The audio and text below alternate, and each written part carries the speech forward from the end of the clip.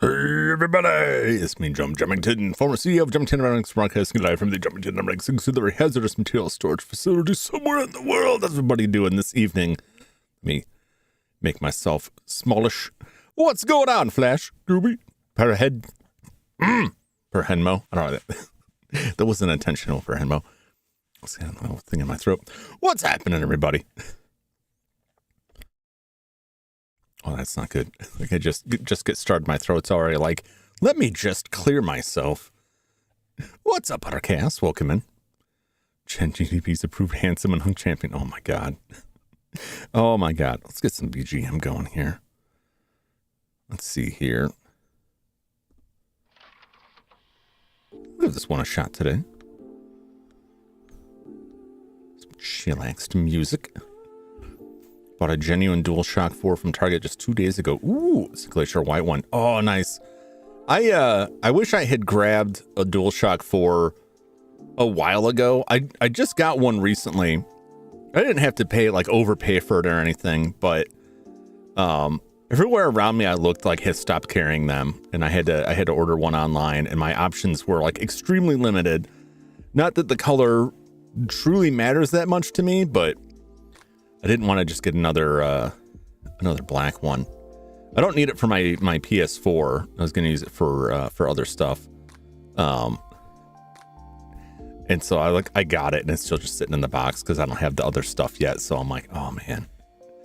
But that's how I felt about the DualShock 3 controllers, that I had my one DualShock 3 forever and it was fine.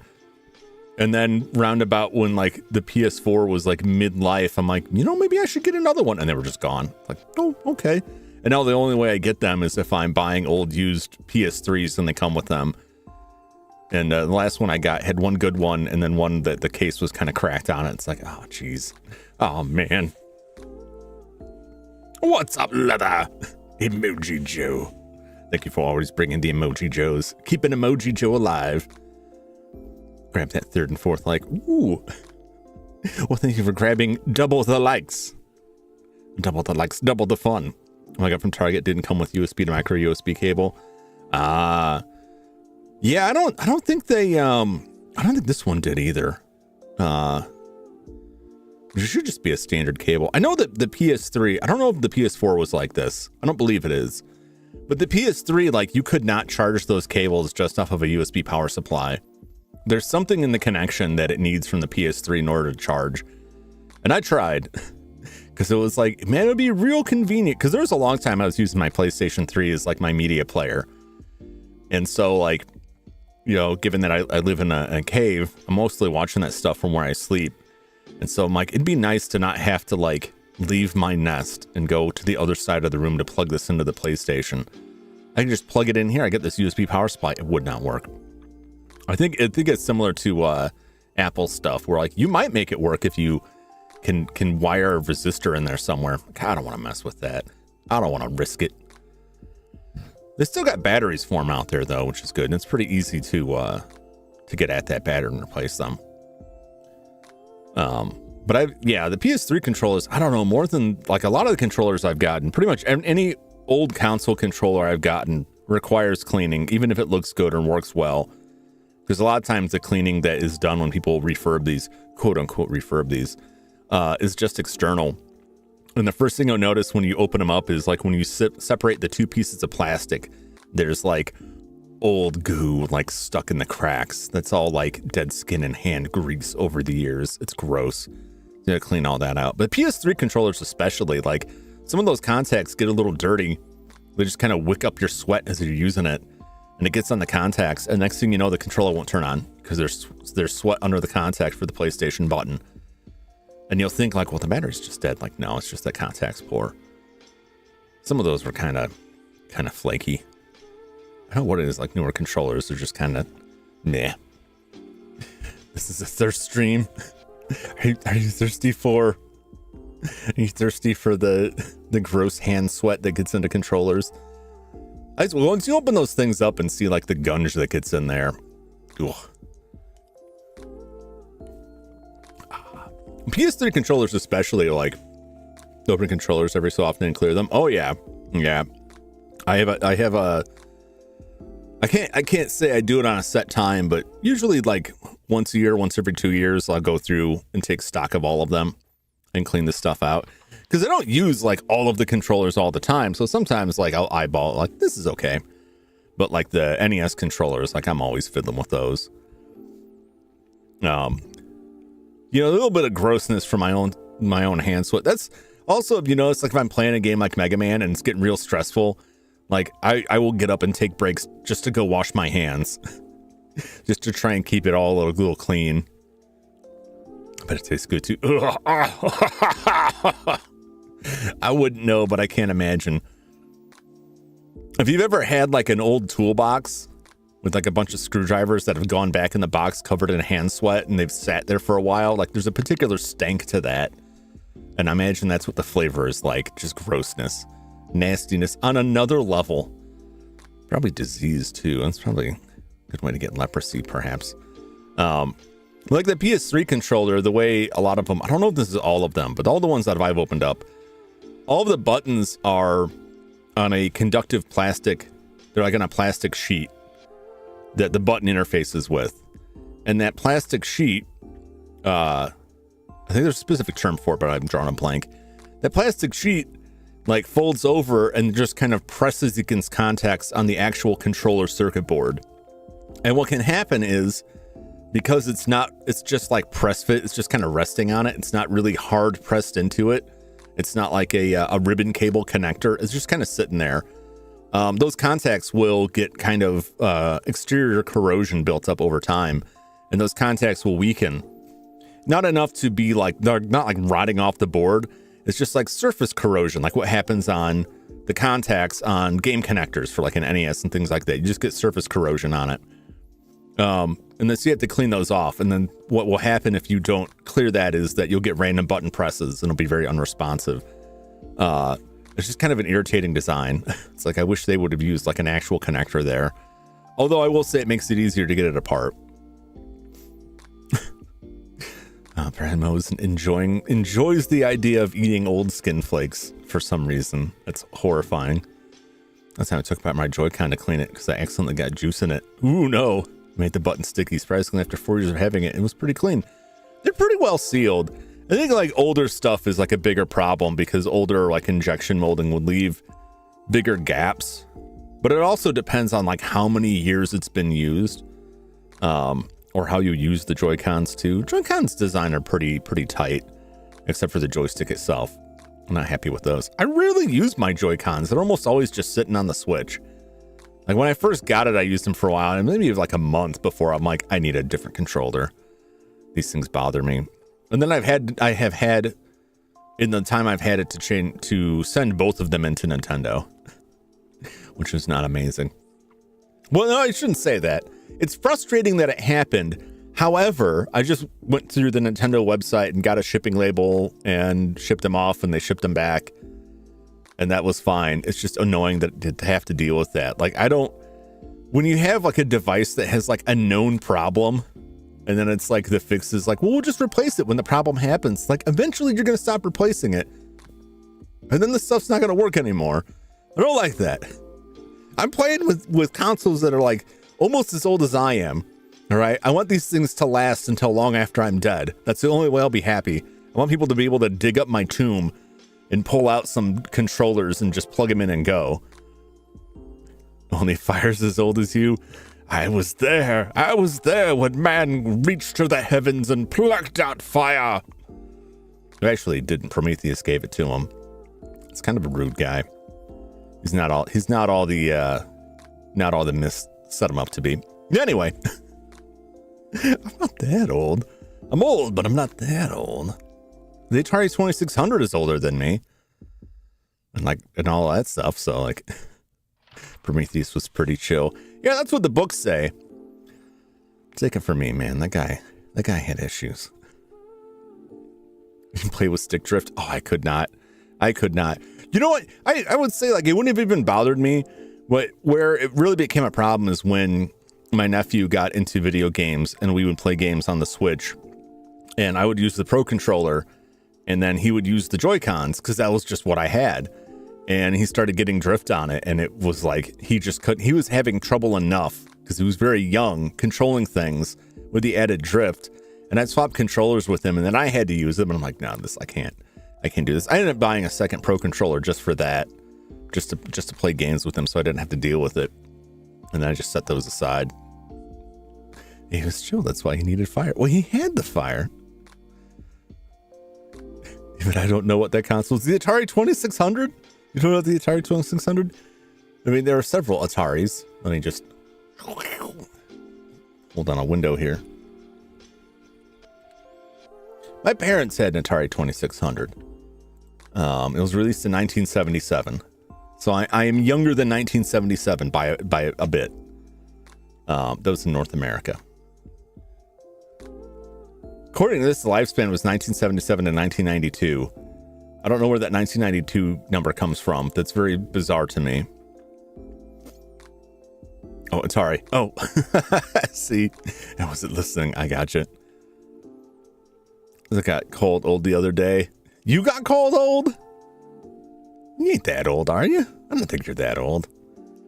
You know, honestly, if someone is like a day younger than you, there's a certain point where they'll take delight and be like, at least I'm not as old as you. They have like identical twins that are born like 5 seconds apart, being like, this is my old, ancient, old twin.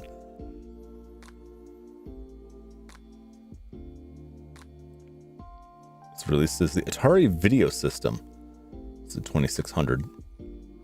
I think it was, I want to say this was like the weaker Atari. But that was before Nintendo came out, before the NES came out, that's what we played. Atari 5200. I think was the more powerful one.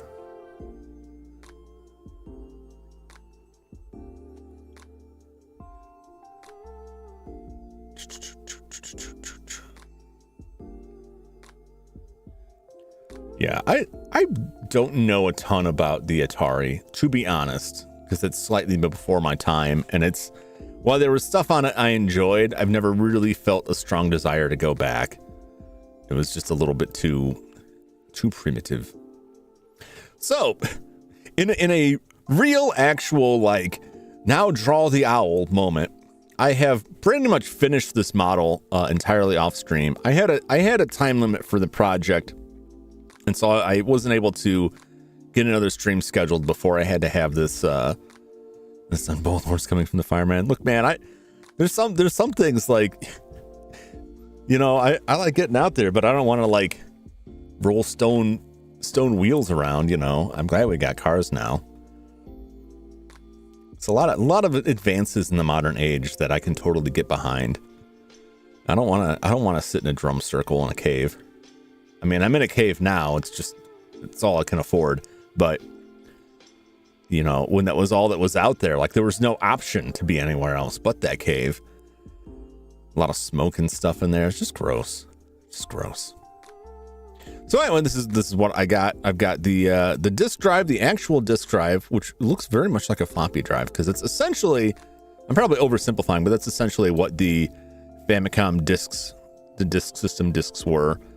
We also have the FDS key. It's gotta load. It's gotta load. Which has the, I got lazy on it, or rather, I just thought it'd be enough because you're gonna see it from like this distance, so you can't really tell from that far away. That's the Famicom Disk System logo guy. The Famicom Disk System, the FDS key is a drive emulator for the Famicom Disk System. And this is one that was made, it's got a little 3D printed case. It's made to fit in place in the case where the Famicom disc would go. So I made both of them, and then when I do the animation, I'll transition between them. It's because I randomly lore dropped the fact I played a Mario game in the SNES as a child. Yeah, I mean, I guess that'll do it. I get that, like, oh, I'm turning to dust feel every time I'm talking to people, or people are talking about games or anything they did as a kid. People talk about seeing Shrek as a child, and I'm just like, oh. When the GameCube was their first game system as a child. Oh. I think it was, might have been Lyra the other day. It was like the GameCube was her introduction to the old Zelda. She didn't have an N64 because that was before her time. I'm like, oh my God. Oh God, no. I'm too old for this crowd. Yeah, so I had some fun with this, with these logos. I tried something with this. It's kind of weird looking. It looks fine from a distance. So I feel stronger because they never knew the Nintendo. Therefore, they blow at games. My nephew started playing. He asked for his birthday for Legend of Zelda Breath of the Wild. And I was so excited. I'm like, oh yeah, get that classic Zelda feel. I know a lot of people don't like it. I loved it. And he came to me like, hey, did you play it? He's like, there's no attack button. I'm like, no, there is. You got to find the weapons. There's no weapons. No, you got to go find them. You got to look for them. Oh, okay. And you come back the next day. It's like, well, I found an axe, but then it broke, and I don't know what else to do. And you gotta look around. You gotta find stuff. You gotta talk to people. But you know what? When I was his age, I had already played The Legend of Zelda, and so I had experience with those kind of games. He's played very different games. Games are very different now, and the skills they teach and reward are very different. But he seems to be enjoying it. I saw him earlier today, and I was walking him through some stuff. I was trying to help him find another axe. He's still on the Great Plateau. I'm like, oh, buddy, you got a whole world to explore here. The original, that's Zelda. Thanks to my older cousin.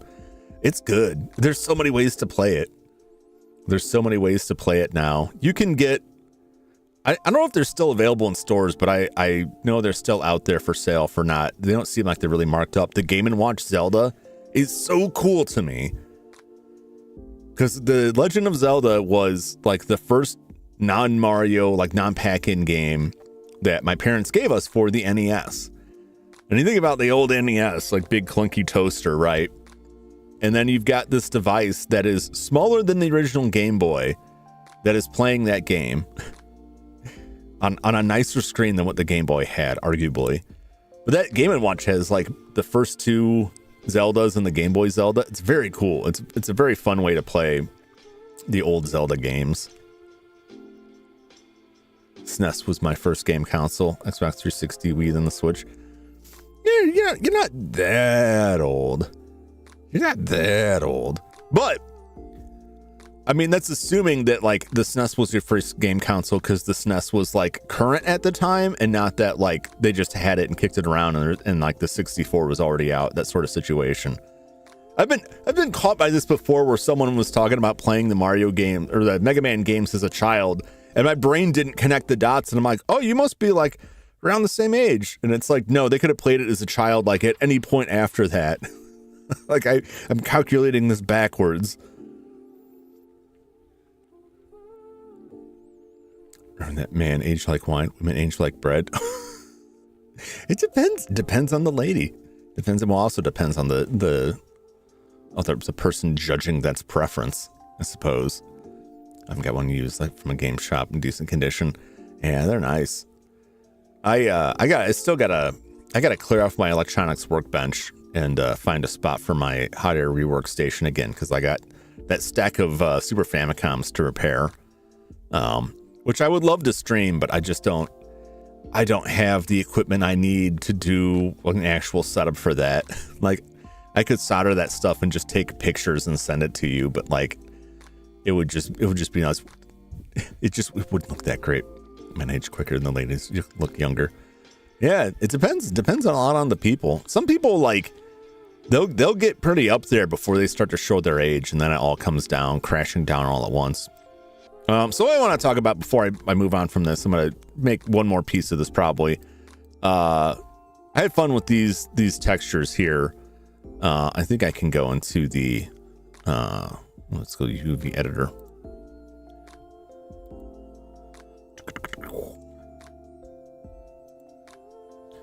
So that's the top. And so, you know, that sticker and kind of cheating on it here. But this worked. So the sticker, which is on the Twin Famicom, is just a carefully cut out photograph taken of the Twin Famicom, right? Because I'm like, to type this text out, to find a font that matches it and type this text out, it's like, I don't think I can produce that. And I think, you know, again, from like, it's like miniature painting. Like, you got to put it at like the tabletop distance. Like, yeah, it looks passable. A sans, like Free Sans is the font that I use, pretty closely matched up the text, the actual text on there. And then this is just a Sharp logo that I got online that I resized to it. So it's the actual Sharp logo. The S's, I think, look a little bit different. It might be a little bit too new, but it's good enough. It works. It works. I could probably like put some edits on there to like chip them up a little bit, like to show like the signs of age. But this has like a slight texture, which actually I don't think the real one does. It has this slight like bumped texture on it, which does come through. If you can see, it does come through on the font. The font is like laid on that.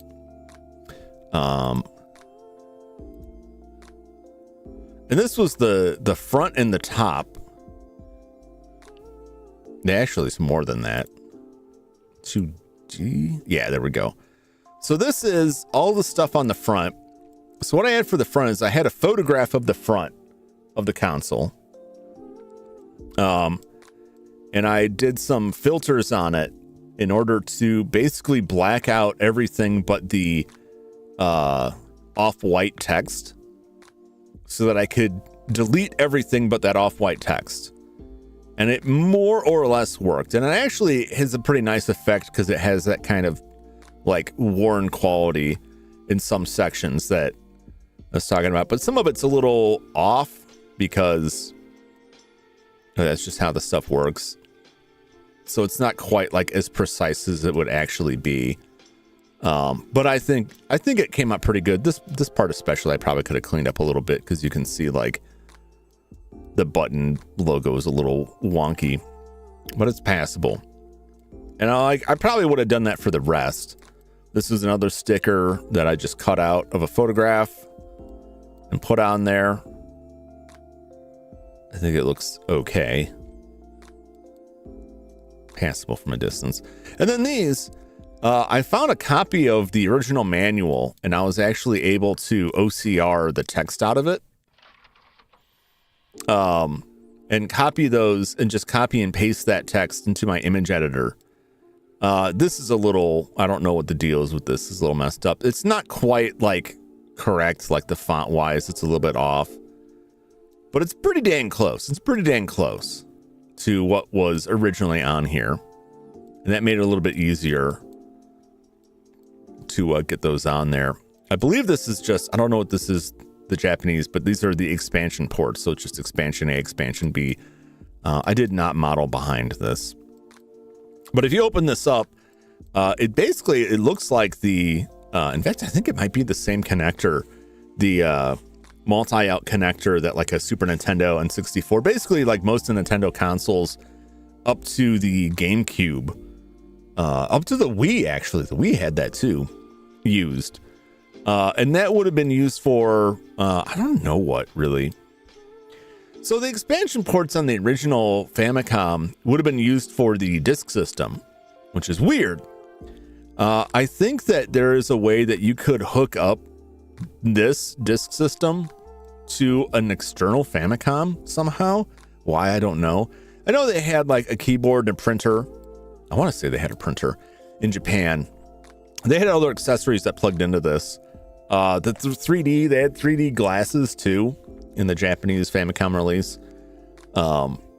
Very primitive, like early 3D stuff. It's kind of cool that they had those. You can see like the cables are just like, they're not anything. They don't go anywhere. It's just for front looks.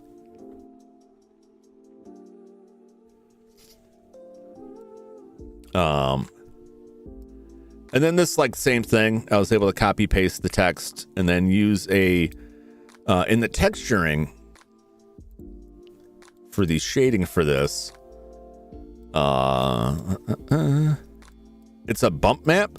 So I have the image here with the text on it, and then use the alpha output of that, which is basically just like everything that's not the text goes into the height of this bump map, which goes to the normal map. So it gives it the illusion of if you look at it straight on from the side, you can see it's not actually projecting off of it, but it has an illusory projection effect, which can be good rather than model that stuff on there.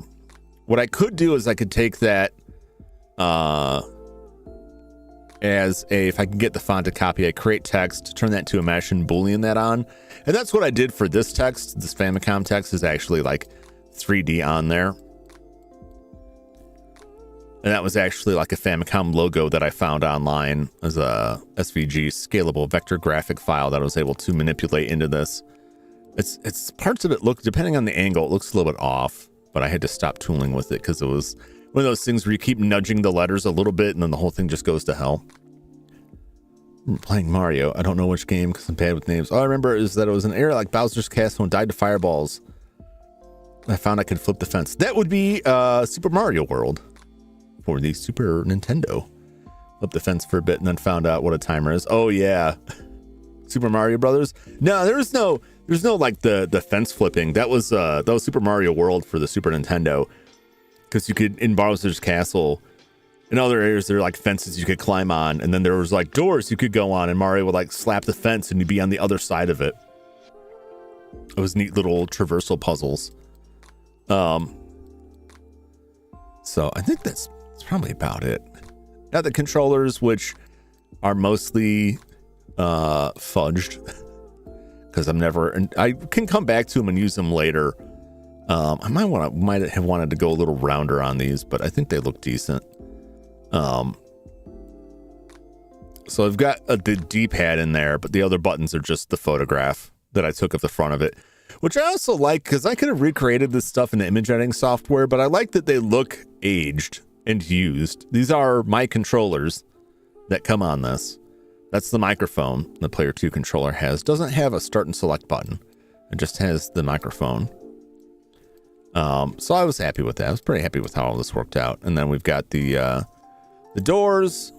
The LED is it's a mixed shader. So right now it's emulating glass. I can probably do something more with this too.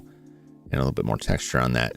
It's glass, and then I can change it to be lit up by changing the mix shader.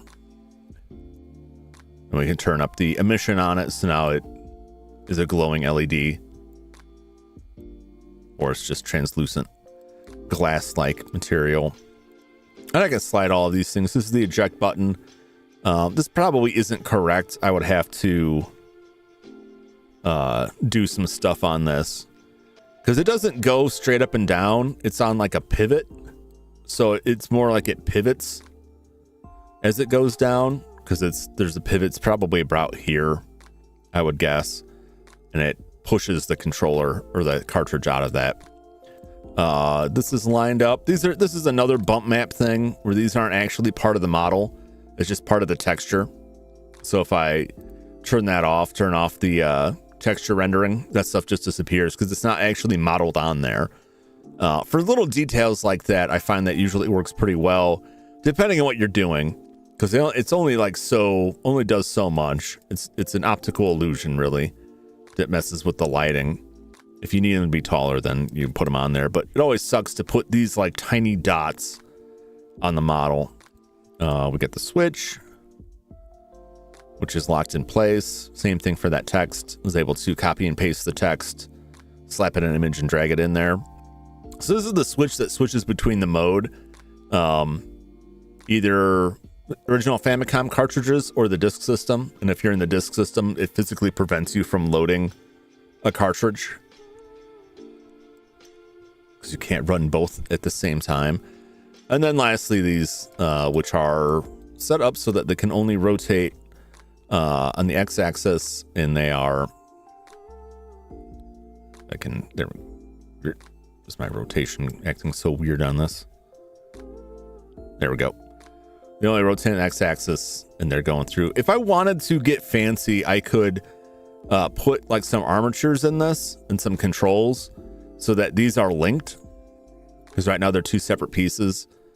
But I don't do enough to justify that. That's a lot of extra work that I may do at some point anyway, just because it's good practice. But realistically, when I put a cartridge in there,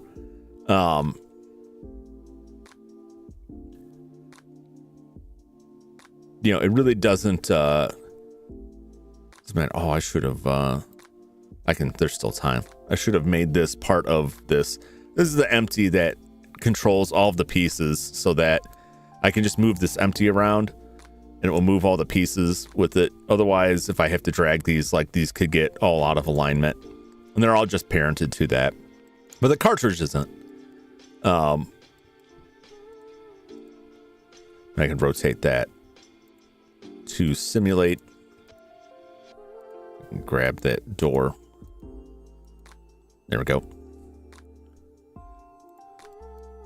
And it simulates like the cartridge being in it.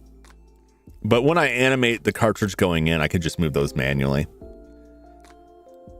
Super Mario World? Yeah, Super Mario World. That would be the one for the Super Nintendo.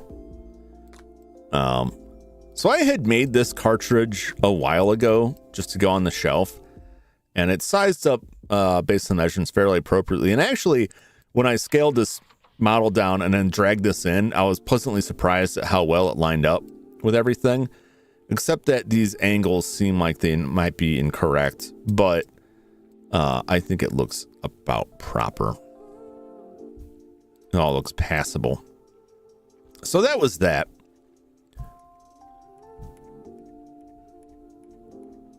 really need to undo that, but we'll just hide that for now. So the last thing that I wanted to do was to make an actual disk. Let's bring our references back up.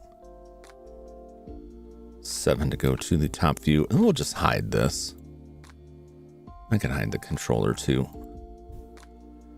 So again, this is just like a photograph of the disk. And, you know, it'd be nice to have a model of it, just to have for the animation, something I can put on the disc. Now, if I did the actual cases, Famicom disc cases, to put on my shelf, you probably would not see the disc inside. You just see the outer label, most likely. But I'd have to double check that and look at the sides of them and see where they line up. They're just like little plastic, clear plastic cases that are just a little bit bigger than this. So, you know, there's a couple different ways you could go about this. I'm going to just go wherever here. I can finally play it after all these years. Oh yeah, that's a good one. It's very popular. It's a very fun game.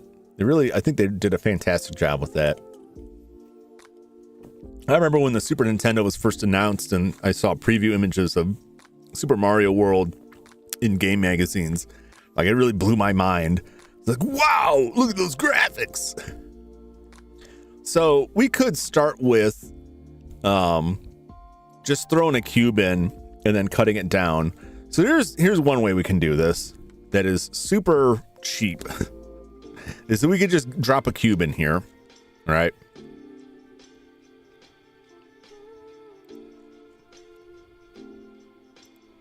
And we'll just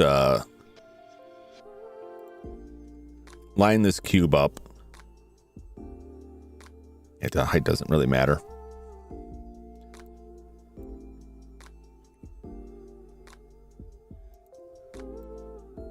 Get an approximate dimension to it. Right.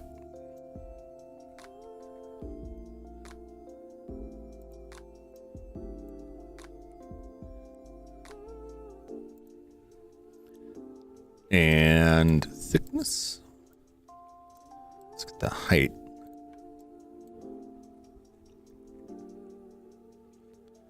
Floppy disks are not super duper thick. Probably about that. Just kind of guesstimating. All right. So it's more or less set there. And then we can just go absolutely nuts with this. Stupid nuts. I'll just call this FDS cheap. Right? And we will go into our shading. And we will just search an image texture and drop that in there. And it's already loaded in Famicom disk. Sorry, that's probably incredibly tiny for you. It's tiny for me. It's already loaded in. So once you've added an image in here, you don't have to reload it. 2.5-inch floppy. Oh my gosh. That was my first computer had the 5.5-inch floppy drive, or 5 1/4 inch. It's 3.5-inch, 5 1/4 inch. Yeah, the actual floppy disks, which were basically like that kind of plastic that would be in like a cheap plastic folder with the disc inside. That was the first computer our family had. My first computer, everything was on 3.5-inch floppy disks, which were like more like the Famicom Disk System disks. They're more or less the same kind of same thing, same idea anyway. I'll put that color to color. I could make it an alpha thing, right? And then in order to line it up, we need to add a texture coordinate, and we'll go with UV. Probably just leave it as repeat. So what this does is, let's try different projections on it, but I think flat is just fine. We could probably use other projections. You leave it on repeat, and basically what that does is when you have told it like, hey, this size here is the shape, the image will just repeat off of that. So if you had a smaller image, like a pattern, you could just have it go repeat. If you don't want it to do that, you could clip, extend. Mirror also works. Now we're going to go to the UV. And then the UV is, let's get the Famicom disk. Select all on this. And let's see if I could just unpack it. And UVs determine where the textures go on this. So this is a very primitive image. Let's just try and unwrap. It's all over the place. So now we'll go in here. I'm just going to scale this up.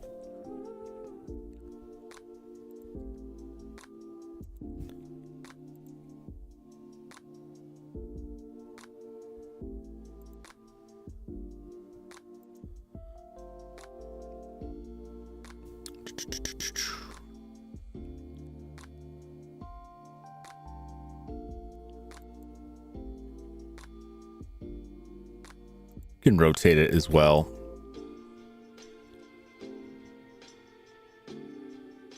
So let's see which one. Oh, no wonder. So these are like scaling exactly the same, which works fine by me. All right. So we will grab this on the x-axis and just drag this over. All right. And it looks ridiculous, okay? It looks absolutely ridiculous right now. And like obviously these edges are kind of wrong, so we'll just take that. We'll scale this way down and just shove it over here. And this is like a terrible way to do this sort of thing, but it'll work fine. We could scale that down even more. Same for this one.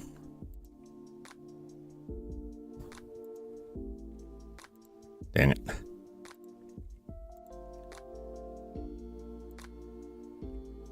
We'll just put it in random areas. We could put it on areas with like some detail, some lines on it, right? And then you'll see we've got a line. So let's do that because that looks kind of like the seam.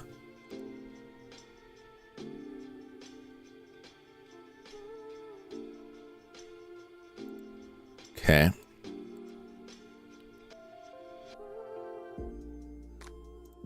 Scale that one down even more. So I've got like a fake seam going through this. And then this one.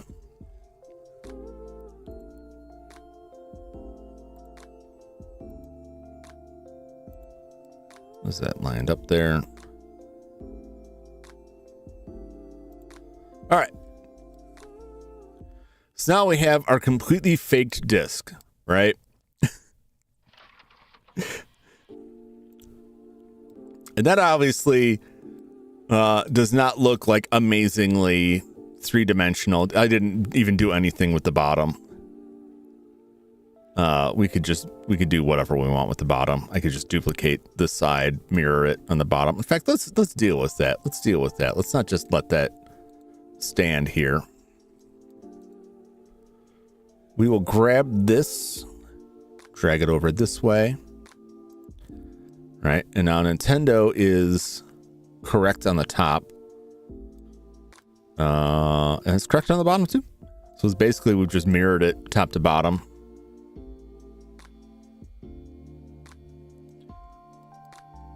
So that you may think, oh, Jum, that looks terrible. Oh, Jum, that looks so bad, that looks so dumb. Right? And you wouldn't be wrong. You wouldn't be wrong. But one thing to consider, and it is backwards on this. Now if we made this, we could just cut this into the model, this section, and that would be like the only 3D part of it that we do, just to take that last bit out. Let's bring the twin Famicom back in, right? Let's take this. Let's put it back up about there. Let's see here. Rotate Z 180. Nope. Origin is incorrect. Rotate Z 180.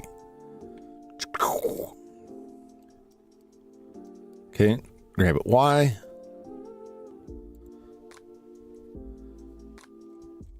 Okay. When you think about like where you're gonna see this, where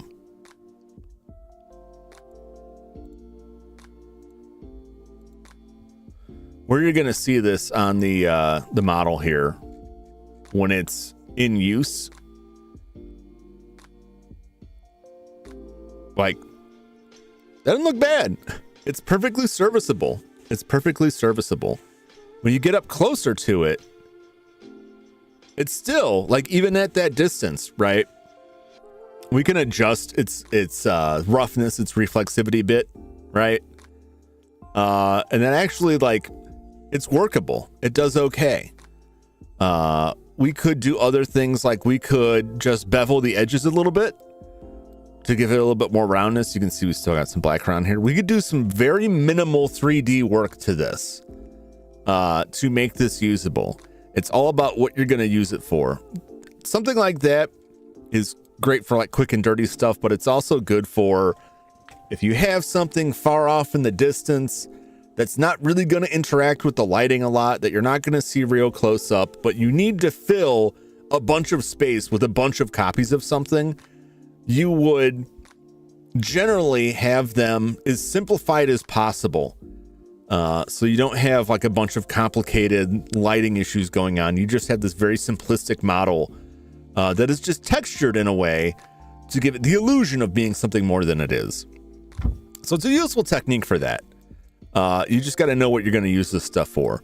Alternately, you could go through, all right, I wouldn't recommend for something like this. You could do it this way. You could just take this cube and then just start adding geometry to it, right?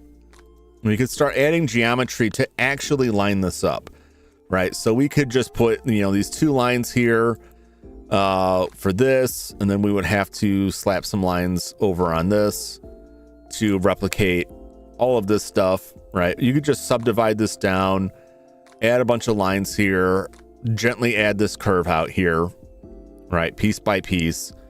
You could go through and try to hand model the Nintendo. You could do the bump map trick with it. I would probably Boolean that in, and then depending on how things looked, go back in and fix the Boolean. Depending on what I was going to use it for, if I just wanted something that looked nice for a render, I would just use a Boolean to push it in. If I needed it to sit in 3D software, it would just be texture, and it would be fine. It would be fine if it was just like not quite as deep. I don't know what exactly it is on the discs. Let me grab mine. I have right behind me the Famicom Detective Club disc, which I really enjoyed. I really enjoyed that game. I played the remake on that last year, and I kind of want to play the remake of the second one again. I have to dip because my phone is low on battery. All right. Well, understandable. Gonna keep that battery up. I appreciate you dropping by, Leather. Always great to see you. Always great chatting with you. I hope you have a wonderful evening. Take care. Yeah, so I'm looking at this disc. We could do some stuff with like color correction on this, possibly, either in the original image itself or not.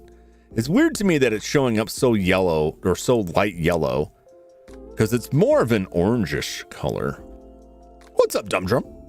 Welcome in. But if you look at the I and the N, the second N, they are deeper. And I'm looking at mine too, and they are about twice as deep inset. I don't exactly know why. It's very strange.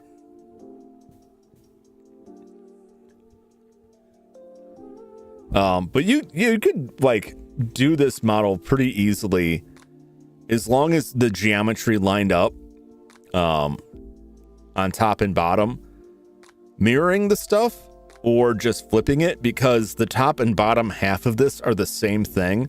So you can actually make it a little easier on yourself and mirror it where the seam is, which would be about like halfway across. Model where the seam is and just flip it, because this is the back of this is basically the same thing. if you flip it over side to side. And there's just some texturing differences.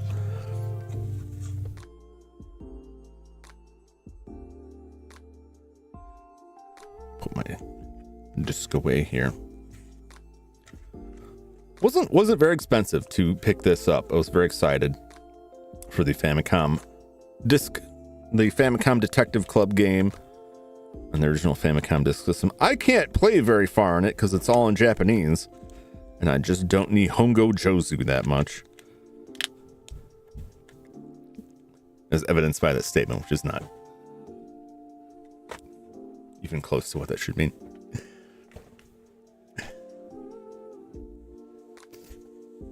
2000 Transformers Unicon Trilogy. Screaming in the Heavens is when the Rekko Roosevelt, Casper, Miyagi, and Doom Guy watch. quite a rich fan fiction going on here. So insert Suezo Mochi, Hair Tiger, Gollum, BJ Blazkowicz. Oh man, love me some Wolfenstein and Commander Keen. Man, Commander Keen games were fun. Those the old Commander Keen. Duke Nukem, same thing. The original Duke Nukem game is very fun. I got those like $5 at a Walmart like decades and decades ago. Kid Dracula. That's the licensing on that would be an absolute nightmare. So you could go through all of this and chop it up that way. I don't think I'd recommend that as much versus starting out, because you've got this nice curve here. Starting out with a circle, depending on how deep you want to go, you could just create a circle, drop a circle in for the disc portion itself, and then duplicate that circle to make this hole, extrude that out, and then you've got about half the circle, half that extrusion. You could just drive up and flatten out, and then you just extrude out from that circle. So you start with that circle and then just extrude out and start like dropping in these shapes where they go. A lot of these could just be extrusions in. Again, you could just do this textures. This, depending on what you needed, I probably wouldn't model this in. I would just recreate this image as a black and white image in imaging software. Same for these things, because they're very small. They're not raised or lowered that much, and drop them in. And probably the same for Nintendo. And then you could model that one disc, right? And then leave this label portion as a separate material, so that for as many of these discs as you wanted, you could just change out the label. You could make some variants to this too, particularly if you made this color and everything more procedurally generated. You could easily adjust some values on it to make them look different, variable than that. Games Never Died said that Dracula and Lisa had more kids than just Adrian Alucard. Well, that's true. Dracula is likely not the same person as Alucard anyway. No, I believe Kid Dracula is his own different character. I think a lot of the coloring on this is just the lighting affecting it differently. So we can go in, we can take this roughness up or down. We can make it look real shiny. That looks very weird. We can take that up. I'm just gonna leave it where it's at.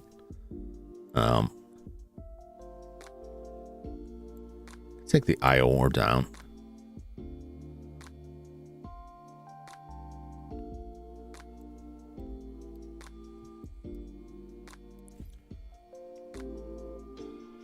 That doesn't make a huge difference. We got some, but that's passable. You could put some extra work into this, clean the image up, and put some more.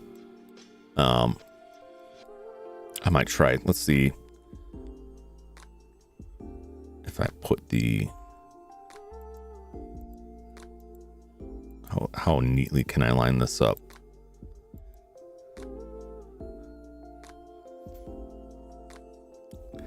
Jack's likely born a few years after Alucard went into a deep sleep after hiding his coffin when Lisa was killed, so he likely doesn't wake up till Sammy Belmont's era. I mean, he could just be a vampire, not actually related to Dracula. Anyway, share performers related to any of them, for that matter.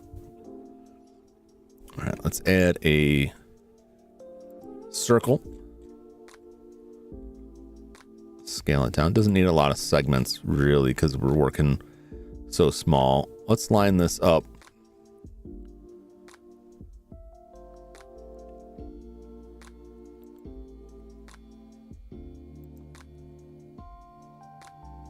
That's pretty good. That's pretty good. And then we will extrude. I believe we can do this in scale. No. I need to switch this to points. There we go. Extrude it and then scale it. So extrude without moving it and then scale it up. All right. And so that is that. And we'll go through and grab these because that's about the halfway point. And we can extrude out from that. We can take this. Let's take this. We'll set our reference point to the active element. Scale on the x-axis 0, and that will straighten that out on that. We'll do the same thing over here. Scale x-axis 0. Flatten that out. In fact, we can do that with most of these. It will produce some janky looking stuff, but we could cut it later probably because we could just extrude these out. Probably want to do that one as well. And same on this because I'm eyeballing these to see, like, is this shape just going to be a funky triangle kind of situation?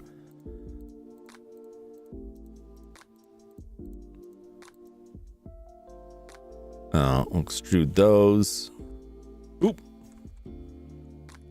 Back up on that. Yeah, we will just extrude on the y-axis. And what we can do once these points are all past that is we can scale y 0, grab y, just drag that out. We don't have to go that far. We can make this gradually. We don't even have to have this back line that line up that way. We can drag these up.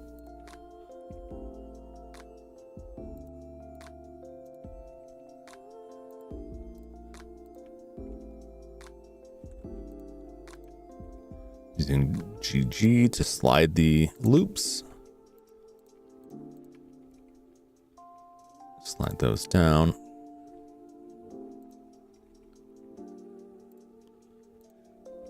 Just makes these more even.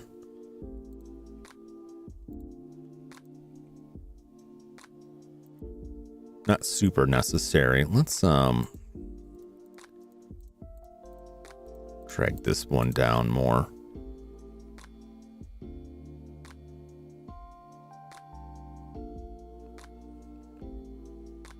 Yeah, it's a bit sensible. So those are not so like.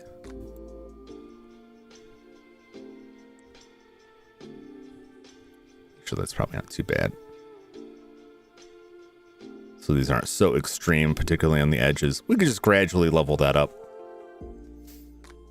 My Kid Dracula games. Happy little circles. Yeah, that's right. Kid Dracula games turn Game Boy at the very end of the OG continuity from chronological standpoint. Really? Even after artists turned down Sorrow. It's both Soma Cruz and Jaden Jedi Yuki have a lot in common. I have not seen GX myself. But we could work with these more to trim these down or add, level this out a little bit. But basically we could just build out from there. Let's see. Actually, I'm using this as the reference here. Probably shouldn't use that as the reference.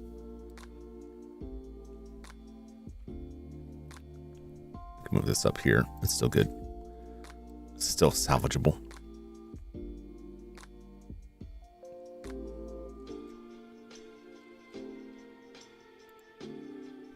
So we've got this line here lined up.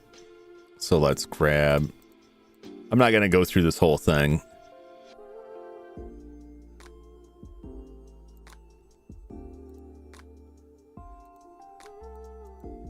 Scale Y 0, so they just flatten them all out. We'll take this one and this one, set this to medium point. We'll scale on the x-axis, and then we'll drift that in a little bit, and then we will take that, scale x.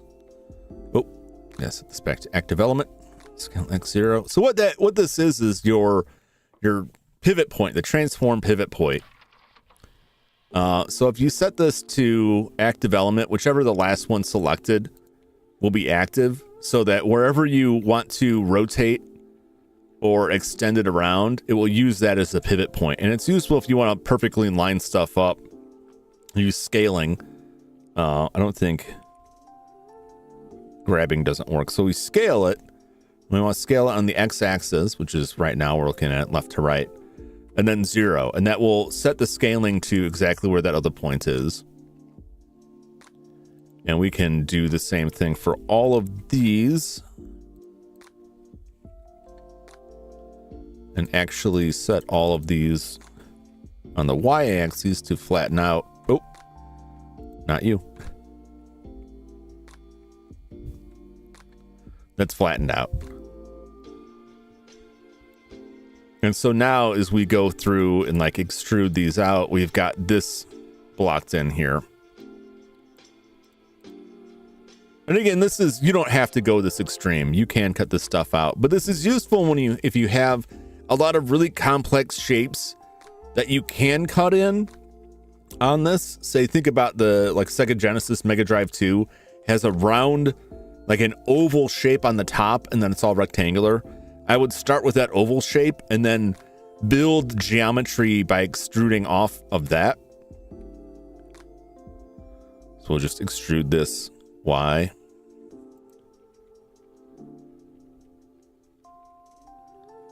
We could just keep going on this. And we can gradually like straighten this all out as we need to as it goes up there. So eventually this stuff all straightens out. Or we can go back and fix it later. And this is just how many, like, how big do you need these to be? You could go less than that. You could not travel as far, or travel further rather, make them larger. You don't want to make it like this big. You want like more evenly spaced, more evenly sized stuff. And so now that we're out here, we can take that, scale that to, actually we can go further out. So we could either take that, and then we can take these, and we can grab those back and actually set this to medium point, scale X. This may or may not be the best one, because now we've got like a really weird situation, but we have this angled part, and it's not a weird like tri or n-gon.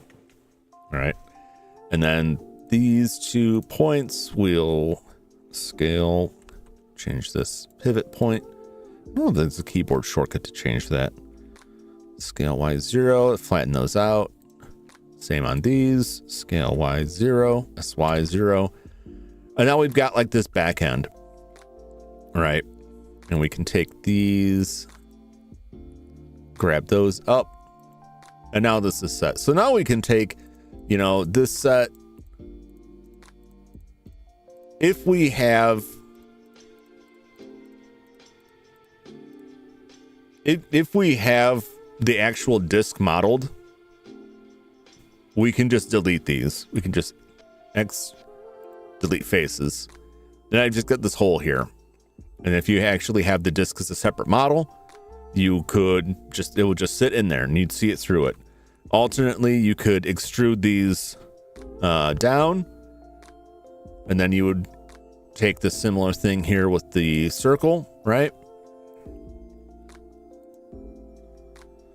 And this would, you could extrude this in, extrude, scale. I would recommend doing this at least once or twice. You're probably going to want to do it at least this much so that that metallic circle can be different. All right. Let's do about that much. And then you could just fill this. You could either just hit F to fill it, which gives you one large face that is an N-gon, has all these points, which can produce some really messed up scaling or messed up shading. Or you can go to face grid fill, and it will fill it in more evenly. It's basically the same thing that happens. You could do that manually too. If you find like 2 points that are straight across, you can join them. You could fill them from that. Let's see. Could not connect vertices because there's nothing there. Let's alt select all of that. We just help fill this. This should join. Yeah. So let's just make sure these faces are not like weird and overlapping here. So you could just go through and like manually like chop this down. If you notice though, these are all tries. These are all triangles, which might not be bad given where it is, but we probably just want to, and also it's quicker than going through and doing that. We'll just go through. Oop, still don't want that line there, do we? Nope. Like we just go through and grid fill this, right? And then you can extrude now and want that all that selected. Go to this, set it to active element, and then scale Z0, and it will be the same height as the rest of that. All right. Could we inset this? We can. I don't want to. This one. We can inset this in there,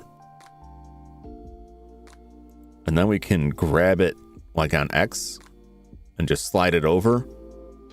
And then if we make that silver, that's that thing. However, I personally would not go to all of that. I would just make it a separate thing unless I had to have it be like its own singular model. Where are we? Select there. So anyway, that's basically the short of it. And then you would just do the same thing, you know, along this side. You can select all of these.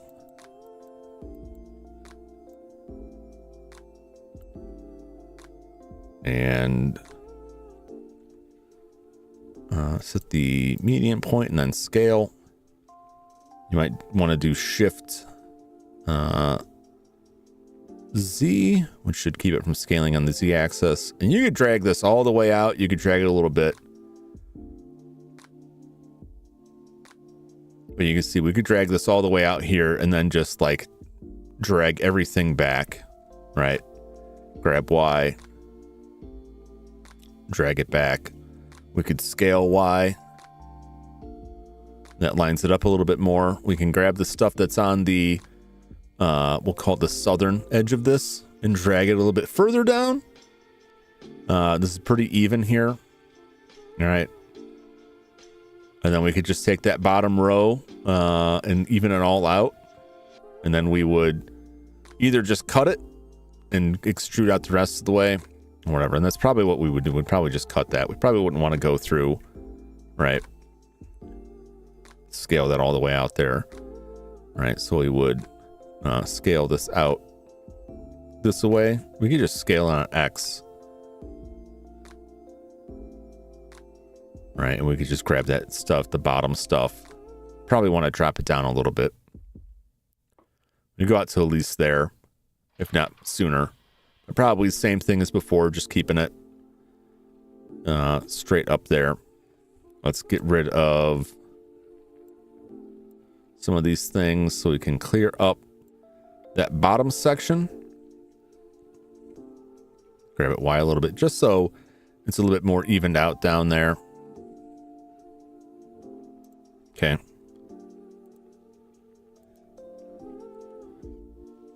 We can just do the same thing. Extrude, scale, scale Y, or grab Y. You can always clean up the bottom edge of it. And probably be better off like closing that bottom edge into more squared off sooner rather than later.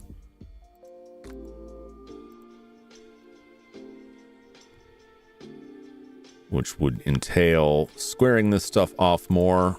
So, oop, that's medium point. SX0. And we could go through.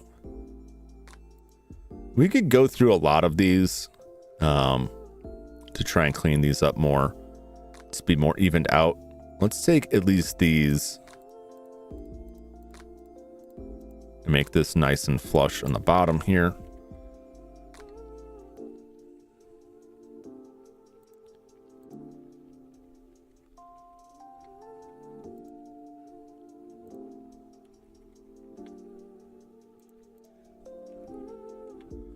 All right, we could take this and we could even these out a little bit more here.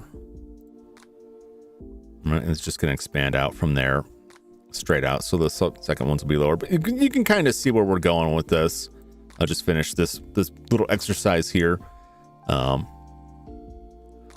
there's different ways. This is what I was trying to do when I started the Twin Famicom itself, was to get the shapes lined up and kind of build out from it. But I had already built enough of the rest of it that I didn't really carry through as much as I could have.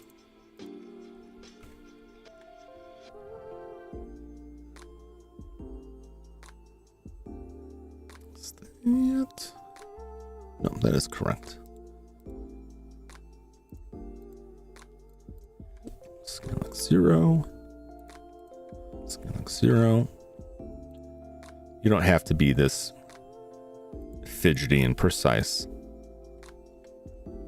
but I like to be fidgety and precise. That's why I like Blender. That may sound dumb, right? But I like Blender because I like being fidgety and precise. So now if we extrude this and scale it, it's still going to go out. Well, that's because we don't have the median point.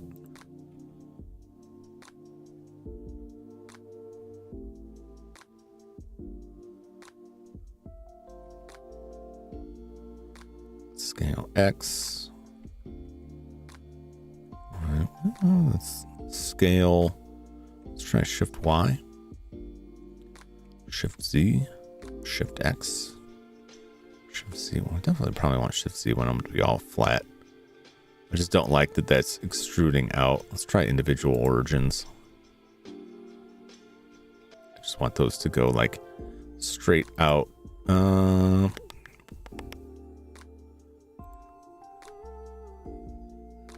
That's based on the 3D cursor. That would be weird. Just stick with that for now.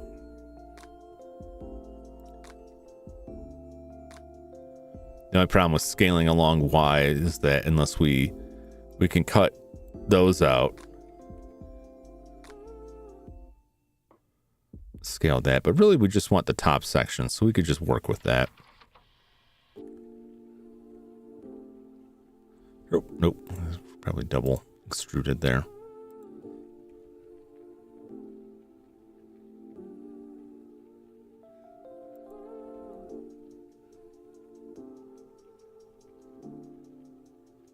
I think eventually we'll get to a point where things aren't so horrendous with it. Alternately, we can just forego extruding from all of it, like top to bottom. We could just extrude side to side.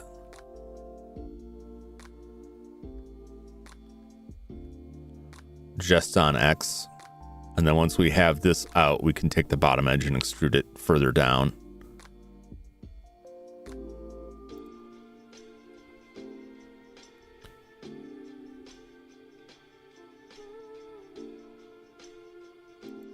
Okay.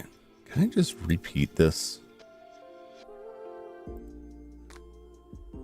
No, that's just going to repeat the scaling. You get the picture. Eventually, we'll have this filled out, And you can stop at any point that you have, like right here. We'll just grab this Y. Like right there, you can see we're at the label edge. And that's another area that's either going to be inset, probably like extruded down in to inset it, whatever. We're right at this, but that's probably that. This gives us a good opportunity to manipulate where our faces are.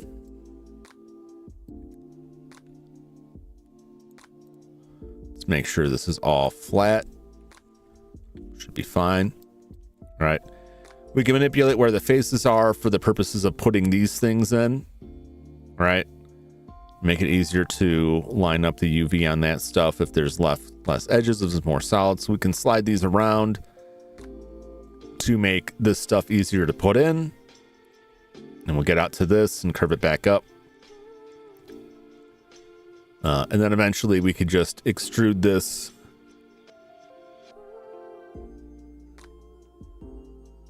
down.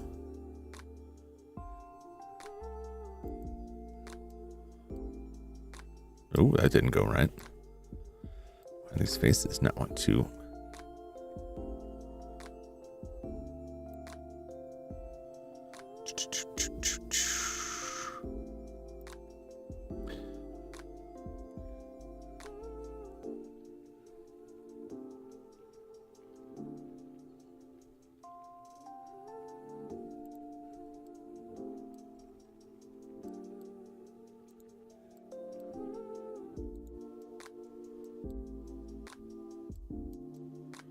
Why does it look like that? It's very weird. Does this not have faces up here? I'm gonna go look at the face orientation.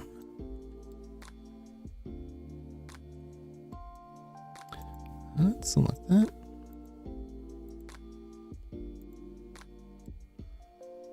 Okay. And to adjust that. There we go.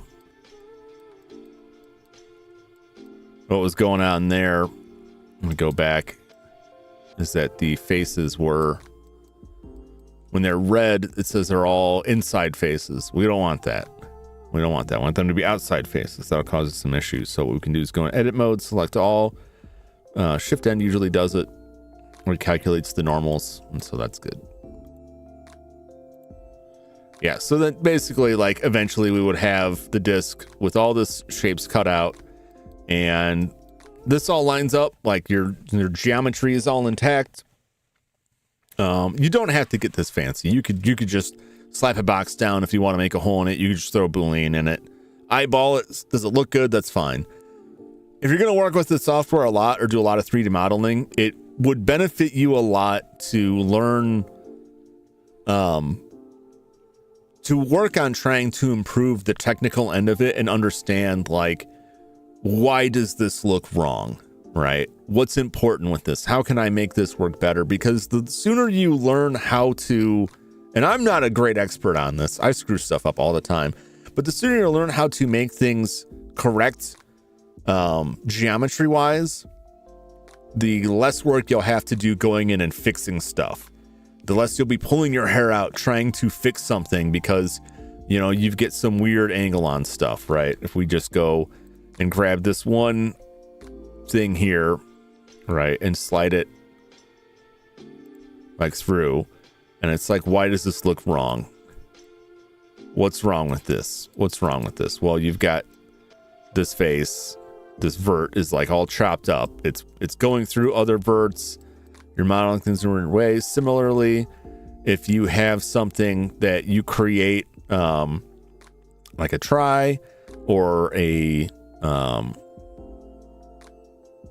n-gon that has more than 4 points, or an end pole, which is one vertices that has more than 4 edges coming off of it, that causes the rendering to screw up, and you'll get like weird overlaps, you'll get weird lines, and that's a lot of stuff you have to clean up. There's still gonna run into a lot of that stuff, right? If you do like a lot of beveling, right? And if you don't limit it, it's easy to cause an absolute nightmare. You got stuff going all over the place. Usually there's the clamp override that keeps that in check. You can do, but even when you're not doing that, you can have all kinds of problems. So the sooner you learn, like, right, let's do this stuff like correctly, it's fine. Now, I'm probably not totally going through this correctly because not all of these loops are connecting all the way through. Most of them will. But it's fine that these all loop back in on that. Mostly concerned that like this is not going all the way across.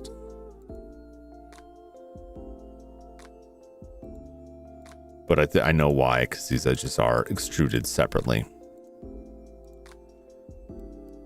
But we can fix that. We can fix that. And we will fix that. Because once we have taken all of these faces here, not that one. Turn off X-ray so I don't keep doing that. In theory.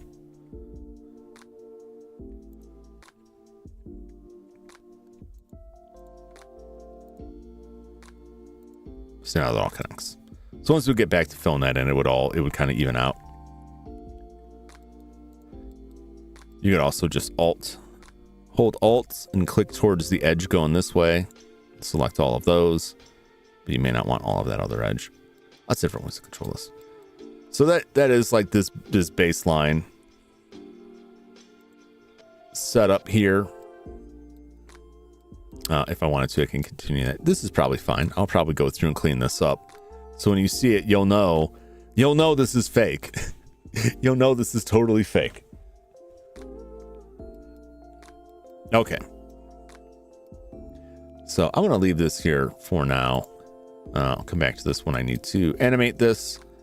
We'll take the disk. Basically what I'll take the disk and hide it inside there. And when I go to animate it, it'll just appear out, come back in. Same for the cartridge. We'll line all that stuff up. That's it. That's it for that. So I don't think there's anything more to go on this. I can show you if you're curious about any of the textures or anything. These are basically all based off of the same texture, which is what I usually use for plastics, which uses procedural generation here. And basically what it's doing is I've got these noise check textures that just create like a sort of random noise. And I've got two of them so that there's like a little differentiation. It's not just one group. There's different groups, different sizes. You get more variety that way. And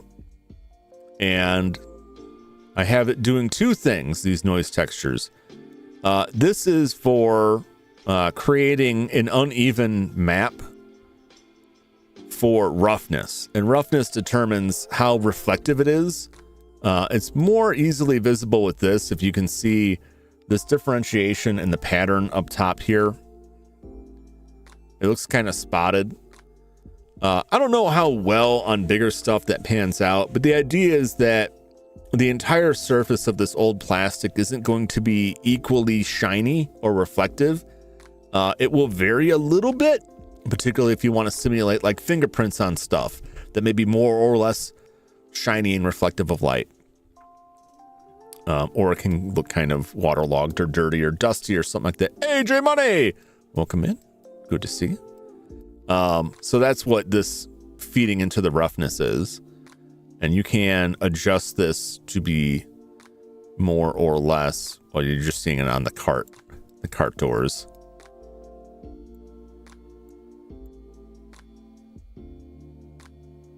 But that handles like its roughness there.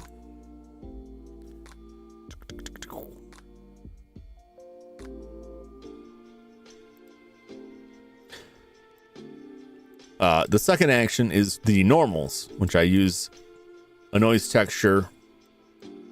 This mix probably doesn't need to be here. I probably just copied this from top there.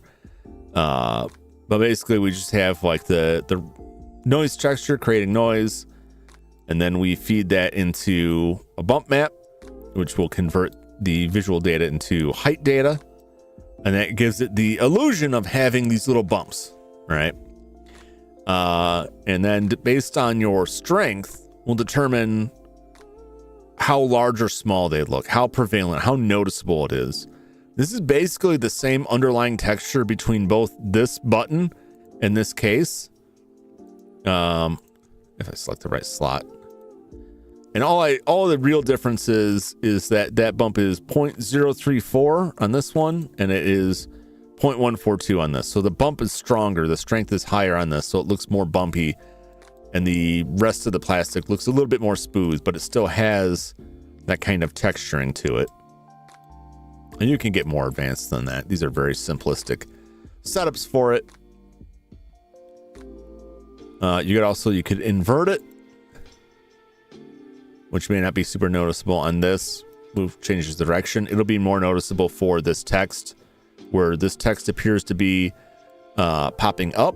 You can have it appear to be going down. You can increase the strength on it. You can double up on these bump maps by feeding the normal out from one into the normal on another, and then just keep stacking them up there if you have multiple things, which is what this has, because I've got text. This is probably these, and then I've got that's this section. So you can see the text here that appears to be popping up out of it, and if we invert that, it should change it to looking like it's inset. It's not real super duper clear. That angle maybe more, but again, like, it's an optical illusion thing.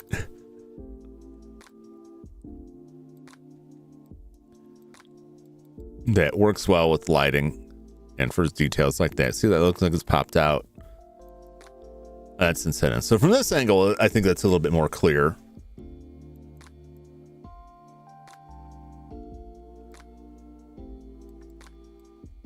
Right, you can see more clearly that is embossed inward versus popping up out of. So that's a neat trick for little details like that. And a lot of 3D stuff will use that. A lot of 3D games will use that, where the base model can be very flat and plain looking, and they just use texture mapping and light mapping to simulate cracks and crags and things like that in the skin. And you just let the light engine do all the work, which can be good or bad. It depends. But in this case, we'll use it to our advantage somewhat. And again, keeping in mind what we use this stuff for, it sits on my desk on the stream, usually about like this big, from like this angle. So most of those details I spent a bunch of time on, you're not even going to see. They're barely visible, but I'll know they're there. I know. That's why it's kind of crazy to go to like great lengths on this. I think I made these feet too big. I think they're smaller than that.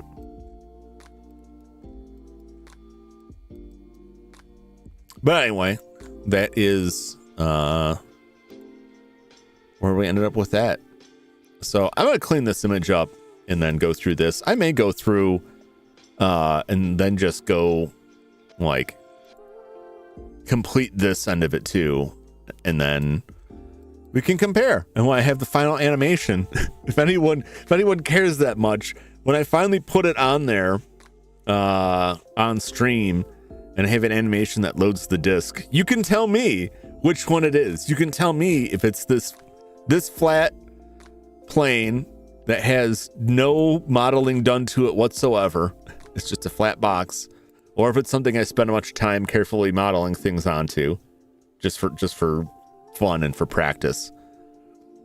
Because honestly, from a distance, I don't think you'll tell. I don't think you'll tell that sharply. But maybe my texture will look better. Who knows? I doubt it though.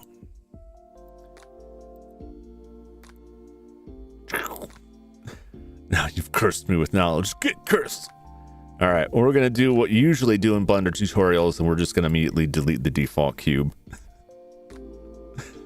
I want to start a little something new. Let's go to append. Go to append a file here. You cannot see my path, but that's fine. Hopefully this doesn't flip out because I'm accessing my network drive, because sometimes it flips out when it goes crazy.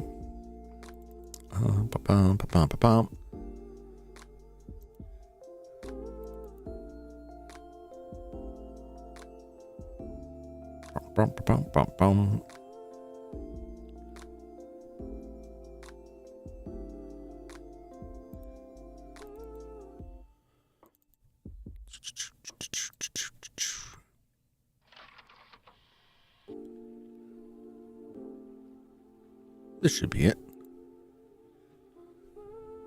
Well, who's this handsome fella? Hello there. Hello there, General Kenobi.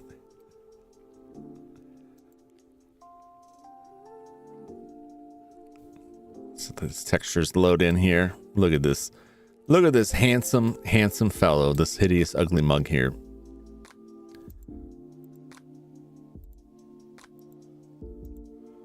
Pose mode. Hey, everybody. Hey.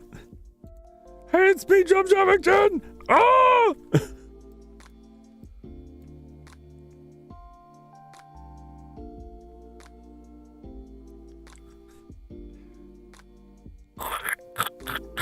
Hey guys, hey, it's me, Jum Jumington.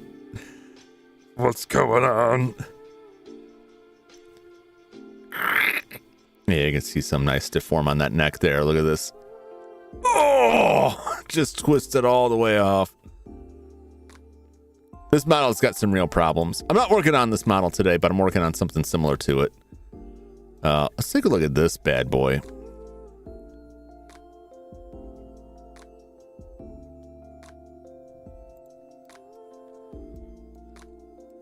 Look at that deform.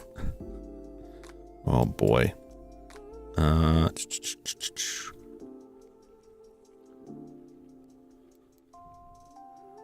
The fingies are like the absolute. They're just a nightmare.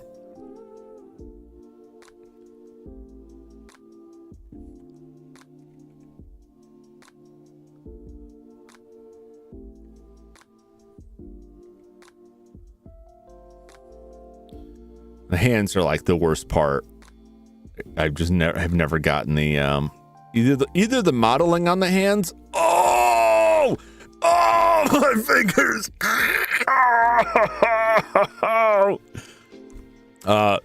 The modeling is bad on the hands. It's truly terrible on the hands, and the weight painting is off. And I've tried fixing it, and it's just not. It just don't want to go. This is just, it's just bad. Forgive me my sins here. This model was the first thing I ever made in Blender. And given that, as bad as so much of it is, and so much of it is bad, it is a recognizable person, I guess. You know? Hey! I try not to try not to dunk on myself too much, man. But like, those eldritch fingers. I need to revise my model to be more Jum accurate with this stuff. That's the hand that I need in there. Person, yes, quote unquote person, humanoid object. I'm trying to dump on myself too much because like I use this thing every day I stream, and it's fairly expressive for what it is, right? The mouth is moving. I'm not, you don't see my mouth like chop in through itself or do anything totally insane. My eyes aren't like jutting out of the back of my skull, although they could. It's overall like it's not bad. It's not bad. The texturing is awful. I know that. I don't know how to texture things properly, like actually draw it out. It's a lot better than what I'd make for real. Yeah, I mean, like you could, if you just wanted a 3D model, you could get the Vroid Studio and just spit something out like that. Let me adjust my phrasing on that. You could create a Vroid with that, right? And how good or bad it looks, like your baseline's going to look pretty good. And you can make adjustments to make it look better. A lot of people use stuff made by Vroid Studio that looks really cool. And you can make some really cool like outfits and stuff from that just by being creative with how you texture it. You can produce some great stuff on that without really messing with like 3D modeling. And it handles all of this, the mouth animation, everything for you. You can make some really cool stuff with that. All right. I tried to use it initially and I could not make enough of a freak show to look at and go, yeah, that's me. I needed to have a more representative, disproportionate skull to represent the hideous state of my body. And so I took to myself to make the thing myself. I had never done anything with Blender. I think I made a 4-legged table and it was probably awful. And I followed some tutorials and just kind of fiddled through it. Like, it works. It works. So I can at least be proud of that. But there's a lot that's really seriously, irreparably broken with it. I need some old Greg. Indeed. Indeed. I needed something that people would be somewhat offset by, somewhat put off by, like, something's wrong here. Something's not right. I need people to fear me to some degree. Which is to say, I need people to feel uncomfortable enough to chuckle, but not necessarily out of delight. I need people to have that uncomfortable fear-based, like, because once people have that fear and they start getting that, like, tingle, because laughter was, evolutionary speaking, a fear response. Once they're in that state, it's a lot easier to get them to actually laugh. That's a little comedian trick for you. No one can pull off, but you give people in that stress situation, it's a lot easier to crack stupid jokes and have people actually appreciate them if they're already afraid of you. That's how you're like warming them up that way. My first thought when I saw was, wow, 3D is so cool. I appreciate that. I wish that I could get lighting to work. I don't think it's just a limit of the software in VC Face. Or at least I'm out later for not being unnerved. No, it just means that I didn't make it hideous and horrifying enough. So that's, I'll just have to address that in other ways. But that was the idea anyway. That was the idea. And also another angle of it and why the head is kind of flattish was, I used to do Minecraft videos. I had made my own Minecraft skin, and that was like how I visualized a lot of it. Like, well, I don't want to just be cubes because I'm not really doing Minecraft content anymore. But I thought about like my face, which was just constantly locked in like I look kind of like that. And I was like, I need that, but 3-dimensional, a little bit rounder. And I'm pretty happy with it. The beard was something. Do you guys want to see Jum Jumington without a beard?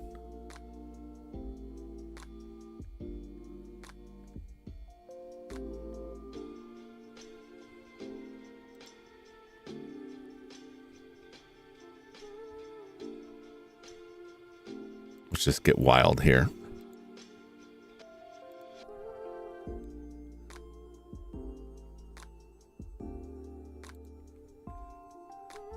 Oh yeah. Oh yeah. Now I'm not getting rid of both eyebrows. We'll just do the one. So this is not, the topography is not bad. It's not bad. There's no bones in my face. I've got some weirdness here, but I closed it off so that we at least don't have, we have 2 tries, but they're concealed under the beard. Here's a neat trick with the eyeballs. I actually am going to make something here, so this isn't just me showing this off. Every time I do Blender stuff, I'm like, hey guys, look at my model. these eyes are just a cavity. My eyes are just, it's all an illusion. There's no ball in there. This is just a plane that shifts around in the cavity.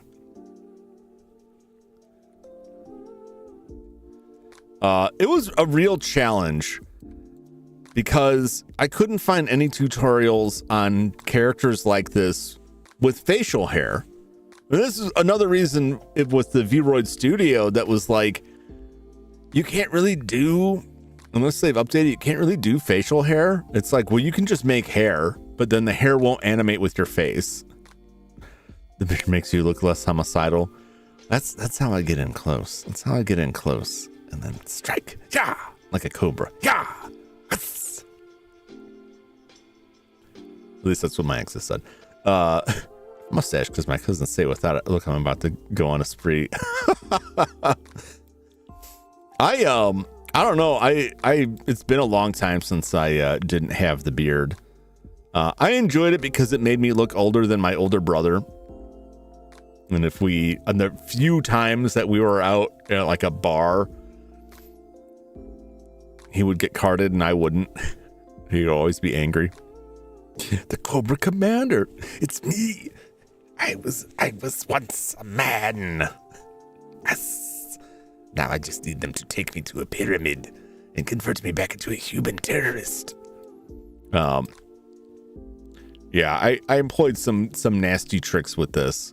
And while they worked, and I thought they worked pretty well, I basically animated the mouth movements, and then the beard and mustache I used a shrink wrap modifier to kind of drag them into place.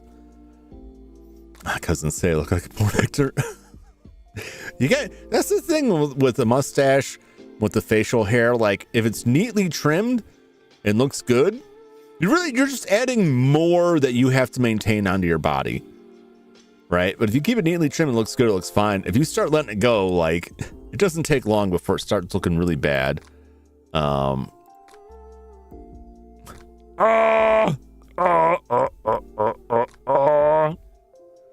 I see some weird stretching there. That's not really apparent on the model itself. I want to get the angry brows, which the eyebrows are just moving independent of the face.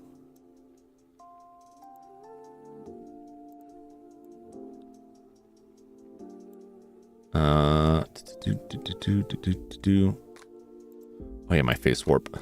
Oh! There we go.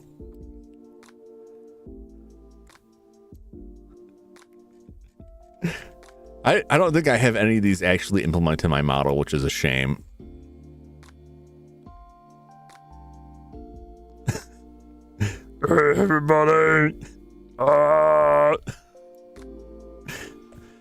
Cobra Commander, no, yes. Yes, Cobra Commander, yes. Let me fix this.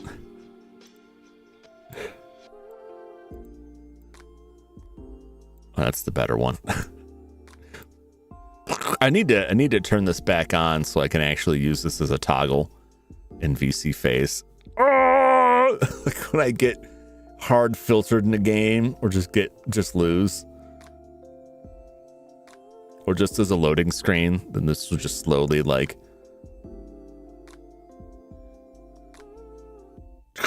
That's how you know I'm live. Oh, there was something else I wanted.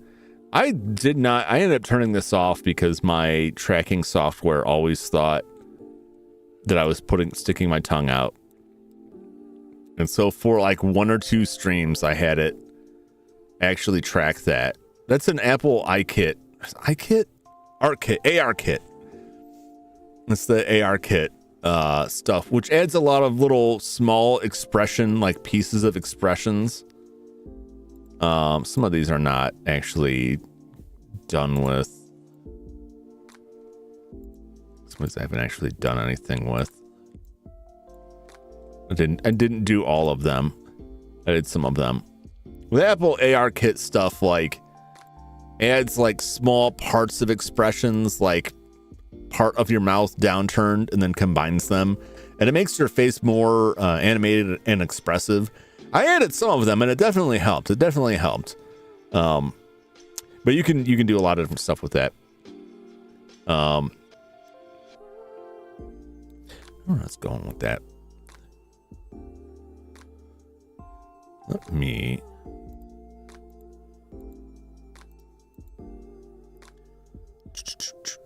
go to pose mode. Pose. I can clear all the transforms. Oh, maybe I didn't want to do that. So unkeyed. I'm probably breaking things. This thing won't get saved.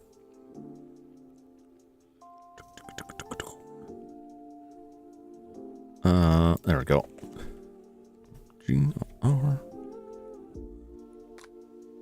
There we go. Alt R just wasn't selected. And I'll take off that. That again. Go back to body.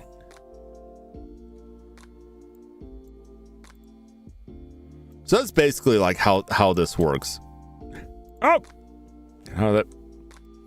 I just have these shape keys here, and they're assigned to different sounds, and then they combine together using a combination of face tracking and audio tracking to create that. So if you are curious about that, it looks so weird when you go to the orthogonal view, right? And then you like shift it just a little bit. You look so flat, and you're like, huh. It's like the mirrors that make you look like you're 10 pounds heavier. So that's not what I am going to work on today. Not this model. I would like to do other outfits for them, but it is complicated, and I'm not good at it. Basically. You guys ever want to see what's going on underneath the jeans? Well, too bad. He's got underwear on. I can get topless for you though. Oh, the scandal. Oh, the scandal.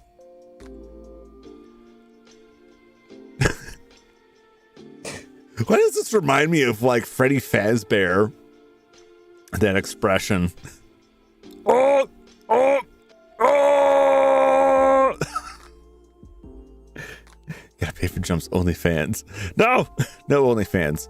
I thought it would be fun to work on like a low poly version of this. I saw Deuces was working on a model. I was doing some low poly, starting with like a low poly model. And I have wanted to do one for a while, and I just never bothered to start it. I'm always constantly working on console models or doing stuff like that. And I thought it would be fun to finally like give it a try.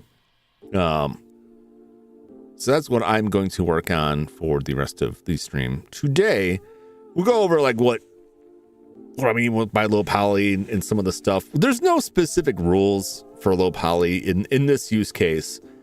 So when you talk about stuff that's low poly, it's low polygon, right? And that's all it really stands for. Is your polygon count has to be low. And that originates with older 3D stuff like PlayStation, Nintendo 64, like the original 3D consoles, old PC 3D. Alone in the Dark is a good example. Karn being that is a low poly model. So think like Resident Evil, think Mario 64, think Alone in the Dark, original Alone in the Dark, right? And they had hard limits based on the performance of the engine, how many polygons you could have in a model. And we still have that in a lot of places today. The number is just higher, but you don't want to have 1 billion polygons, right? You could easily model something with 1 million polygons and be extremely detailed, and almost no game engine out there is gonna accept that or be happy with that. Even in like 3D effects for like Hollywood, usually you would go through and sculpt something, right, in 3D, which produces something that has like a huge polygon count, right? And then you would go back through and you would retopologize it. You do the retopology. Basically where you just redraw it, more or less, you're tracing over the model with a fresh, smaller set of polygons to try and capture the detail but reduce the count. You could also go through a lot of filters or modifiers, right? In Blender, you can add remesher. You can add a remesh. There's also a Z remesh, right? And that will redo the mesh at a lower polygon, right? And you can go through and do that, but that's out there. But when you're dealing with like PlayStation 1 or N64, they had set limits on the amount of polygons. You might have limits on how small or large a polygon would be, depending on the engine. You would also have limits in those cases on the size of your texture file. Like your texture could not be larger than a certain resolution, usually pretty small by today's standards. That is, by the way, a lot of what is a problem in newer PC games and newer 3D games, not just PC. Why stuff's running out of VRAM a lot is because a lot of objects have like 4K texture files. So it's loading all of these 4K images for all this stuff on the screen. And that just really eats up the RAM because they want everything to target 4K. And it's just not, I just don't think the tech's there yet. So what most of the time you're going to see with the limits of low poly, besides like, just like pixel art, right? It seems simple, but can be very challenging to produce something that is recognizable or looks good given the limitations on it. There's also limitations with the animation of it. If we go back and look at this model, which is not even particularly like high poly, right? Just stuff like the face, like that's straight out the gate. The complicated facial movements, even though they're pretty simplistic on this model, stuff like this, there's a lot of deformation. That's only possible because of the amount of polygons in my face. Right, a low poly model is not going to have that. When you have limbs deforming,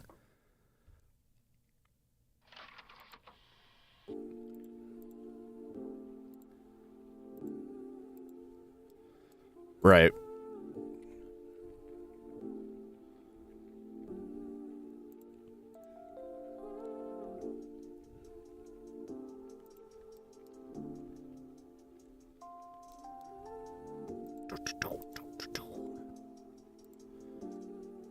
You know, you see like the knee stretches and then it kind of folds in on the back. You know, this is all like one model. Oh, you're kind of getting a little preview there. This kind of folds in weirdly. But there, it deforms based on this, right? It's deforming based on the armature. And if you look at that, it's because I have these polygons, and this is a particular shape. It's not perfect, but that kind of mimics a knee, and that's meant to allow these faces to stretch a little bit, give it a bit more room to stretch more naturally so it looks correct when it folds, so it doesn't just fold in weirdly, and this doesn't just like bend like a broken straw, you know? So low polygon models oftentimes will not have that kind of deformation, because in order to effectively pull that off, you need more polygons. More polygons, the better for it, right? So that's why if you look closely at models like Mario 64 or Resident Evil, which is mostly where I draw a lot of inspiration from, if you look at like Carnby, most of those, that era of 3D, instead of having like one solid limb, you would probably have like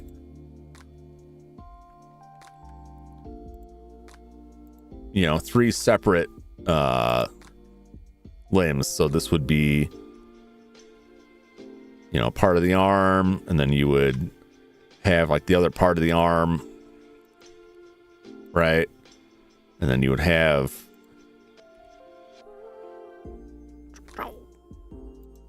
a fist, maybe separate, probably a hand. It's a pretty horrific looking Freddy Krueger arm there. And they'll all just be separate pieces, right? And then you would just kind of shove them into each other to kind of mask the points where they joined.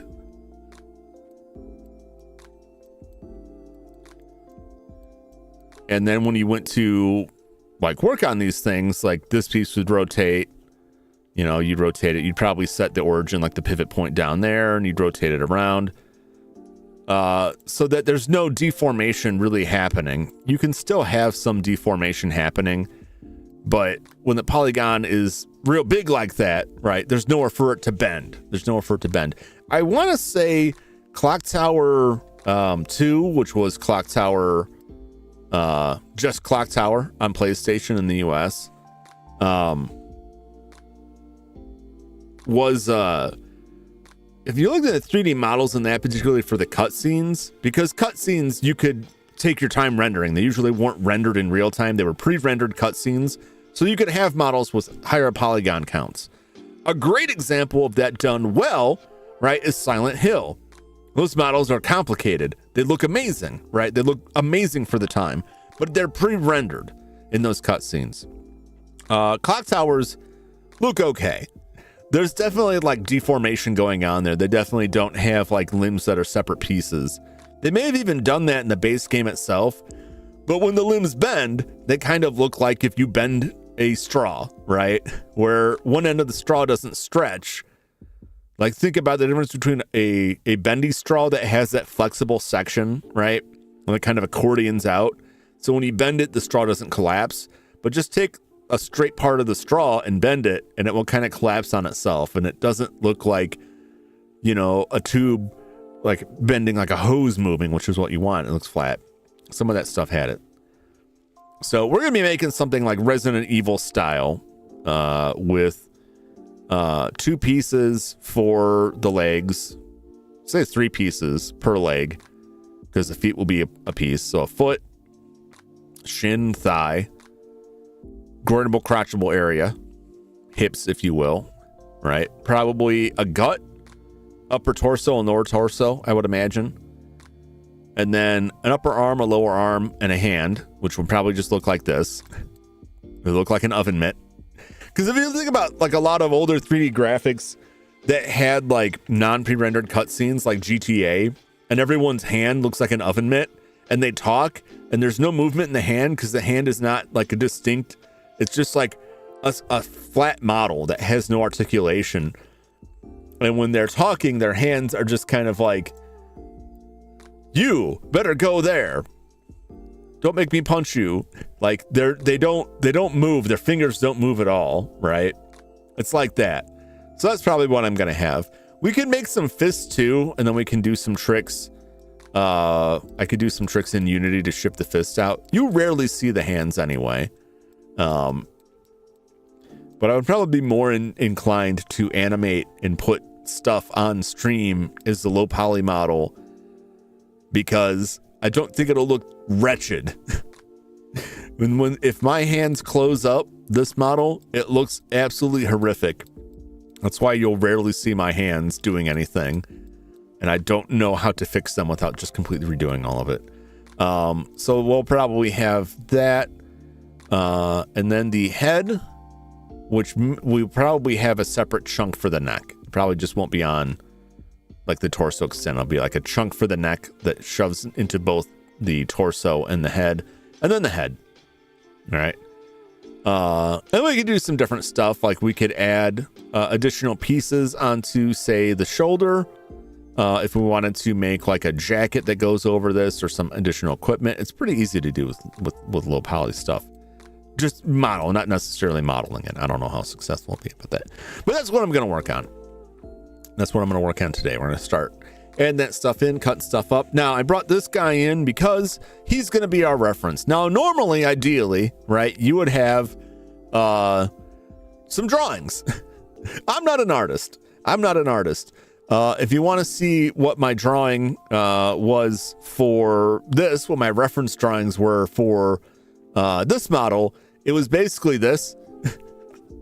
It was just there was no reference there. So I'm cheating by using my existing 3D model as a reference for another lower polygon 3D model. But if you didn't do that, and assuming you were actually an artist who could draw things, you would probably draw something or pay somebody to draw something for you. And that would be it. What's up, Anochi? Welcome in. Good to see you. Thank you for the look.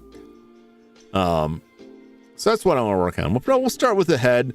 We'll make a rough, chunky body. We'll see how far we can get. I may not get all the way to texturing, but we can put a model together and then we can roughly set up the armature and get it rigged for that. Rigging is pretty dang easy in that kind of low poly model, because when you're doing rigging on this, right? Let's see if I can get this. Let's get these backwards.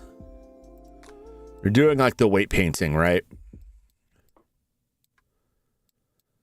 And when you're doing weight painting,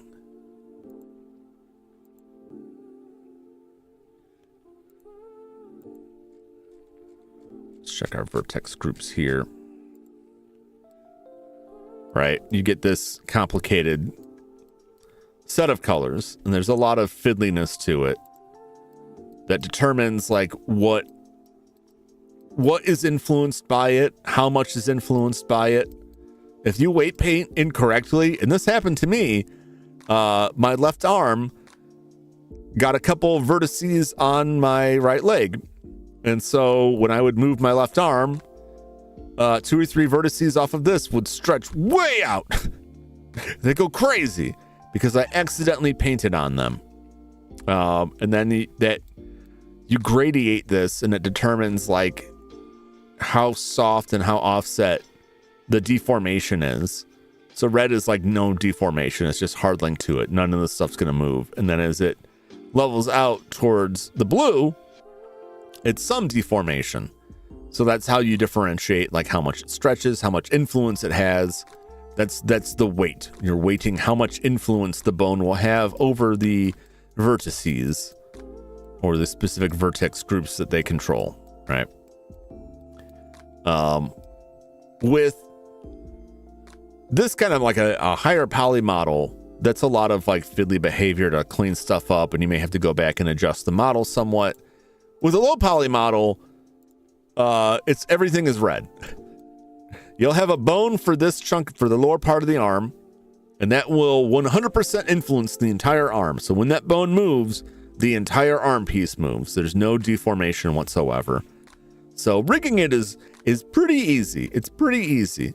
Usually your adjustments on that just come down to matching up the size and position of your bones with the item you want. And then you may go through the arms themselves and join them in, adjust how the models interact with each other. I'm going to see, I thought at one point I had a Resident Evil model.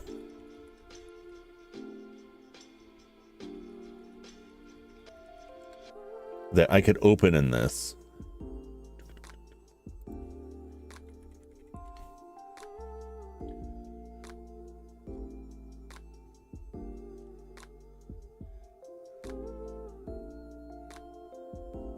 Because I've seen other people put these up. And what is interesting on it is not just how the model is put together, but how it's textured as well. Capcom for the Resident Evil had a particular way of texturing the faces and laying them out that was pretty well done. I'm gonna see if I can extract this, bring this in at all.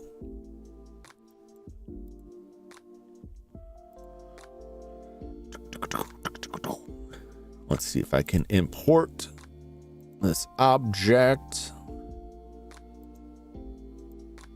It's so nerve-wracking when the thing wants to like open up the folder and then it tries to default to folders that I'm like, no, not there.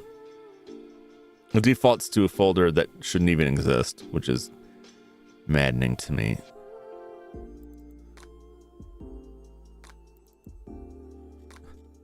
Oh, Lord. All right. Well, here is Leon from Resident Evil 2.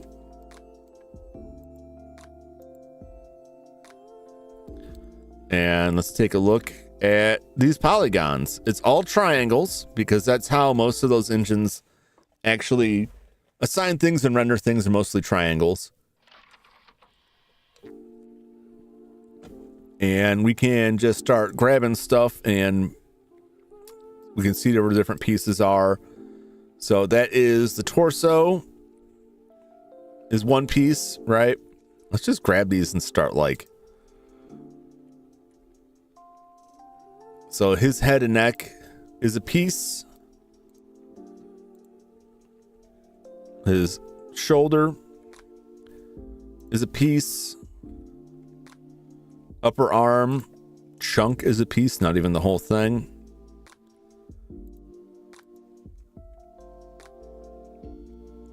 You got a separate hand, right? Let's go to the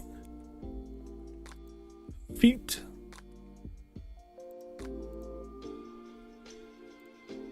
Lower legs. You can see how far the lower legs dip into that. This is not like rigged. This does not have a skeleton, right? We got the legs, upper torso, lower torso. Yep.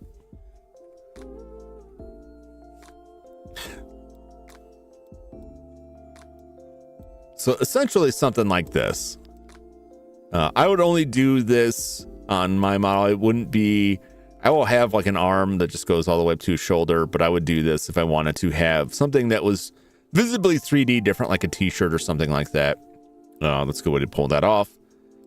You can see how simple this is relative to that, right? That all of the 3D, the three-dimensionality of this is entirely done through texturing, right? The face, look at this face. It does have a nose, right? But there's no mouth that opens and closes. The eyes are just flat, right? They're not even really set in too much. But they're not even, it's not even modeled as like an eye. Same for the ears. And I don't know if this is what somebody recreated or extracted. I think this is someone, a little bit of both, because you can extract 3D models from some games. People have put a lot of work into that. Kind of why how Sono Tricks get away with so much. Yeah.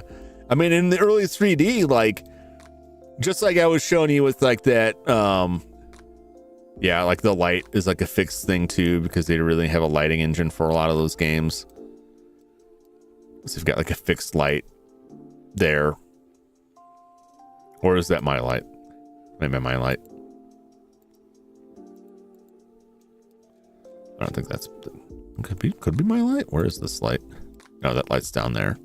That's not that light. Yeah, so this is just that. Very simple sort of model. Let's look at the UV on this, right? And there's different UV packs. Look at that hand. Look at this face. Look at this face. It's amazing, right? It's like a panoramic shot gone wrong.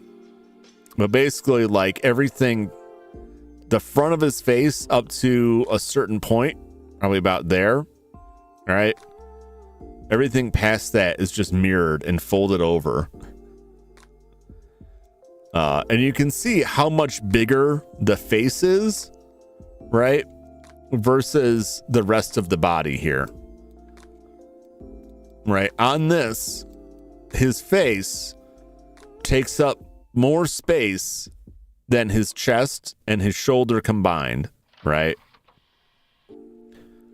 I can see that's the shoulder. It's chest.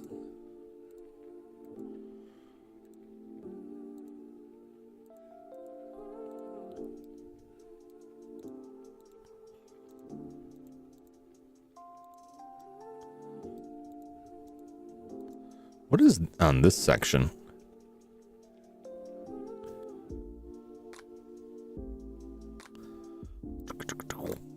Trying to find like that. There we go. Yeah, that's his leg. All right.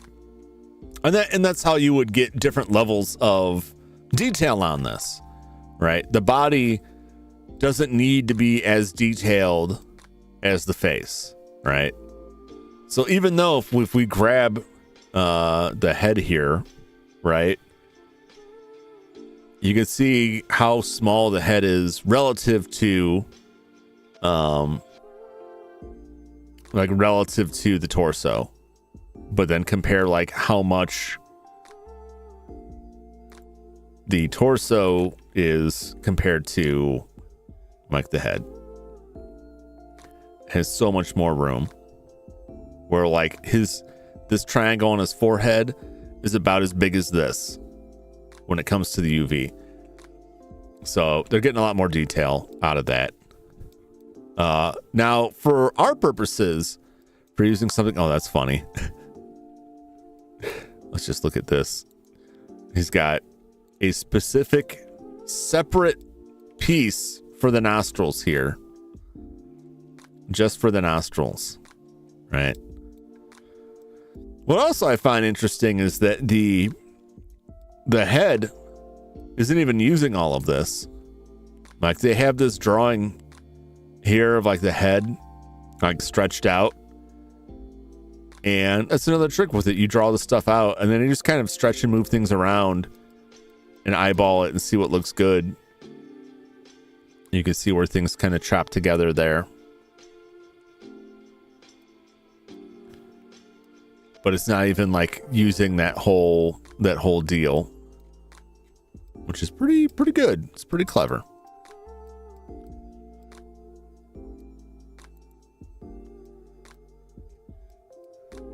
Whoa.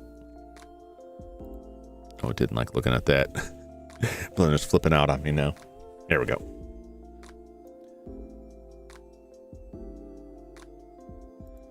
Very weird. Well, let me look at this shading on this.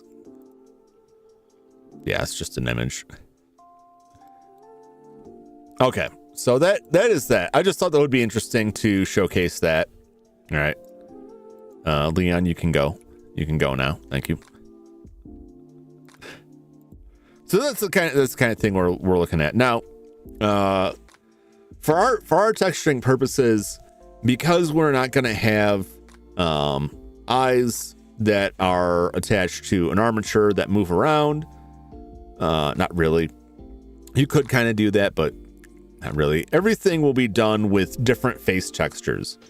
So instead of having a bunch of shape keys that move the mouth around when you're talking, it'll just be a lot more basic stuff. And instead of moving the mouth, it'll just be changing the mouth texture out between like that kind of thing. So it'll look a little bit more like low framing it, like and the eyes will basically be a lot more basic too.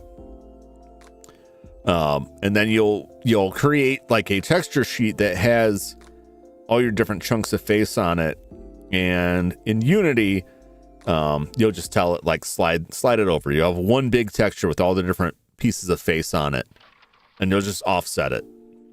Hey, texture 1 is at 0.00 and then at point like 10 pixels in, or 10.0 or 0.10, whatever, and go through and do that. So that's an important thing to keep in mind as we're chopping up the face, is that the mouth area has to be easily fit within the polygons so that we can map them specifically to a different texture.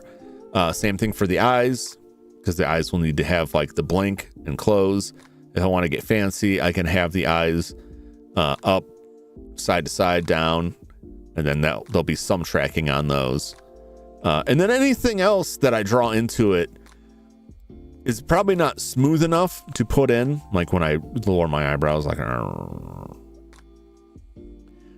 it may not be smooth enough to put in, but we can have triggerable stuff on that.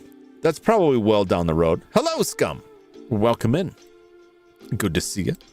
We're just doing some modeling here. I'm getting ready to start working on like a low poly version of this model. We'll see how far we can get. I want to at least get the shapes chopped up, and then we can roughly texture it and kind of slap an armature on it, because I can always adjust that stuff later. Jump since Blendin. It's time to do the stream as a cinematic masterpiece. Oh, I don't know about that. I mean, he did just miss me ripping Leon Kennedy limb from limb in his imported model, just to showcase like what's different between the low poly, old school PlayStation 1 low poly stuff and modern 3D modeling. A lot of blood and gore in that.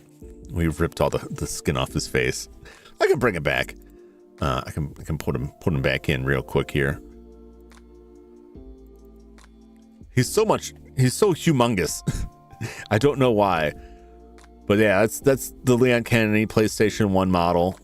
And you can see like how the stuff all breaks down here.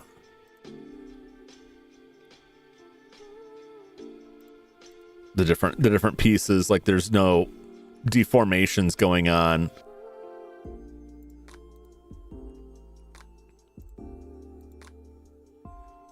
They're all just separate. And so when the arm moves, it's just the lower arm moving. It doesn't alter the shape of anything else, which is the deformation, which is how most modern 3D modeling does it.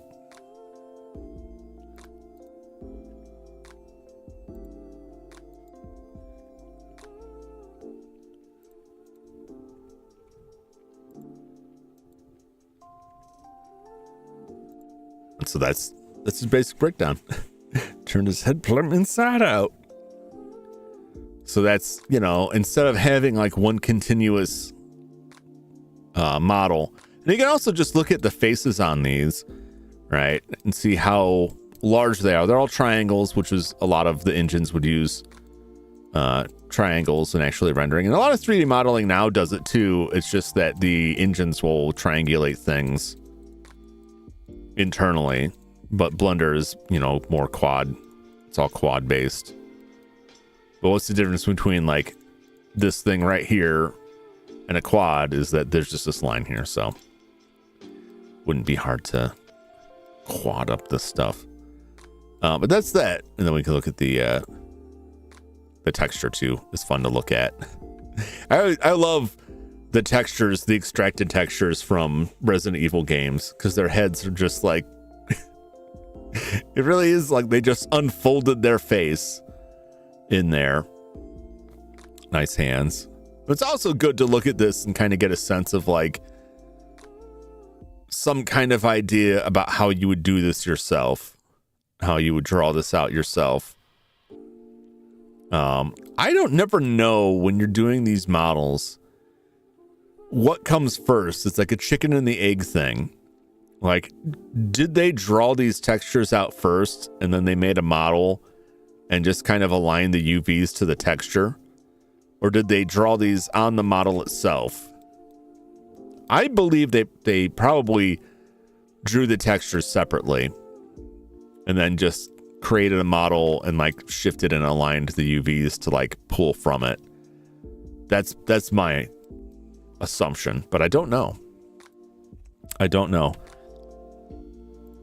suppose I should know since I do 3D modeling now, but I know for me, like usually I do a lot of it on the model itself and then go out later and do it somewhere else. It's hard for me to conceptualize. A lot of 3D modeling now a little bit back and forth, but you'll go through more advanced. Like the tools are way more advanced now than they were back in the PS1 days. I don't think a lot of those models didn't even have like armature availability. They would just have to grab like the arm and move it. But I don't know if that's universally true. I've heard that as an explanation for some of the weirdness, but I don't know how true that actually is. Duke Nukem 3D was streamed on. Ooh, nice. Is that the original Duke Nukem 3D? I remember got that for $5 or $10. I forget which. I think it was $5 when it came out. When it shipped, and it was $60. Because at the Walmart near me, somebody had ripped open the box and pulled the shrink-wrapped disc out and placed it on the rack with the shareware software, which was priced at $5. And so I saw it and looked at it and like, there's no price tag on this. And I instantly recognized what was going on. And I looked around to see if anyone was around because like somebody did this. So they had a plan. And maybe they just gave up on it. I don't know what the story was, but I took it to the register and they were like, I can't scan this. Do you know how much it was? And I'm like, well, it was in the shareware rack. And they're like, okay, boop, boop, $10. Like, yes. It's a switch port. You can have the original graphics for original Duke voice. I don't know they did a switch port for that. I have to look at that. The game was a big deal at the time because it had a lot of tools for map creation and it could do some things that Doom couldn't. But you know, it was still like a billboard sprite rendered 3D like Doom. But Doom, the original Doom, you couldn't have like two layers right on top of each other, if that makes sense. You couldn't make a 2-story house where you can stand like underneath the floor of the second story, if you know what I mean. So you had to use a lot of tricks to pull that off. If you had anything elevated, it had to go like floor to ceiling. At least the original engine. It's so tough, especially T-Rex with the machine gun. Yeah. The game got pretty crazy. I thought it was funny, like how long Duke Nukem Forever took to come out because they had been working on that and talking about it for so long that by the time it came out, like all of the humor and everything that made the original release, like the times had changed and that stuff was not really funny anymore and people weren't really into that anymore. And they open it up and it's like a time capsule filled with like the worst memories. Like, oh no. Balls of steel. Yeah. Yeah, there's just a lot of stuff that happened in the game that like, I remember playing the original. I'm like, tee-hee, this is funny. And then like ages passed. And you're like, oh, I don't think you can make that joke anymore. I don't know about that. Like people kind of shifted their view on things. And some of their reviews weren't like, this game slaps your mama, to like, oh man, this is, ooh boy, this has got real problems here. With your development hell. Yeah, it was the butt of many jokes for many years about how they were just driving around with a pickup truck shoveling in every available 3D engine. Because every couple of years they'd come back and be like, we're restarting it with this engine now. We got a new engine. We're moving forward. We're transitioning everything to it. Sometimes you take too long on some stuff. Like it just doesn't go through. Duke Nukem Forever took 14 years. The world record for longest game in production. Yeah. Also, Duke Nukem community is trying to rebuild the 2001 Duke Nukem Forever build. Oh, that would be insane. That would just be nuts if they could put that together. I wonder what they would even run with. Because they had their own engine, then they were doing everybody else, like every other engine under the sun they tried to grab and license. Real trouble there. All right. Well, I gotta step away for just a minute here, and then I'm gonna come back and we're gonna start slapping some objects down here and chopping things up and seeing if we can produce something that looks at all fun, like a low poly Jum.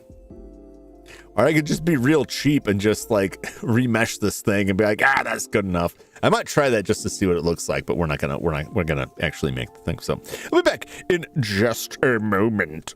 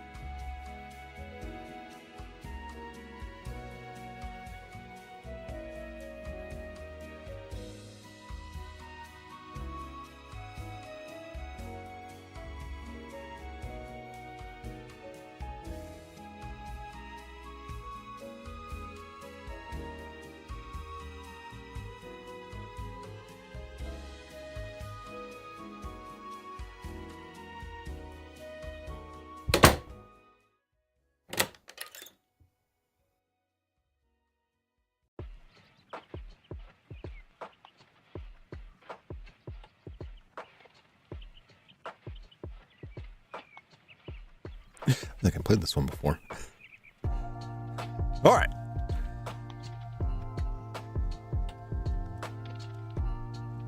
Where is my...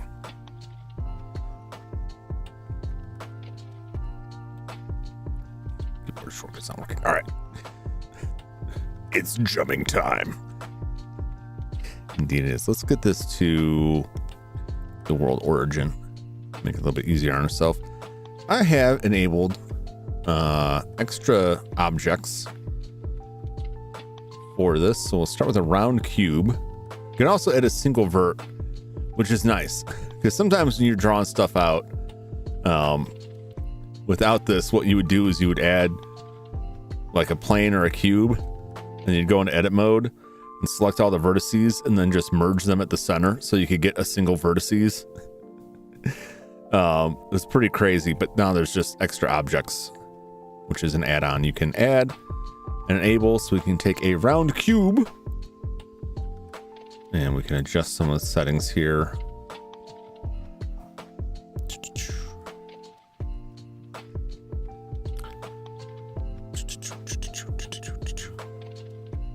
Us.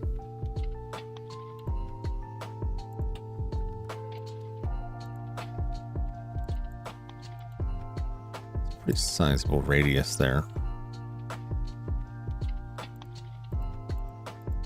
Let's take this down to, well, one is just a cube. Two,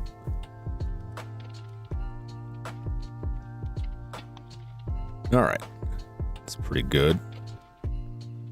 And we will scale this.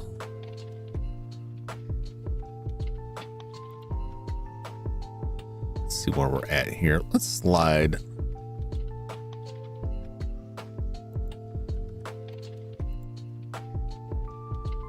grab this and slide the that's the wrong thing. Get out of edit mode.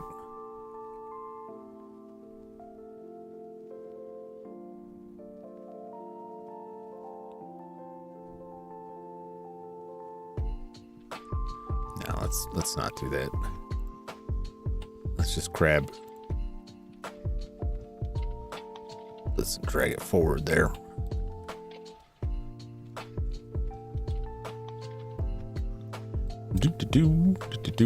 And we can put down this horrible freak show. Scale this down some more.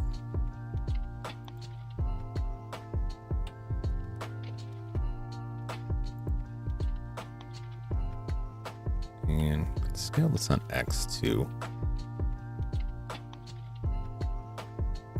Drag this out.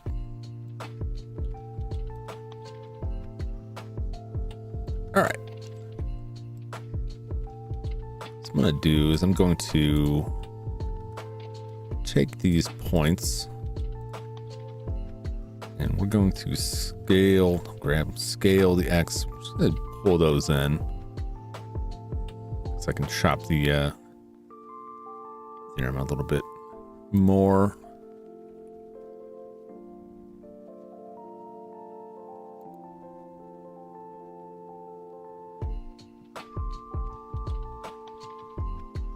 All right, let's figure out what kind of features we want that are important here. The beard obviously is going to be something that we want.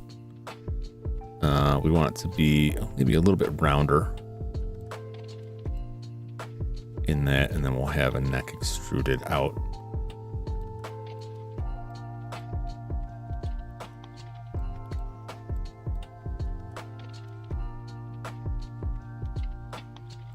So let's put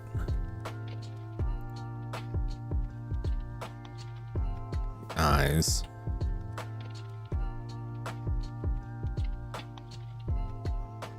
I want the eyes to be separate from the eyebrows on there. Eyebrows will be a separate space. So that actually works fine there. We'll drag this down. Let's drag all that down.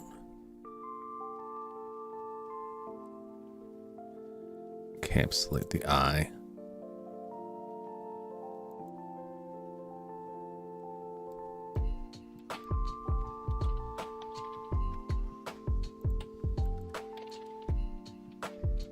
Okay, I can go a little bit different on that. Yeah, I see what's going on here. So let's put this. We don't have room for not all of the eyelid. Don't have to be real huge. It's probably not going to have like a super wide eye look. We can give us a little bit of room there. It's what I'm doing with this ideally.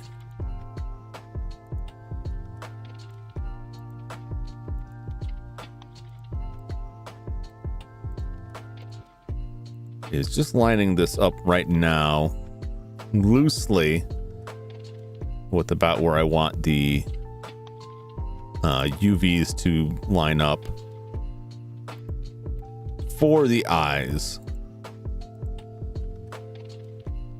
And we can push them in a little bit too.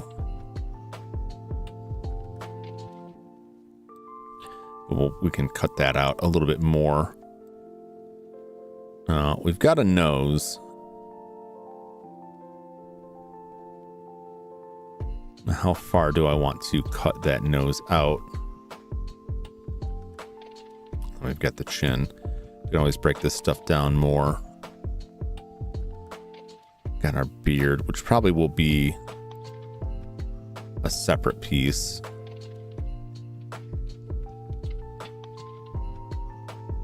Bring this in more.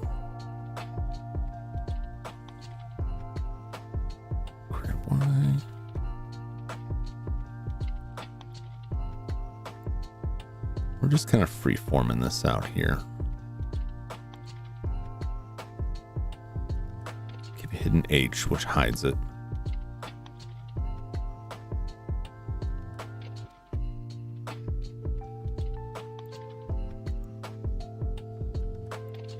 Around the hair.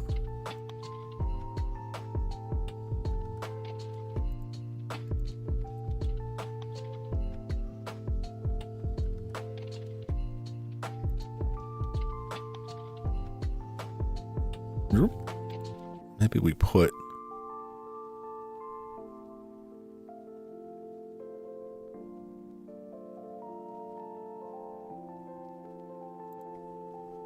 this higher up.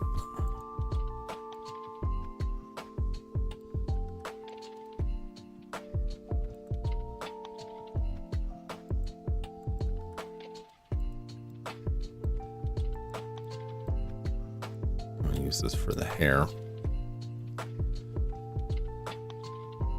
Can always cut these back later.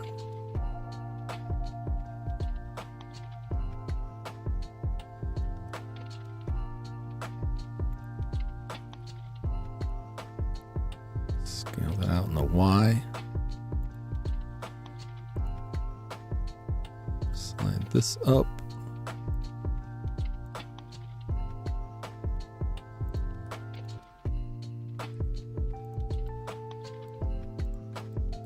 Those two.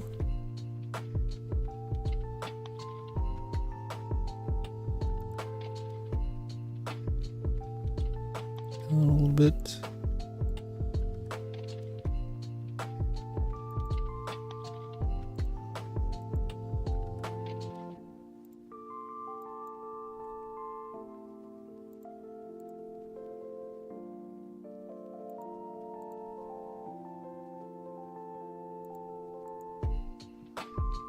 We're getting those kind of distorted looking there.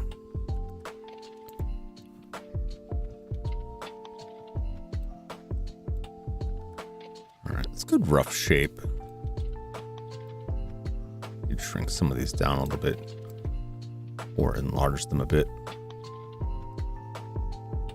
because it doesn't have to perfectly be perfectly round there.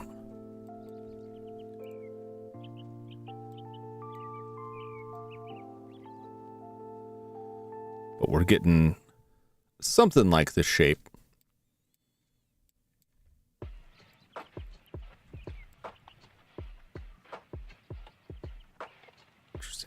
is off just a little bit there.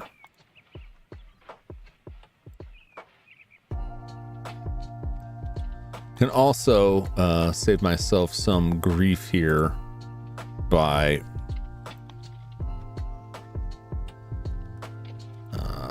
mirroring this. Let us... Oh boy. Is that...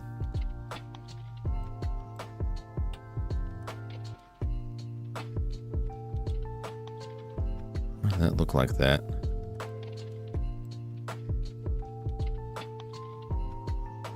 See what's going on there? Why is it? Something strange there. Oh, I see why. I see why. We've got some funkiness here with those faces. We can fix that. Like this face is getting like really uneven.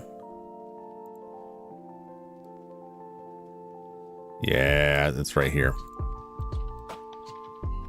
Let's shift that over.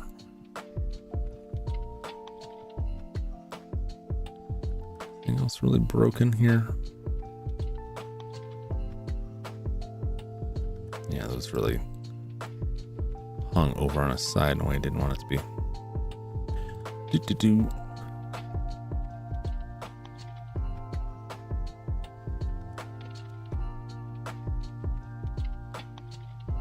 Yeah, you can see like this face here.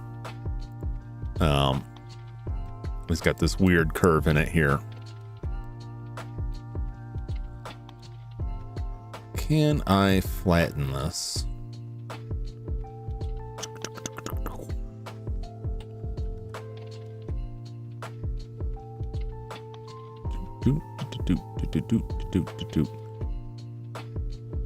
I think there is a thing to flatten it down.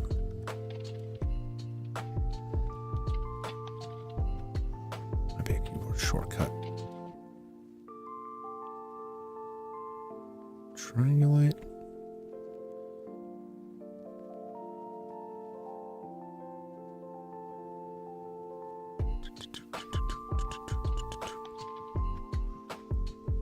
I'll come back to that because right now it's like it's off. Why is it off?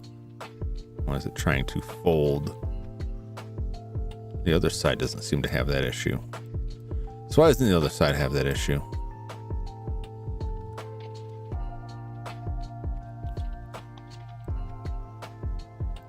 This face is already good. No? Just that face. Because this face looks right and this face doesn't. So why? Why are you doing this?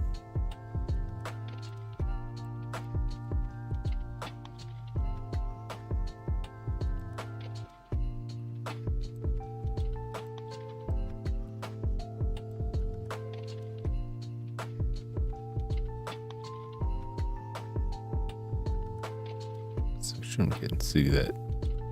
Well, this is doing, I think, the same thing, just differently. They're folding because we've got them uneven. Do you have a favorite FPS game? Oh. You know, I can't say that I do. Which isn't to say that I don't like FPS games. I do quite enjoy FPS games. I don't play them enough anymore to pick out a favorites. A lot of the FPSs I really enjoyed when I still had a lot of friends that I played games with goes back quite a ways, like Counter-Strike Source or the original Counter-Strike, like the pre Counter-Strike becoming an official Valve thing, like the old beta days. I played that a lot. Action Half-Life. Played a lot of Quake 3, Quake 3 Arena.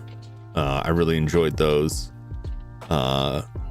There's an ISP near me, a dial-up ISP that I don't know if it was, I don't know the nature of it, but they had a Quake 2 server that we would all connect to.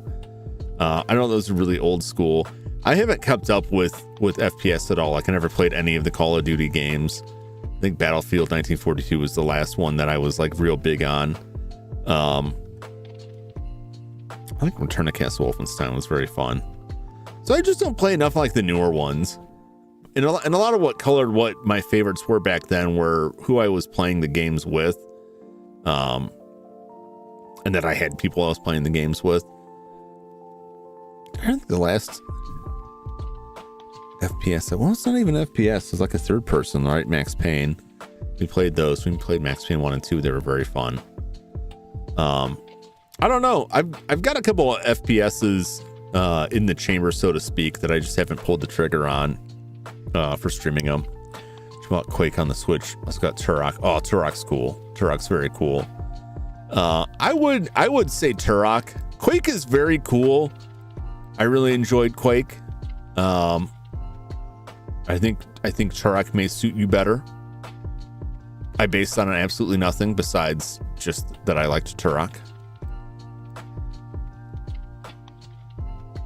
I need to level these faces off so they're not all weirdo looking.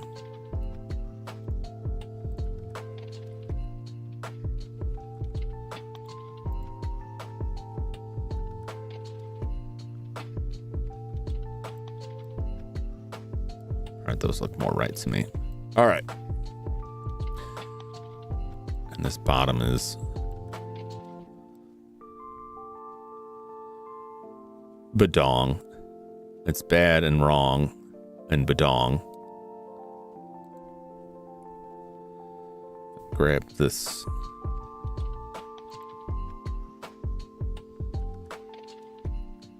Try to make that face more flat.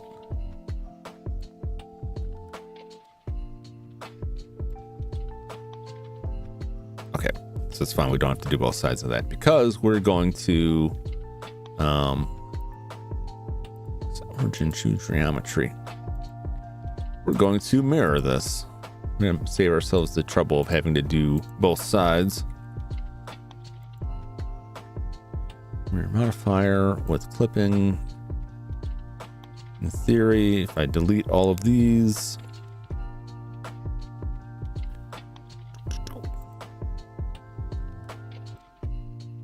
okay, and we'll make sure.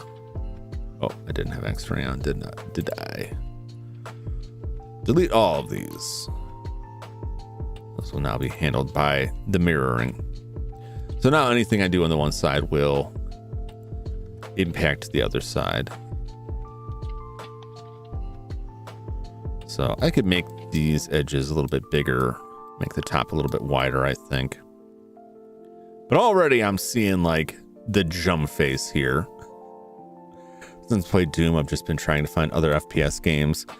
I want to see what's on GOG that's available. I don't know. Do you have PC? Star Wars Dark Forces, Doom, but Star Wars Dark Forces is good. Jedi Outcast. Is it Jedi Outcast? Those were really fun. Let's see what is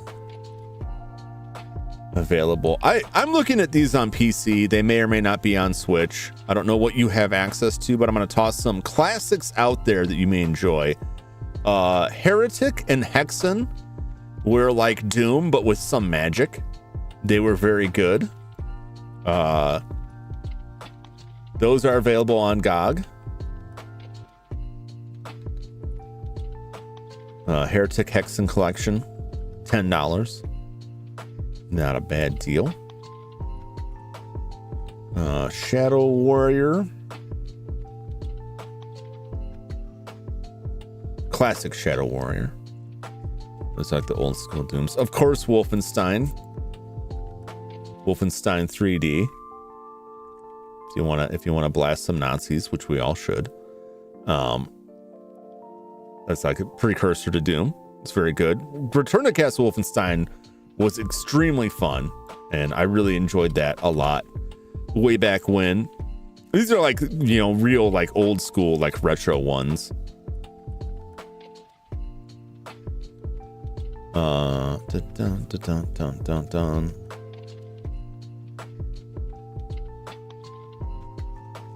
There is Kultic, which was one that was recommended to me, which I picked up and I haven't played yet.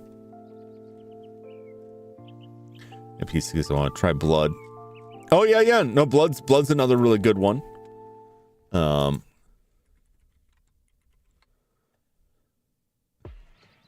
Serious Sam, the Serious Sam games were very fun. Enjoyed those quite a bit. Serious Sam was very, very fun way back when. Those are like the big ones that come to my mind throughout the Serious Sam Switch collection. Nice.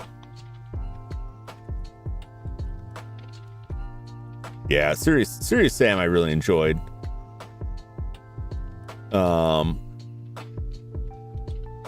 Newer stuff.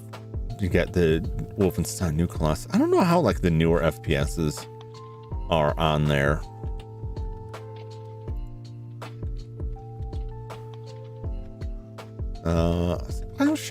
Call of Juarez Gunslinger was pretty fun. I don't know. Some of these I'm like, are these FPSs? Is BioShock an FPS? Technically, I guess. BioShock's an FPS. That's some of the retro games on there. Metro.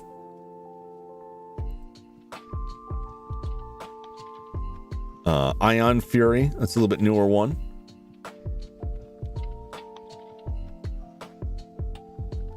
Call of Juarez. You can get the new Chex Quest. You can play Chex Quest on the Switch. It sounds dumb, and it's a very innocent title, but it is fun. Turok, I talked about, they're really good. Power Slave, just got a remaster. Well, I shouldn't just. It's been several years now. Power Slave was an old Saturn FPS. Power Slave Exhumed is what it is. I recommend that. Yeah, the Quake and Doom games are really good. You got Power Slave. You're hitting all like the big marks. Like those are the really solid ones that come to my mind. I'm sure there are many more. All right, so I'm starting to get ahead there. Let's add. We'll just add a cube, and I can cut it up for the body.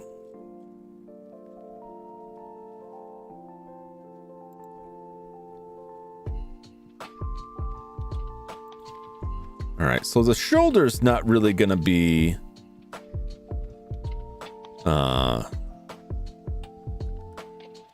part of it, but it will jut out somewhat on the shoulders.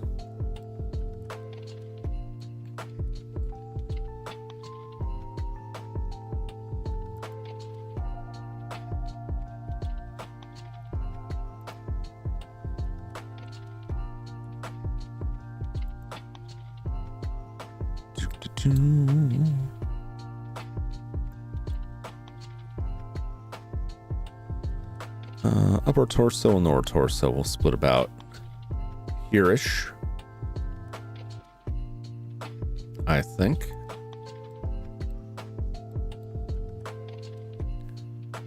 Scale that in a little bit.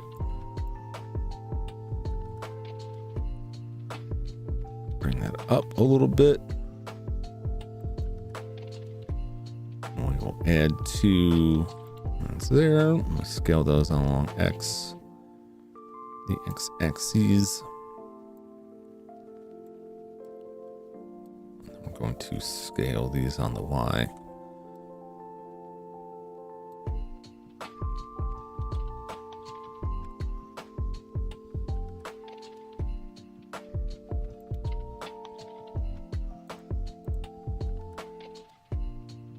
Drop that down a little bit, drop it like it's hot. Let's add a loop right in the middle there. And we're going to do the same thing on this one. We're going to mirror it, make sure clipping is turned on, delete all of these. So we'll just get this one mirrored thing.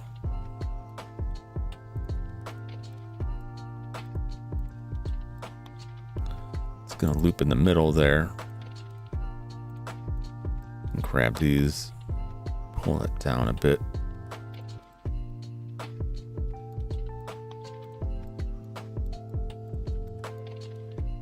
I'm going to grab these on the X and just drag it out just a little bit. And then we're going to drop them down.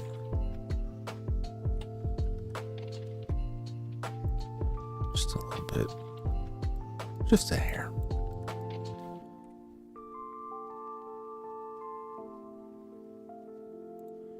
Bring that up more.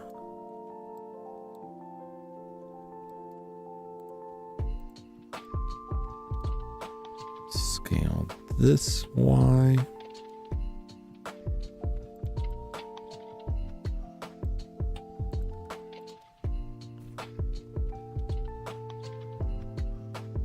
We can bring that down.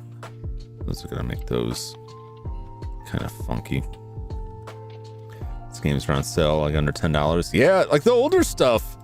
The older stuff will go pretty cheap, but don't let that dissuade you or think that they're not like worthwhile or good. They're very good. All right. And I always want to make sure we keep our origin fixed. Oh, I should have done that before mirroring it.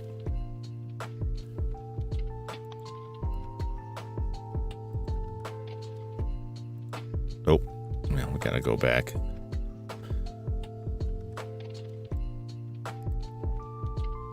Oh man, I just messed that all up. We gotta go back before we deleted those vertices.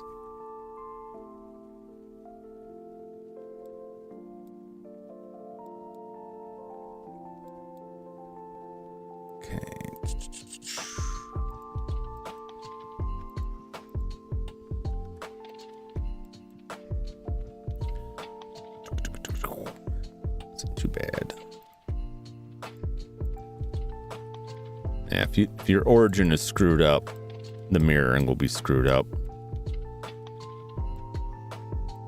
That's fine though, that's fine. Okay. Cut in the middle.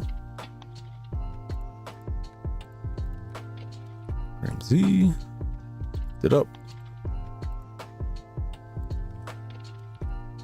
Drop it down. Drop it like it's hot. Grab these, scale Y, close them in just a little bit.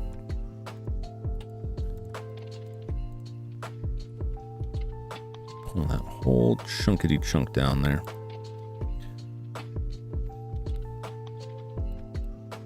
Yeah, I haven't seen a lot on how like the ports on the Switch run on those, but you know, they're gonna be pretty good. If the Switch can't run like a Doom or a Quake, then I'm quite shocked. All right.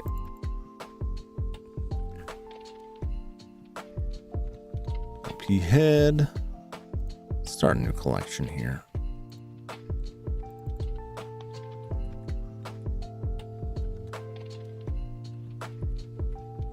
Jum. Snap that head in there. Get that cube in there. LP upper torso. Okay, let's get another plane in here. Not a plane. Another cube.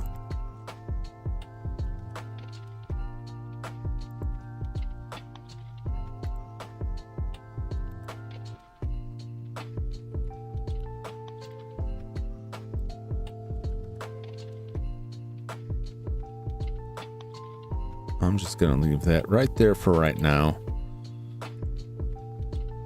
And it's the neck.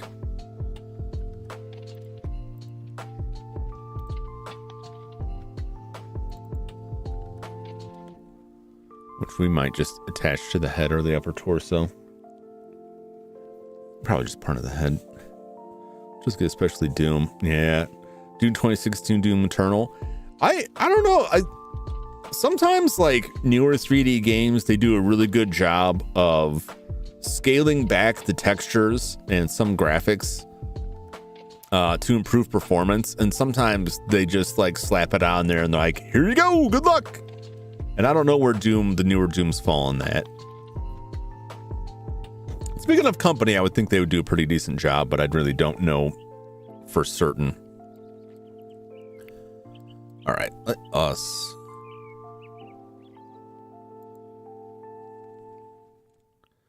bring in... Oh, I don't want to do that. I want that to be the world origin. Okay, let's bring in a cube.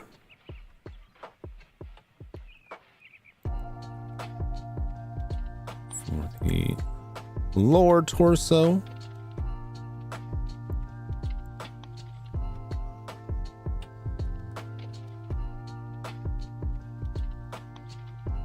Probably put it right about there. I don't know. Probably the upper torso is going to fit more into that.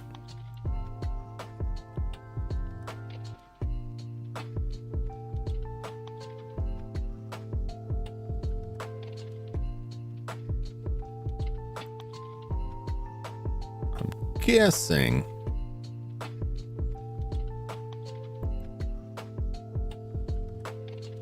just rough this in here.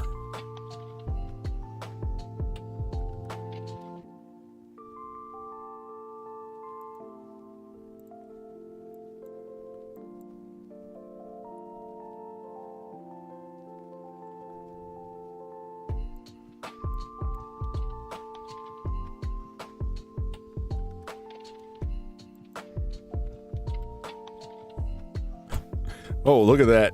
Look at that dumpy. That's not my intention. That's not where I'm headed with this. Actually, let's grab the whole thing. Drag it on forward here.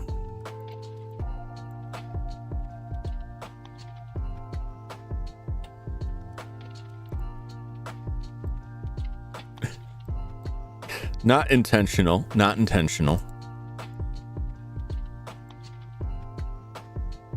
Okay. Put a slice right in the middle there.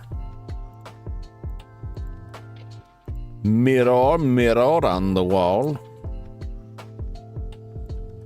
Who's got the biggest badonkadonk of them all?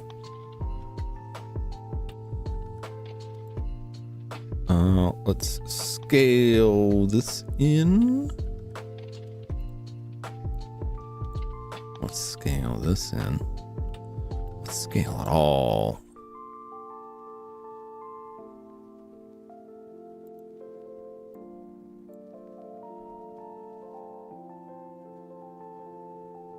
Scale it all up in there.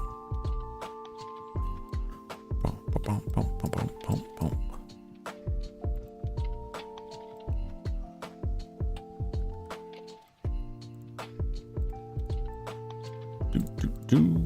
Do. All right.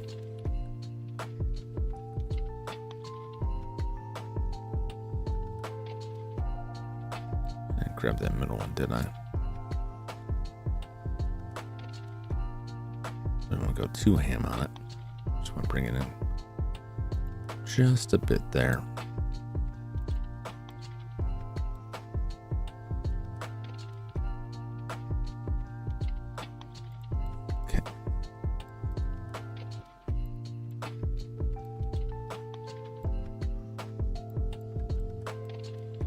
Maybe?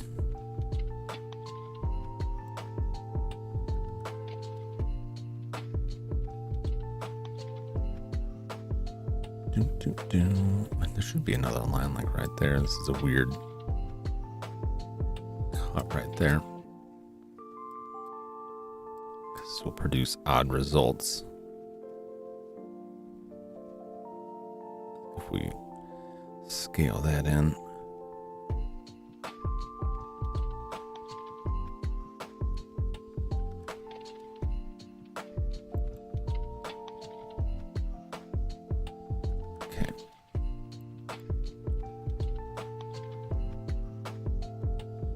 Gives a little bit more wiggle room there. It's probably still going to be distorted as all get out.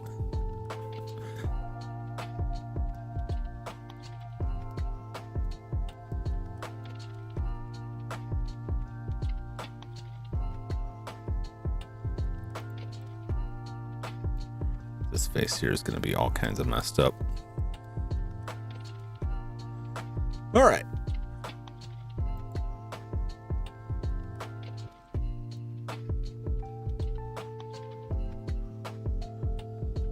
This body is it may be worth it just to take the shape of the upper body and extend it down and then split it after the fact, because we can always do that.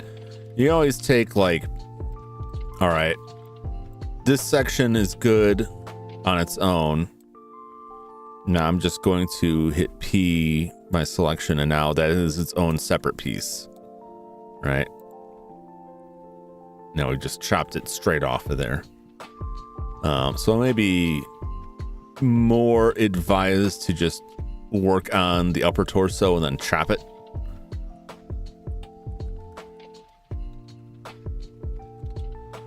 But once I have roughly lined up with the original body here, it'll be easier, I think, to go through and hack stuff down. Some of these I'm not like rotating at all either, and they'll be slightly rotated just because it makes it easier to work on certain aspects of it without like just my own particular like fiddliness. Like once I start rotating it, they can get weird. Which blood got a switch port any console at least. Yeah, blood's kind of out there. I don't know, is blood even on PC? I didn't see it on GOG.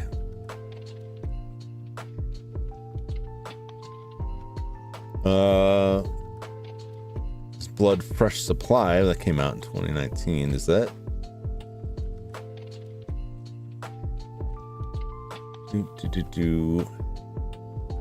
Updated using Night Dive's engine.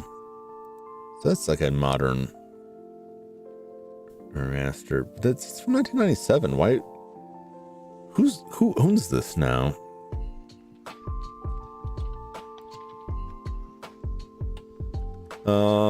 Atari. Atari released a remaster of it with Night Dive Studios.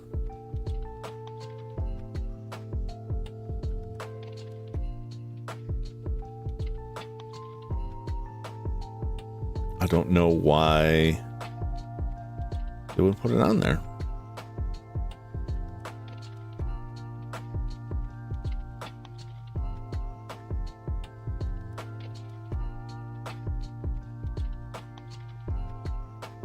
It's 2019 they released it. Why haven't they put it on Switch then? Maybe it's too, well, I can't even say it's too gory. You can get PC, or depending on the age of what you want to play, a Steam Deck may serve you well. A Steam Deck with a dock. Steam Decks are fairly powerful. And I have to imagine a lot of older stuff can run on that. I don't know for certain, though. I don't know for certain. I don't own a Steam Deck. I kind of want to get one, but then I'm like, I don't know. I don't know anyone who has one that I can like borrow it, not borrow it, but like check it out, like to hold it in my hands and see like, am I actually gonna play this? It's mostly just for playing games when I'm lounging in my cave and I'm not sitting at a computer. Okay, let's. Which is Mortal Kombat. Thought that blood is. Yeah, I don't know. There's some stuff that slides into the Switch world that is just very weird to me. And then seeing other stuff that like just won't make the cut. And I just don't know why. Like, why is some stuff okay and some stuff isn't? It seems very inconsistent. Okay, let's scale this on the Z-axis. We're past the knee here. It should go higher by a bit, so let's scale a little bit more. I think they should kind of zip inside, but this is about the knee level right here.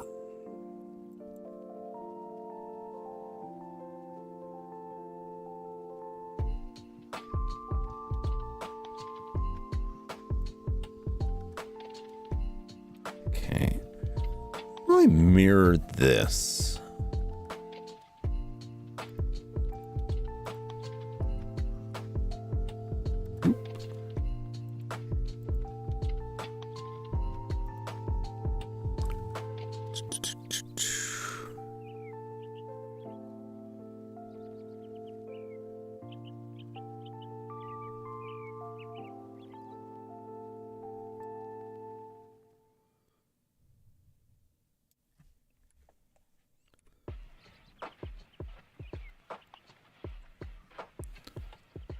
it's mirrored from the...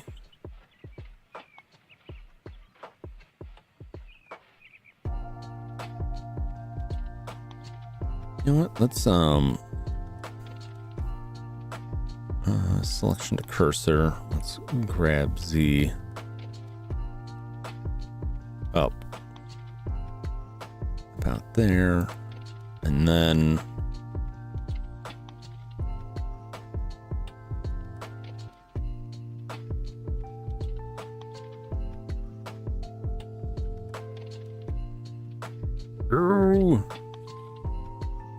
let's turn off clipping. There we go. That's the mirroring that I want.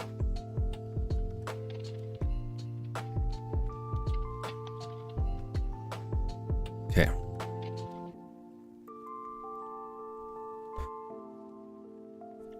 So the way mirroring works is it mirrors off of the object origin. And if you have clipping on, it will automatically like snap the edges together.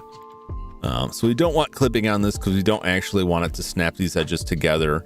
And we don't want the origin to be like with these pieces that sit in the middle. We want it to be along this middle line here. So that's why I did it the way I did it, so that it will mirror it across that side. And once again, it's the same reason, just so I don't have to make the same leg twice.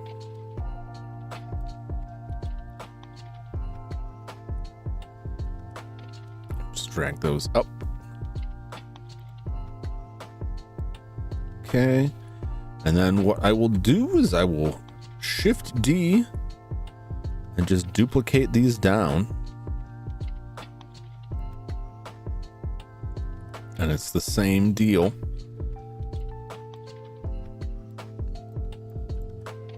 And we can grab. We want these to feed into each other a bit, I believe. And the feet will be their own deal. So we'll drop the feet down there.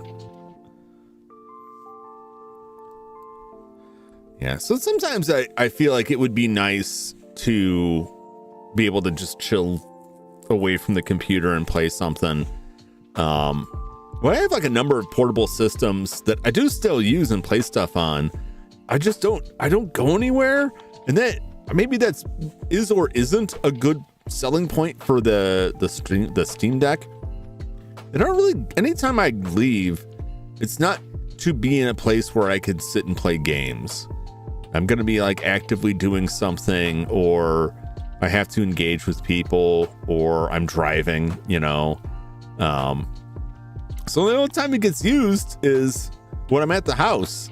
But there's a lot of games I look at that are like, man, I like to play that for like an hour before I go to sleep at night. And if I'm sitting at my computer, it's too easy for me to just go, I don't need to go to sleep yet. I don't need to go to sleep yet. And then just keep doing stuff forever. Okay, let's add another cube.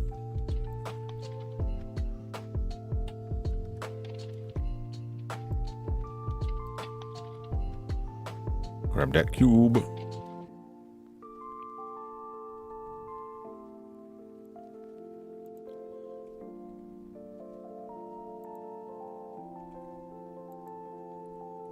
Nope. Nope. Nope.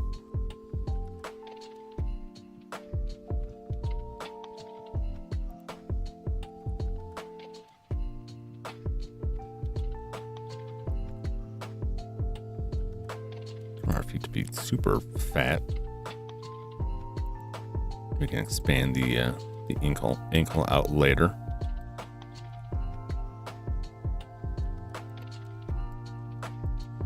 And then we'll mirror that too.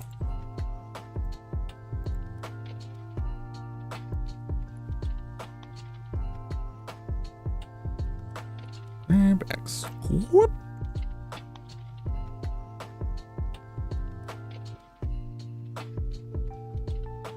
We got feet. This would be nice. Correct me if I'm wrong. Can you set the Stream Deck into a TV?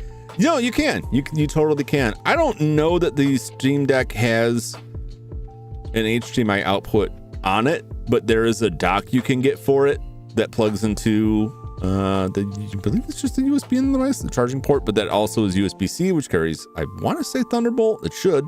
And that dock has HDMI output and a USB port, so you can connect a wireless gamepad to it and connect it to a TV and use it that way. I know you can do that. I know plenty of people who do.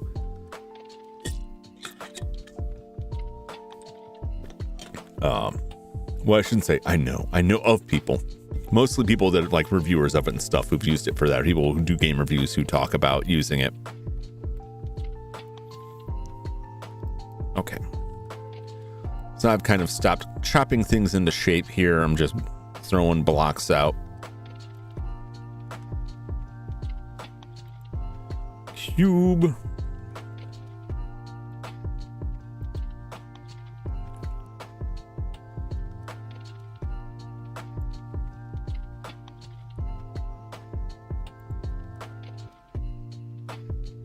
Thin it out.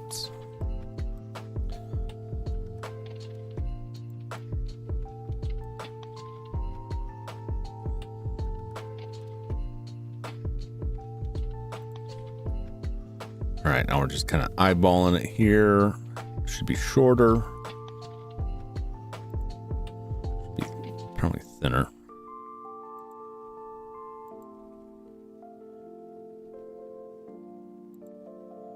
Okay.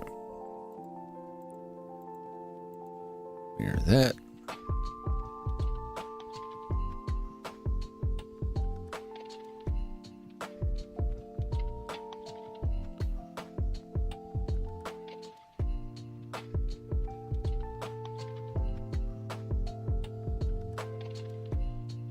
Let's rotate. Nope, rotate Y90. Yep.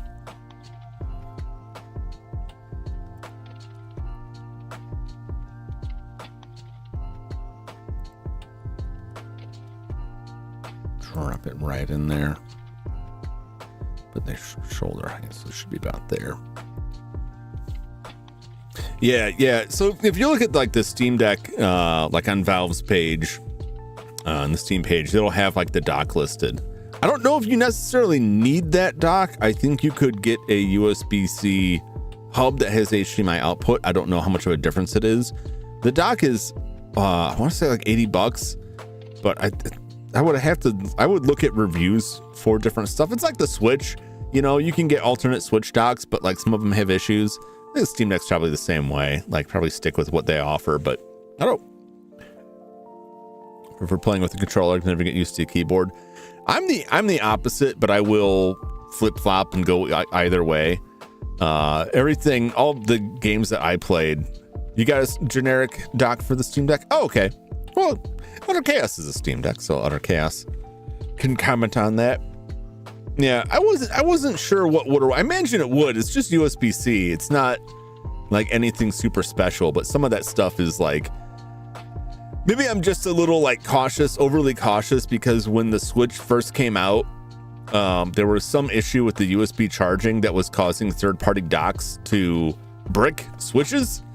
And I know somebody I know had like a couple hundred hours into Xenoblade Chronicles 2. And then their Switch got bricked, and they didn't have cloud saves then. And he just lost everything.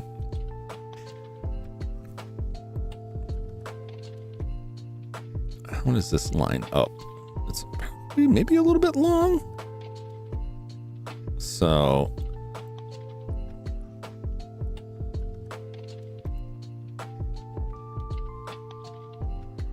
it's about elbow length.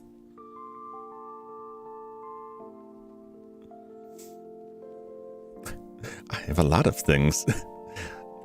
Utter Chaos has a great many things, a great many treasures.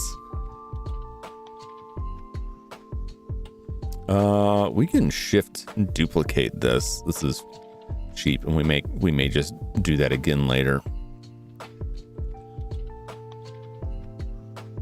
Let's hide that for right now. LP upper arms. That's the feet. LP feet.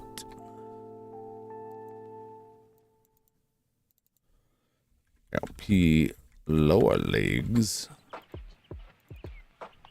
LP upper legs. I want to change this music.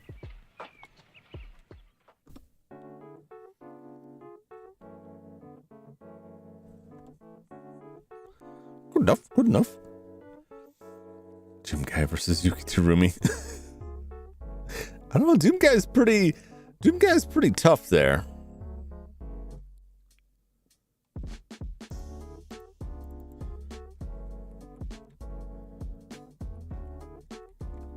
However, arms, just regular arms. However, I will say I would contest that it is largely dependent on what other stuff he's gonna have ready. Like, what else would he have available at hand?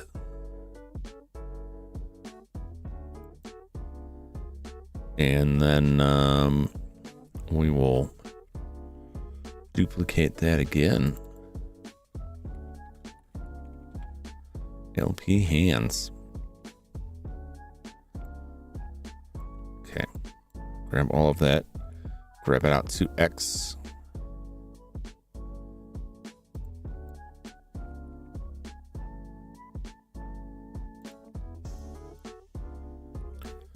Scale, mash them in there real good. Scale them Y. All right. So this is all super duper rough.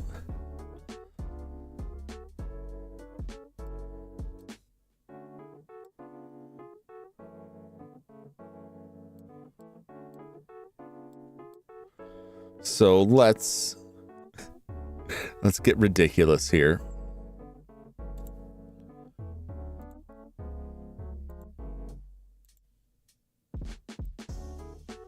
Okay.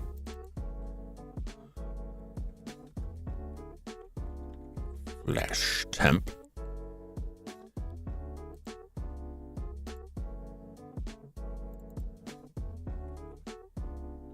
For your sweater temp. I'm just slapping in some real flimsy stuff here.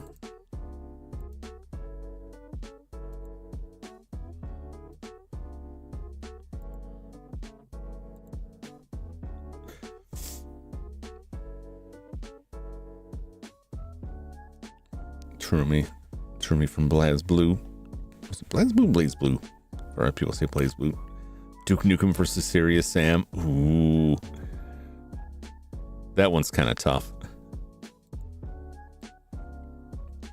What should this be? Could be extremely high-waisted pants, but that would make more sense. Get that pantaloon color there. LP pants temp, which will also be for these.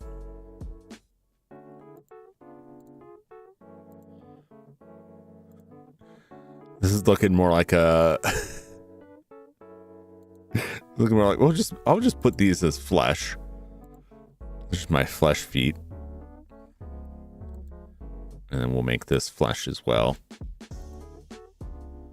And then the neck is also flesh. The flesh. Okay.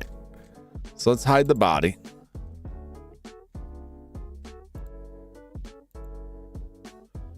Can I just duplicate this whole thing here?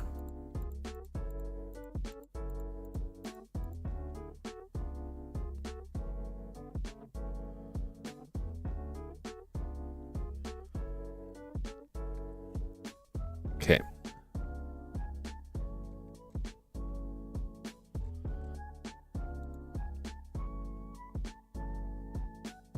Oh, God, I just duplicated collection, couldn't I have had? Duplicate collection. Okay. Render that. All right. And why am I doing this? Because I'm going to go through all of these. And I'm just screwing around with this here, but we're going to go through find all of these mirrors. The girls from Death Smiles, Enrico from Sama? I'm familiar with that one. Some news reports Bubbly's neck was broken by a Bobo. That's a deep cut right there. Good old Bobo out there assassinated Bubsy. I don't think it'll keep him down though. You cannot kill that which has no life, which is certainly Bubsy. This is looking more like a freaky Roblox character, but we haven't chopped in the arms and legs at all. Action 52 game characters? No.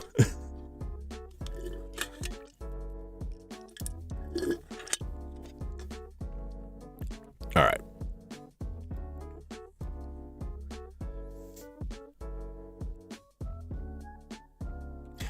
I'm not making any super progress on this evening, but this one I won't work on again on my own. I'll wait till I stream this again to work on it. Maybe. Probably. I'm not in a huge hurry for it. I want a armature. No, actually I want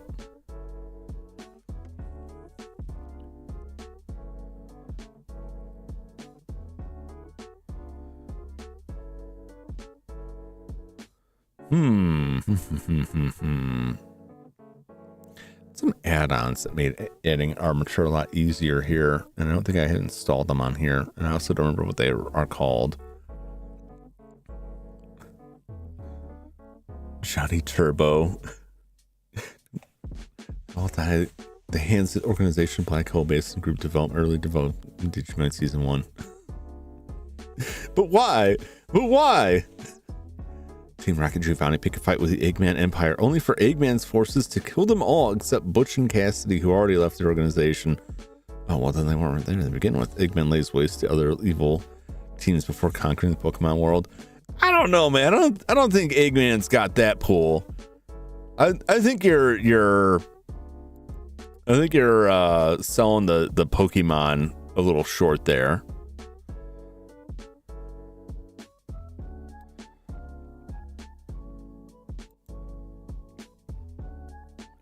Let's see.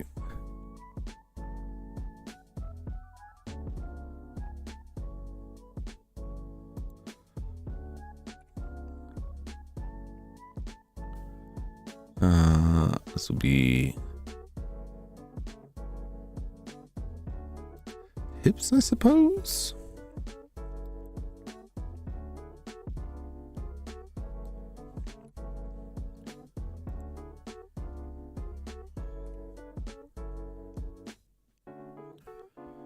The basis of the hips there. Okay, can I extrude?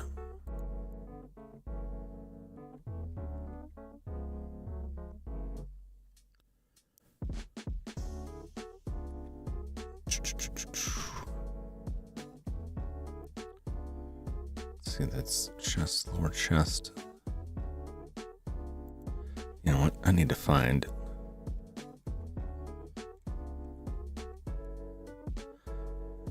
I need to find the add-on.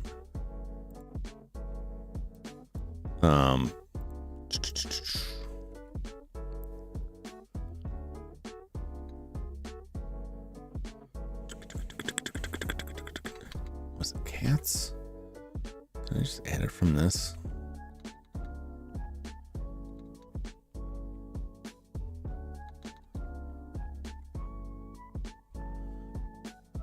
No, it's not it. Do. I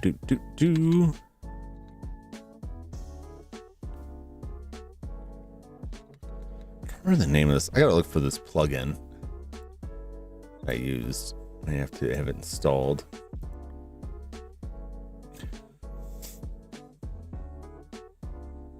Consider Bubs being killed by Bendy, then proceeds to kill Joey Drew and the Butcher Gang. That's quite a reach. Not so much that Bendy couldn't do it, I don't think, but like, Talk about reaching across like ancient generations.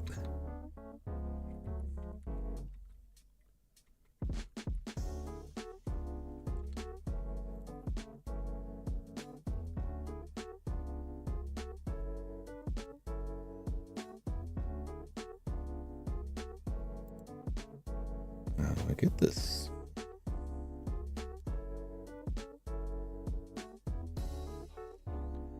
Do.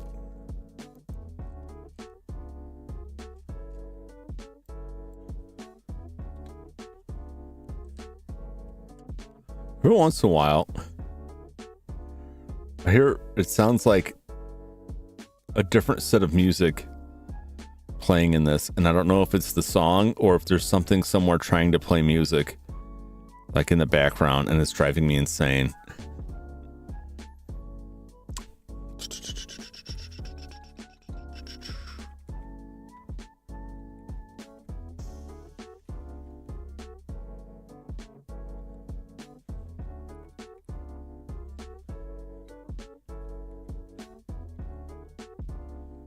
All right, I gotta look up this.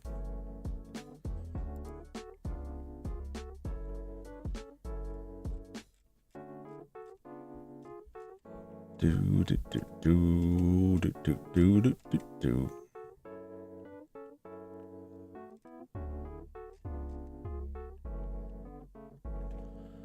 Is there a VR? Is it just a VRM format? What is it? What does this provide me here? Port export editing capabilities. All right, well, I'll install that. Everybody can die in full effect. Choose characters, miraculous Roby and Rise of the Robots, brutal Paws of Fury, in-person style shit. I feel like you've imposed that simply because you're bringing in specifically the ones that you wish to annihilate here. VRM humanoid. There we go. That's what it is. Okay.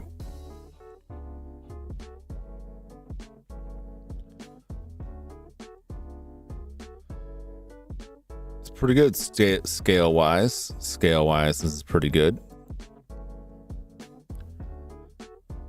Okay. Let us. Can I mirror this? I guess we edit it.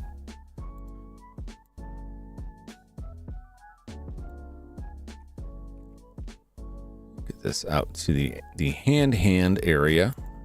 Okay.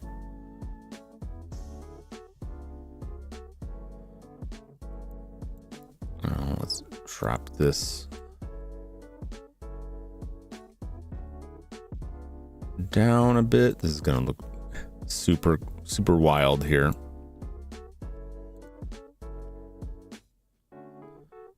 Okay. Am I getting rated? Am I being rated? Is that Lyra rating me? Let me just drag my bones a little bit here.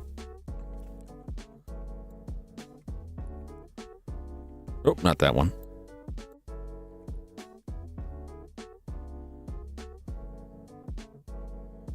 Oh, this is gonna look so wretched. Welcome, Raiders! Thank you for the raid, Lyra. Let me put a little shout out here. These buttons work. The button doesn't work! Son of a... Why do my buttons not work? They work whenever I don't need them to work. And then I swear every time I'm like, now I will use it. And it's like, no, thank you. No, I won't go.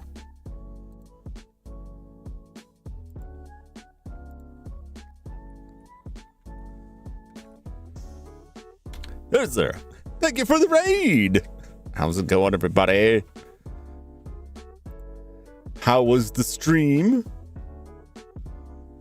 This was your Shadow the Hedgehog today. How was Shadow the Hedgehog? Hopefully good.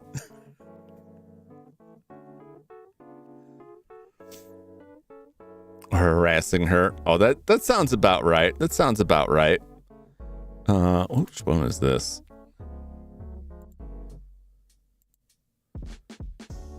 Hips, spine, chest. All right, this needs to go up. I can't have my hips that low.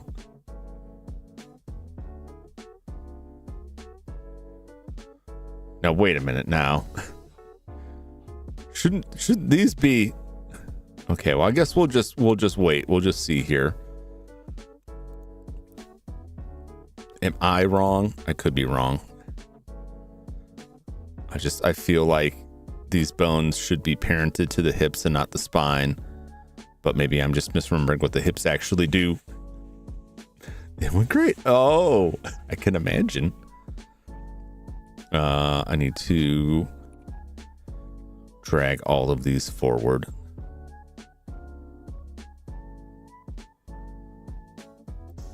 This is probably fine. This is going to be absolutely horrific.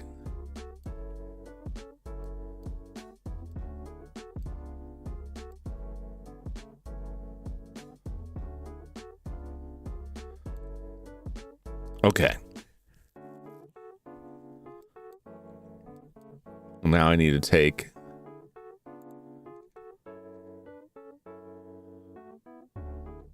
all of these and Control J that, and then Control P.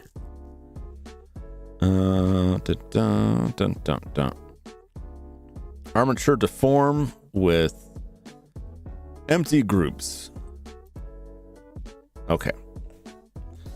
That should do the first part of it.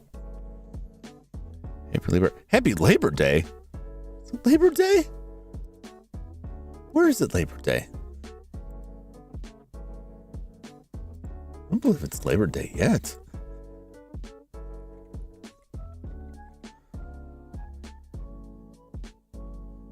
Is it unless it's Labor Day? That's in September. It's in September. But welcome, Ice Wall come. Oh no! Oh no! Oh, you got me!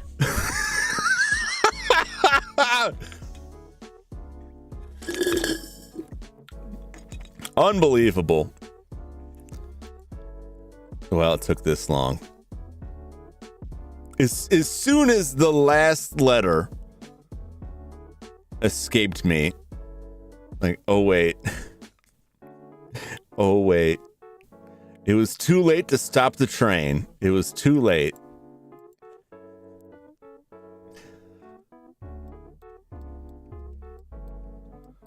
Well, it's no Mike Tyson, but it'll do. All right. Now we are...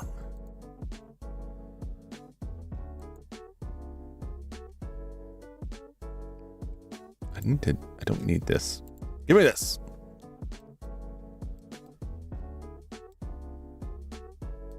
Oh, those fingers are all messed up. Okay. Where are vertex groups?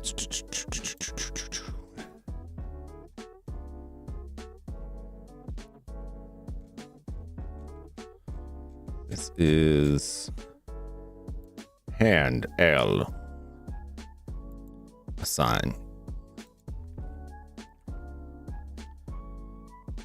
Well, I don't know if these... if I can mirror these. I don't think I can. I don't think I can. Lower arm L.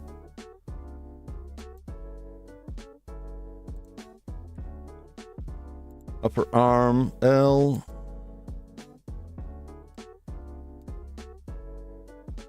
We'll do the head. Head is pretty straightforward.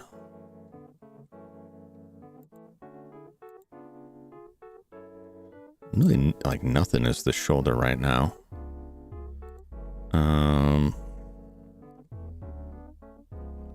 No.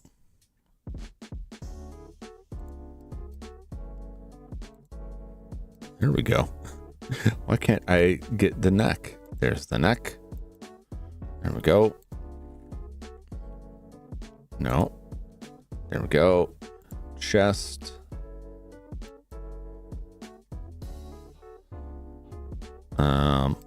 Is that really it? Spine. I feel like this is going to be really off, but lower leg L.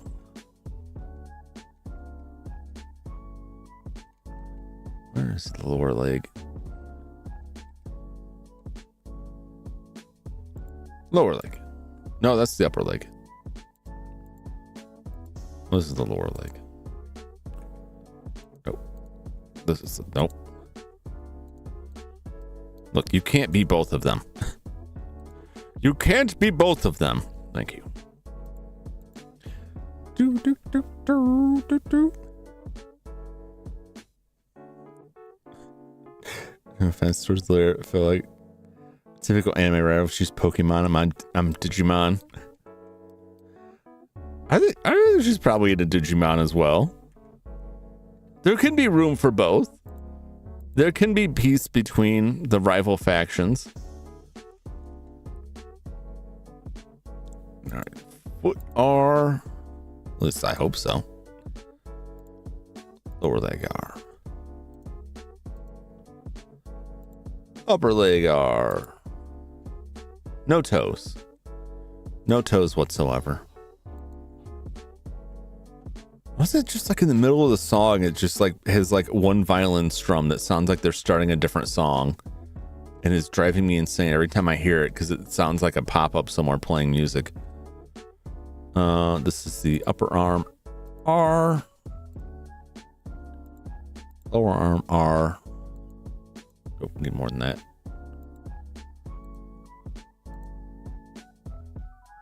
Hand R. Okay. All right.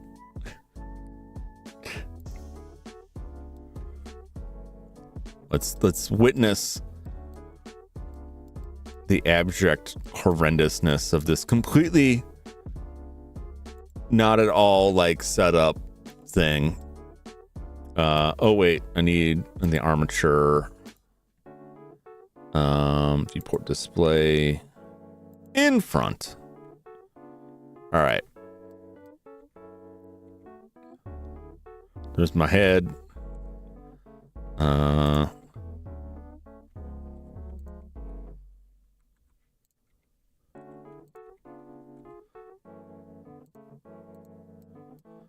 The hand.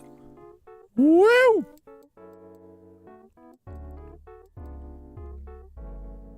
Oh, I gotta fix that. Okay, object mode, edit mode. Where are the bones? Hand R, deselect, select, remove, assign. Beautiful. So we need to make sure that they are only individual areas.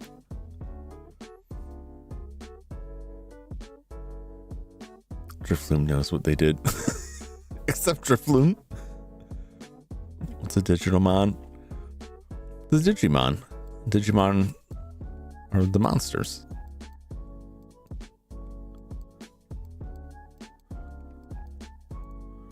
Ostensibly, I'd say that they are digital monsters, but who can say?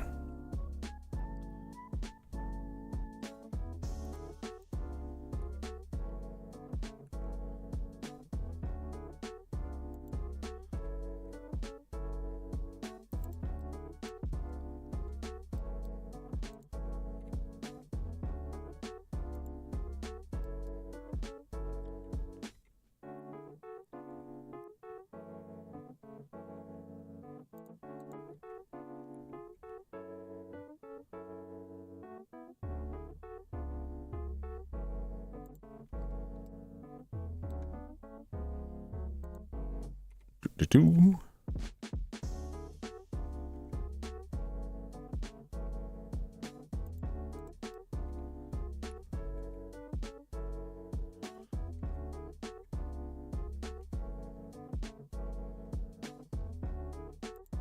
Interesting.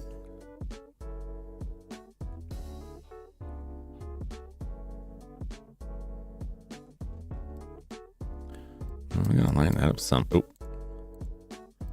yeah, this is definitely very.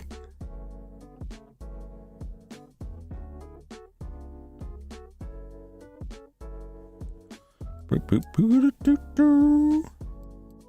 It's late, but I clipped it. You monster! You absolute monster!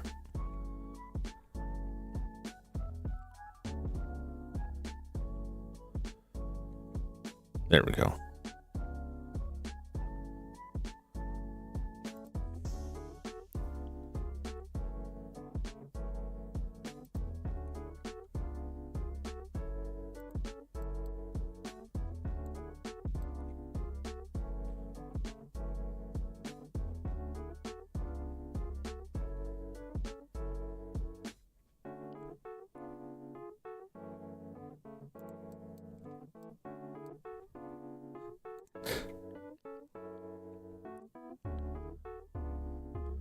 This model had fingers. This is where I would be extending the middle finger here.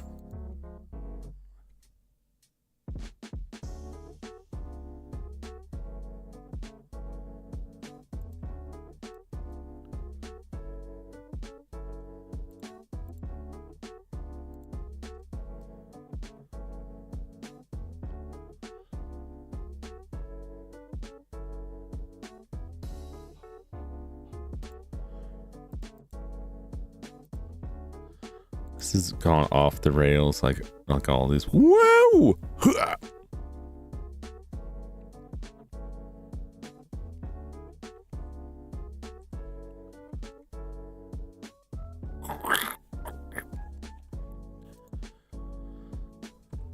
More about the hips. Yeah, hips is all of it.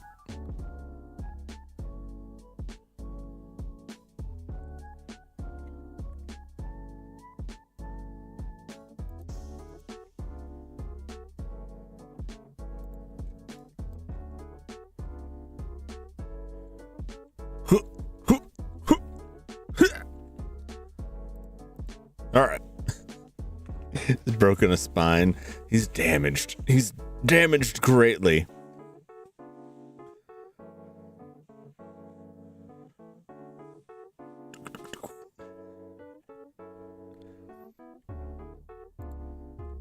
All right. We didn't make a ton of progress because I just got obsessed with like slapping the raw body parts out there and then refreshing memory on how to rig this stuff. I get the head somewhat. We can take this head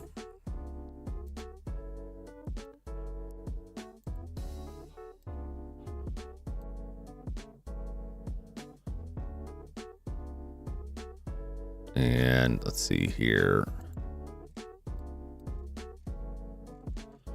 Yes. So let's go to texture paint, image, new. Yeah, 1024 is fine. Drum temp 1. New image.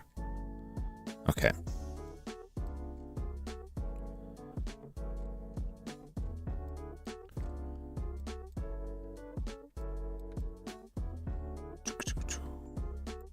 I'll do UV editing. Yep.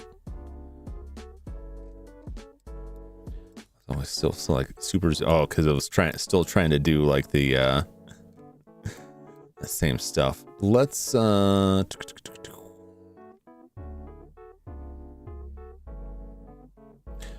shading. MP flesh. Image texture.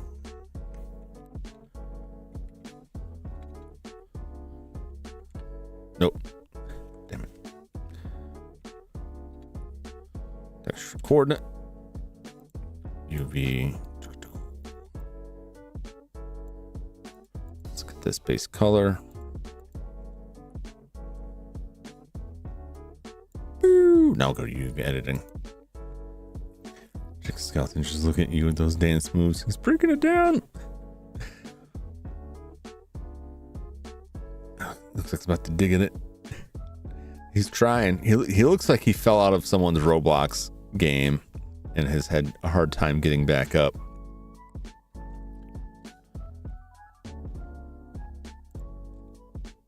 Okay. I need to... this. I don't know what those UVs are, but what those UVs are at all. That's very weird. Let's try smart UV project.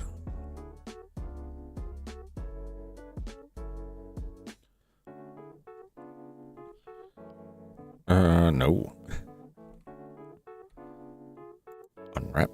No.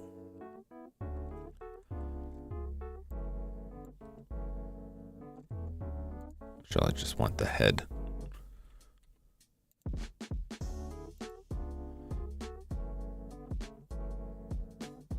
Okay.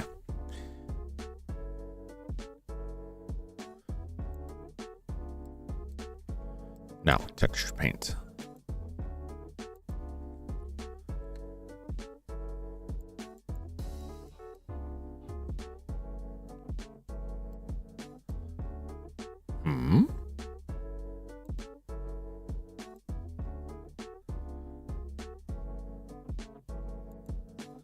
Some textures are linked detected. Weird.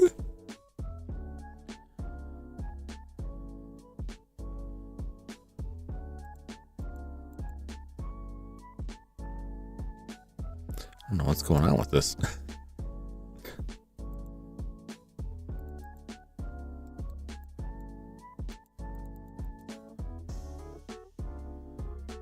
What have I broken here? I can just start filling all of this in.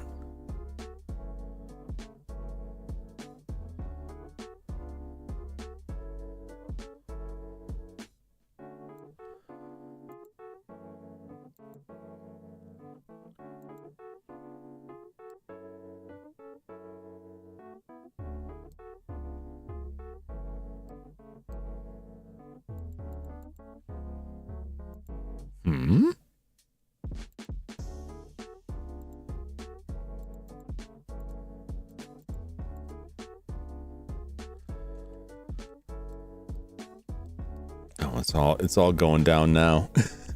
It's all going downhill. Select.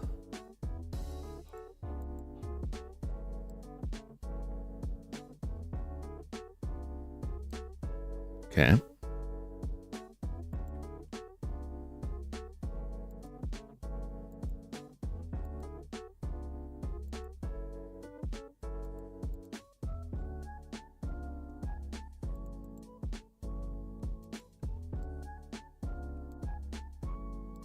I don't know why it's all decided to be the image textured, even though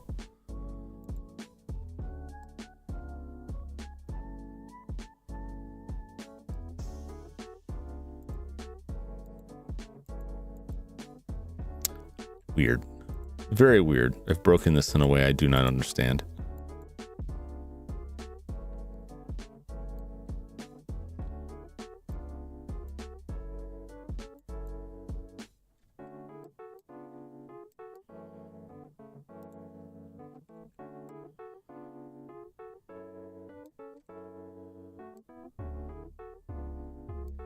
Something like that. Oh, I get it. I just don't know why like the rest of it freaked out. Okay. There we go. There we go. There we go. Very good. Okay.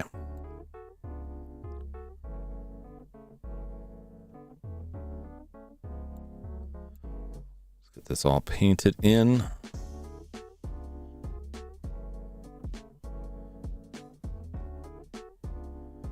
once we get this, we can do some hair and some quick eyeballs.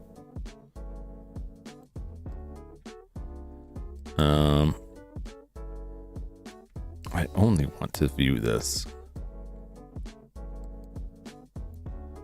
I'm not interested in the hands. So when you're doing textures, this is a terrible way to do all of this. You always overlap the line, because and this is actually kind of bad. We probably don't want these to be right on the edge, especially if there's any deform going on, but you don't want to just go up to the line on that, because you'll get weird edges.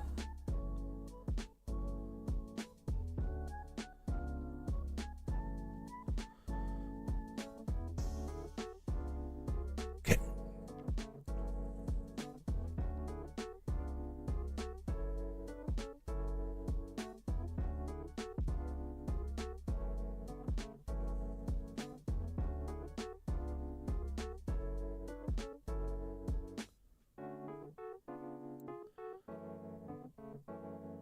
The hands are whatever. The hands are blah. Okay. This is...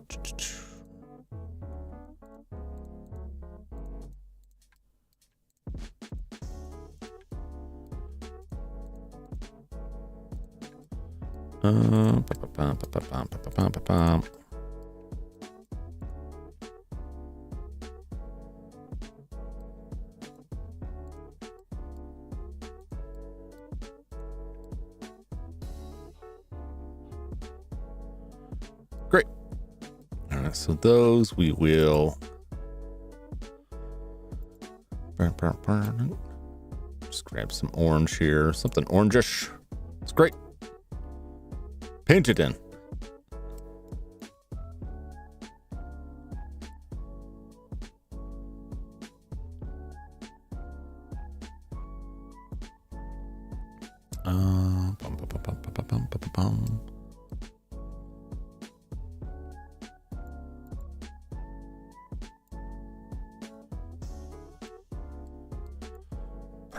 Perfect.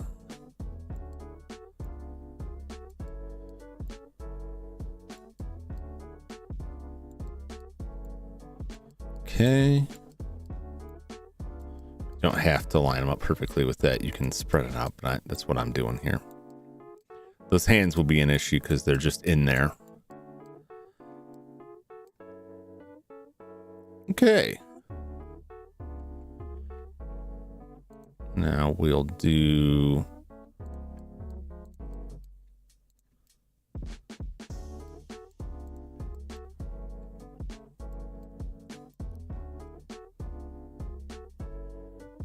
some beardiness here.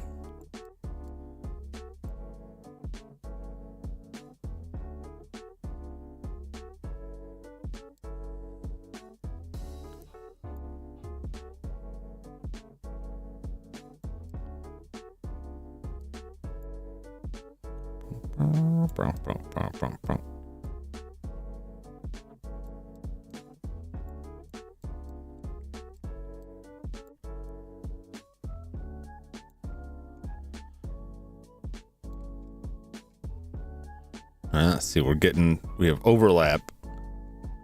These are overlapping. It's putting some pixels up there. All right, well, let's just go crazy here.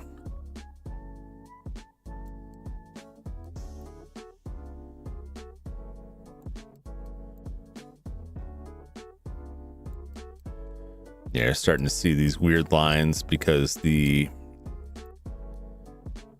not enough separation here.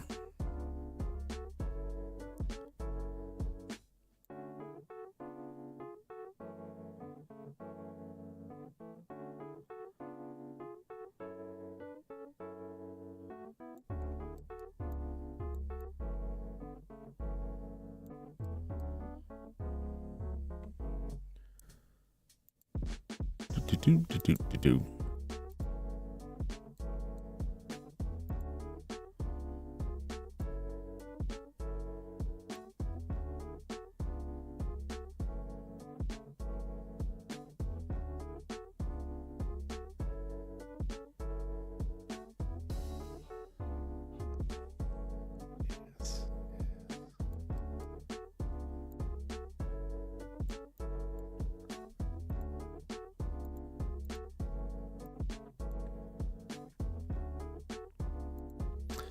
Why this? There we go.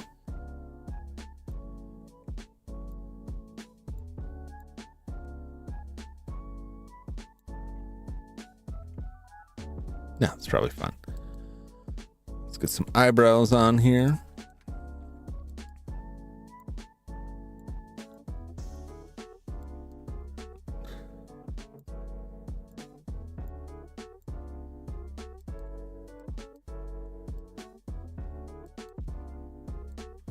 And lastly, the eyes.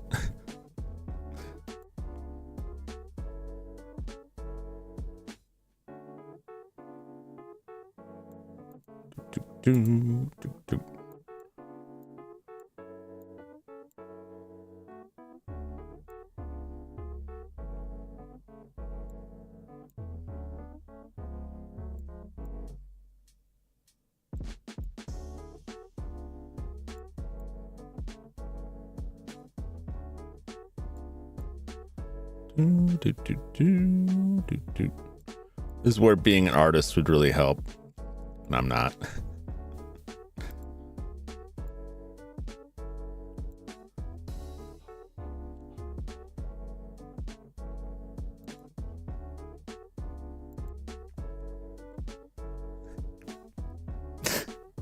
All right, let's take a look at our beautiful masterpiece here.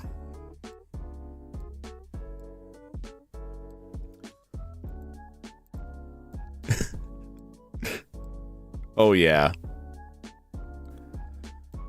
it's wonderful.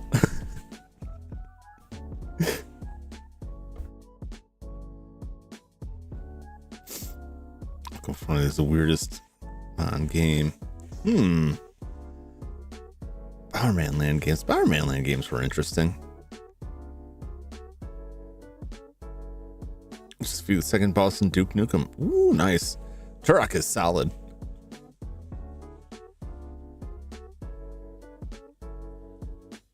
I almost forget there's a trilogy of those. Scaredy Jum, all right. Yep. Don't ask me about the hair on my hand here. It's there were some mistakes with the orange paint.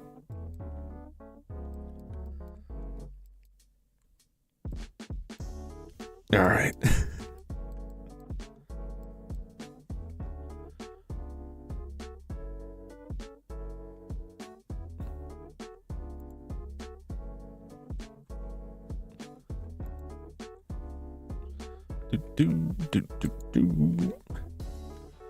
So what's up, Silas? How's it going?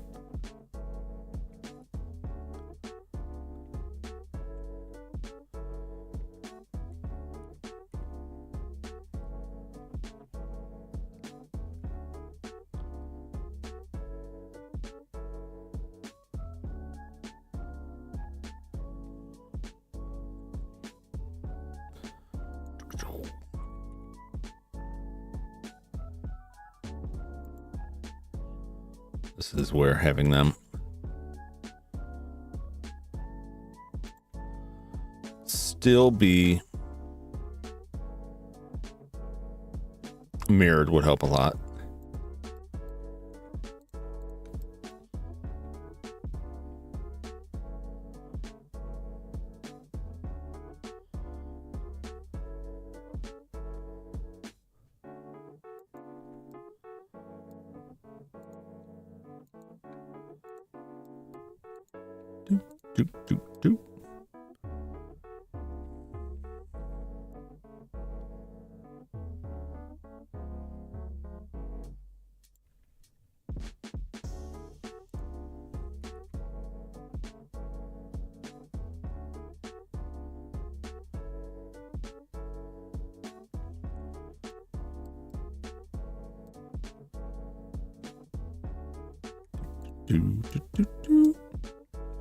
Boyfriend's birthday was today, so chill with him. Oh, very good. Very good. Happy birthday to the boyfriend.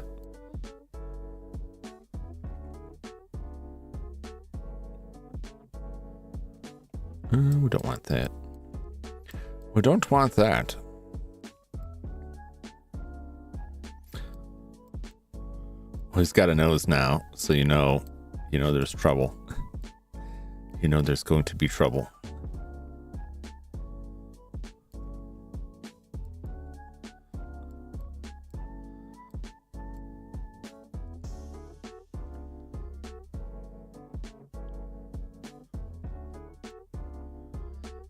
I don't know how I feel about the nose jutting out there.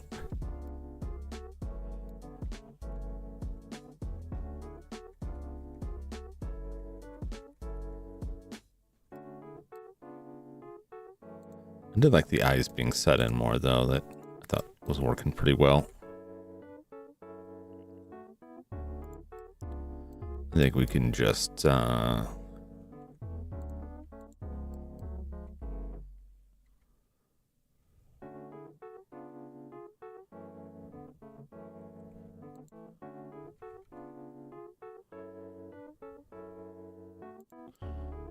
a little beak there, I guess.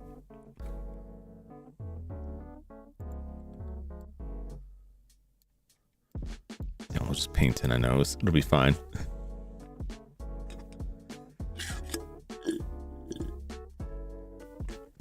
Alright, Brent picked up more books. Nice, nice. SCP Jum isn't real. He can't hurt you. I'm as real as it gets.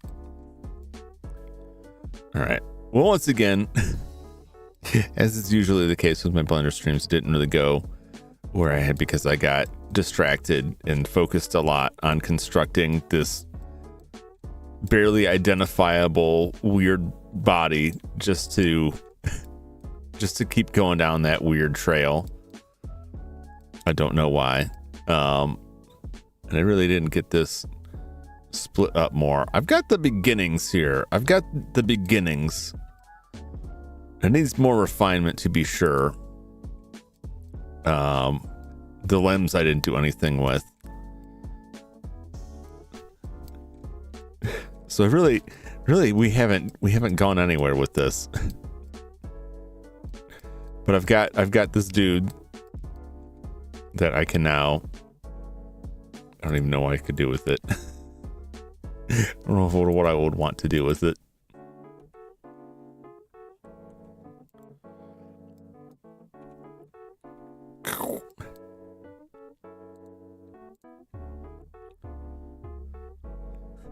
Hey everybody.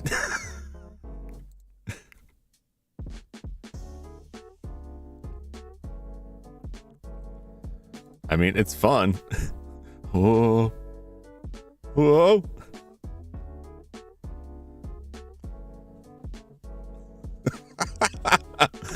But it doesn't actually like resolve this. Let's see if I can do any better with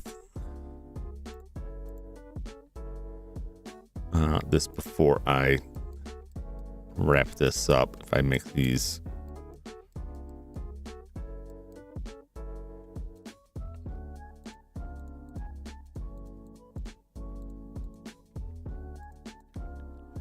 all right, let's get this. Let's drop it down. Drop the darkness down a little bit there. Let's get this radius lowered.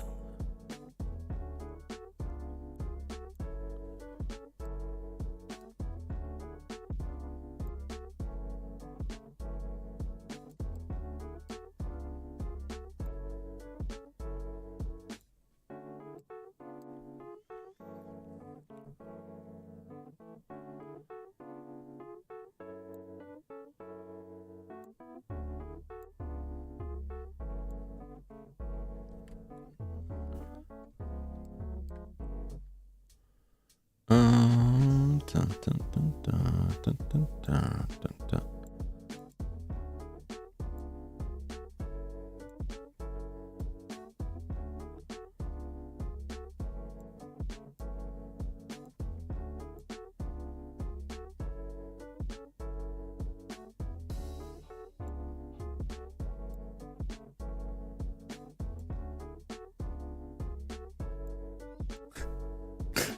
It's looking better. It's looking better, isn't it?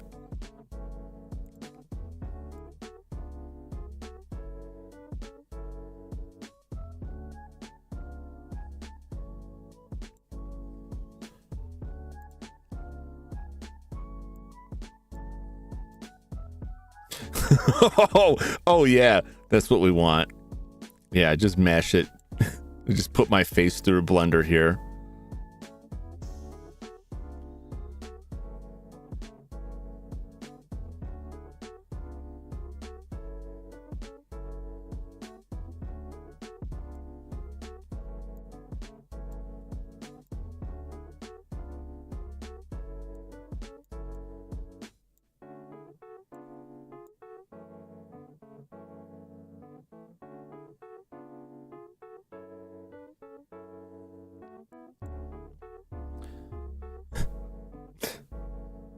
Yeah. Oop. I want that orange in there.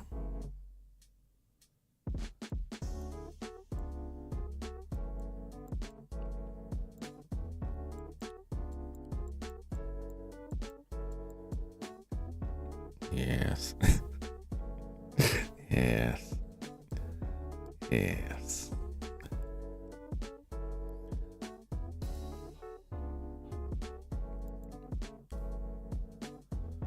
Okay, let's get this down. Let's put the strength.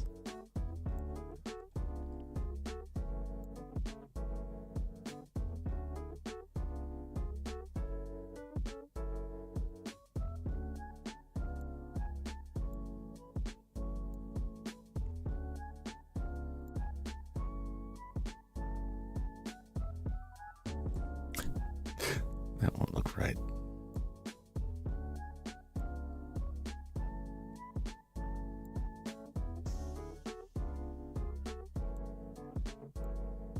Oh, that's not. Can't even draw on that, can we?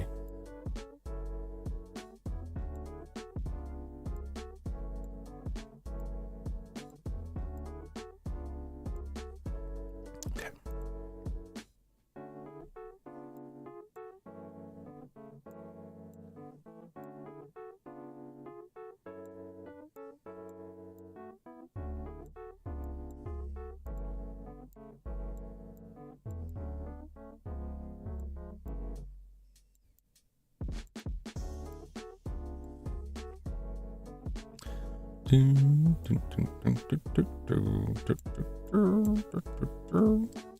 See how much worse this looks.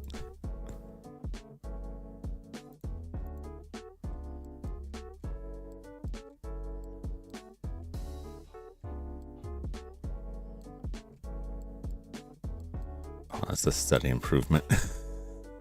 Person thinks, oh, no problem. Oh, I hope the birthday went well. Thank you for passing that on.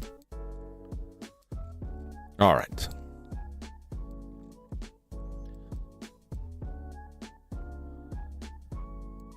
So I'm not really sure where we can improve this. Definitely the mouth.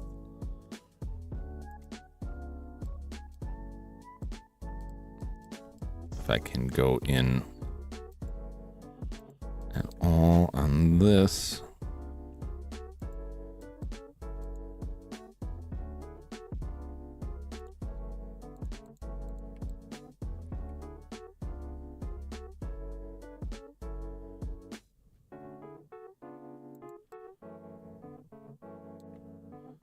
I don't know if I can pull these back without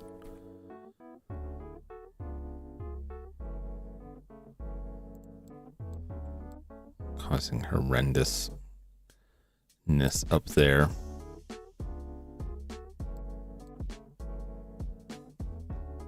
So ideally, like, the nose would be around here and the mustache would be down here. The mouth would just be like within these faces, this would be all nose, like those four. Ears.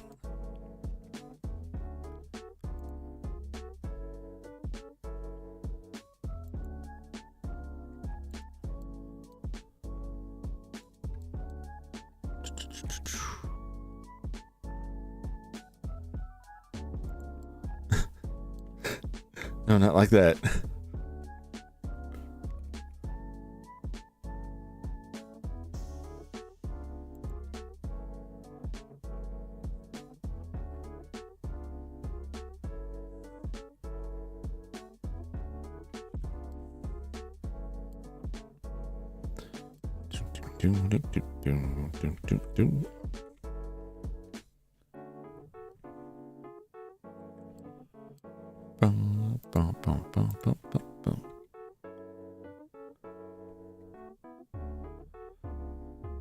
Yeah, that's what I'm looking for.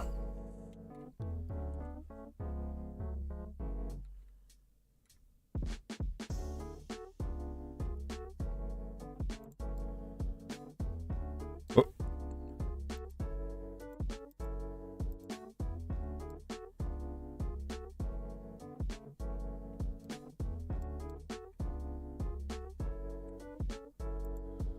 Where are we at here?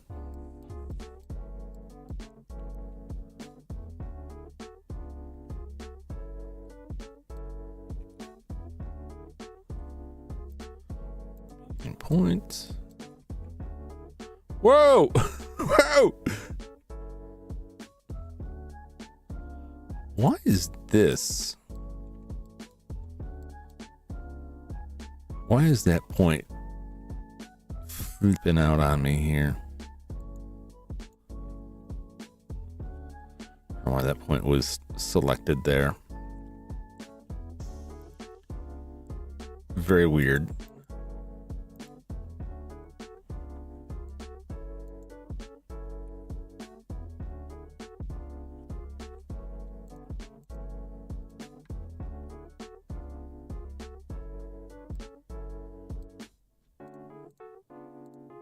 For some reason it kept that selected.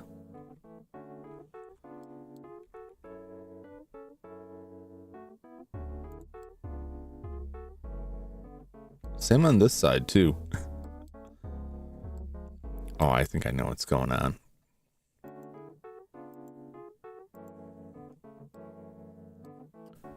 Where is my options here?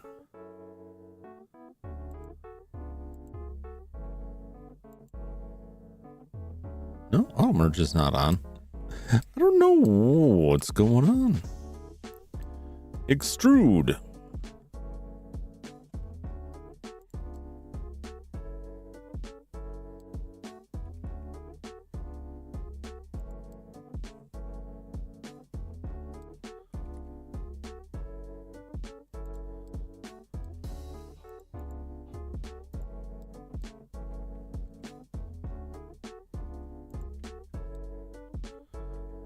It's very weird. What was going on with that? Not right.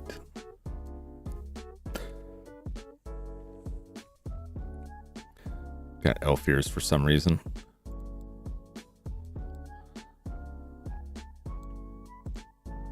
I'm not sure I want ears coming out of this.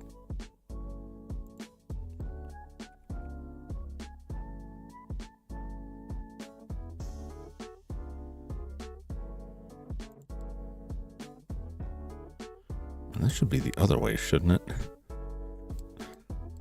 I should be going the other way with this.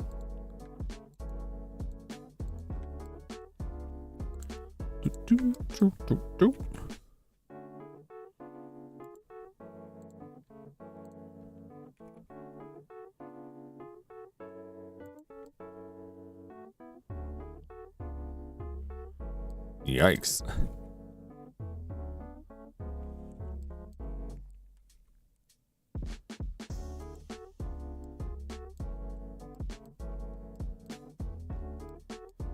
Oh, that ain't right. That ain't right.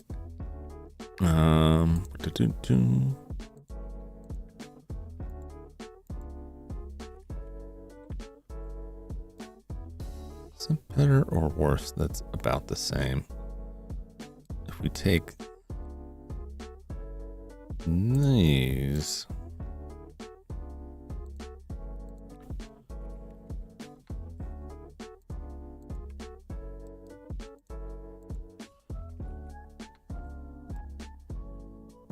much more subtle ears.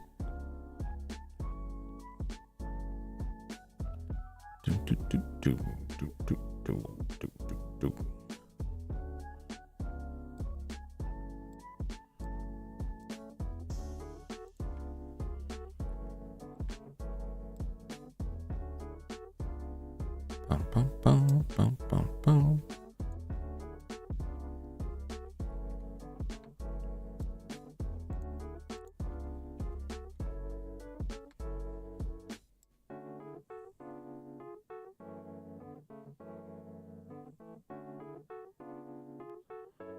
Okay.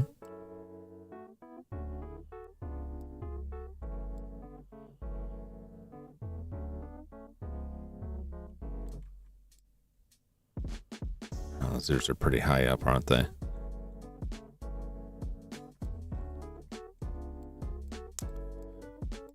I think they are kind of high up. All right, let's just undo that. And Judge Doom. Oh, you're missing his glowing eyes. Soon, soon.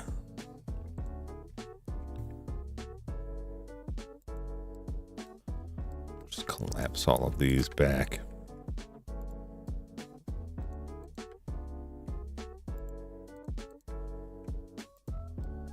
After all that, I'm just like, nah.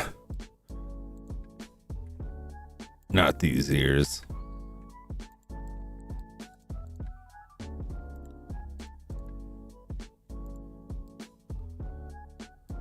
Should be like lower, but I want to start making more cuts in this. Can I drop these down?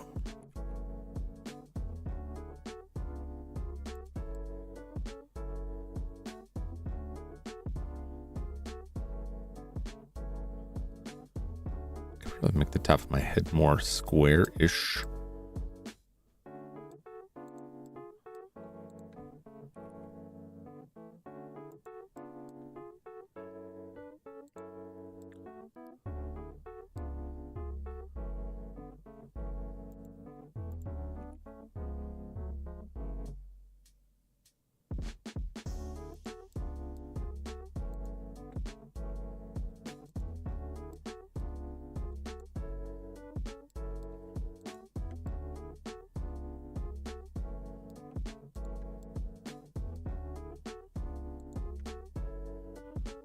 That's a very weird loop that just doesn't want to go there.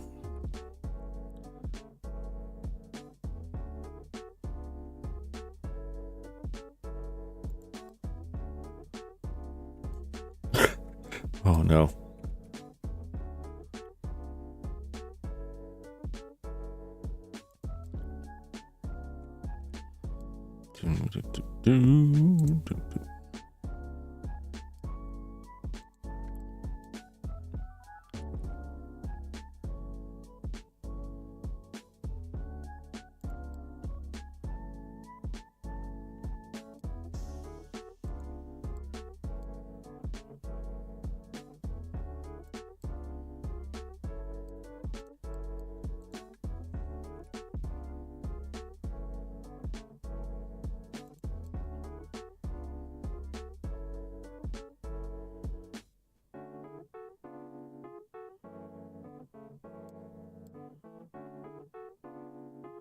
That's a pretty Jum looking haircut, I think.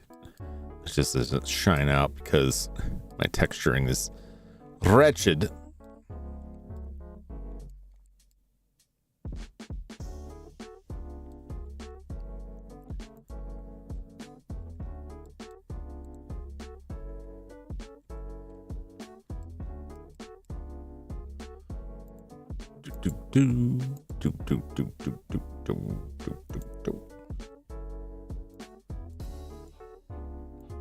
Strength back to 100 there.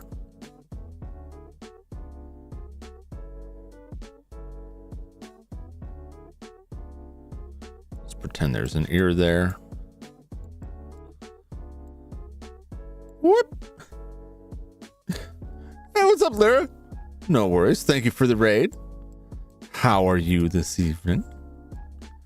I hope you're doing well. This is all going wrong.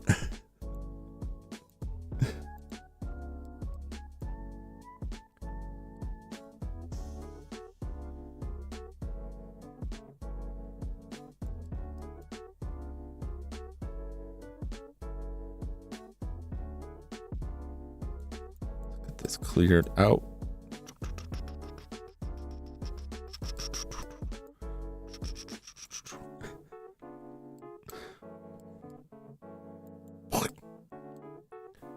Okay.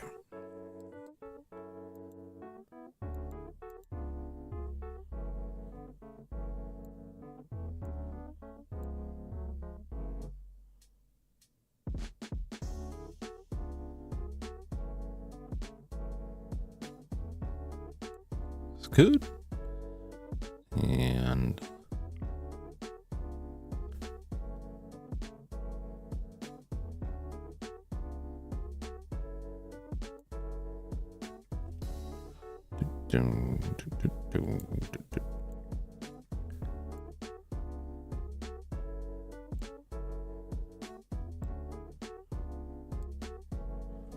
that's all right there. That's all right there.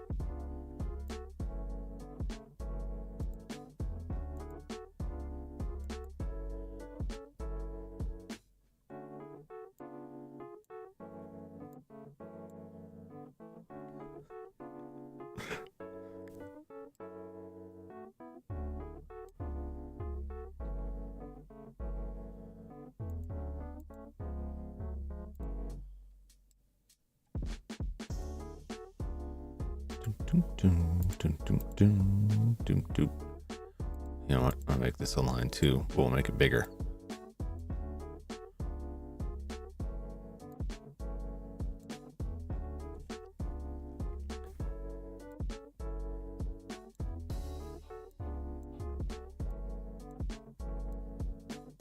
Smaller. A little bit smaller. The rows are not that quite bushy.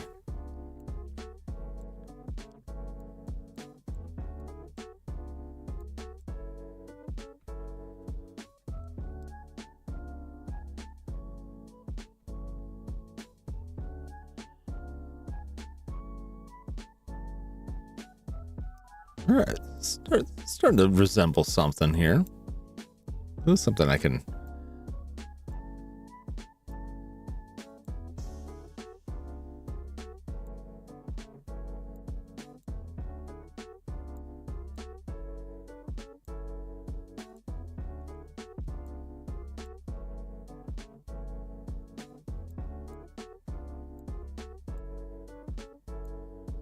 Possibly make happen.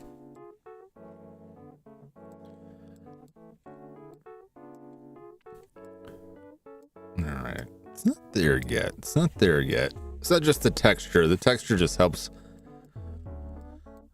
delineate the space here.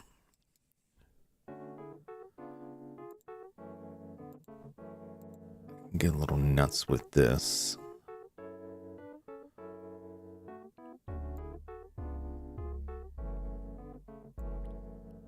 Turn the strength down.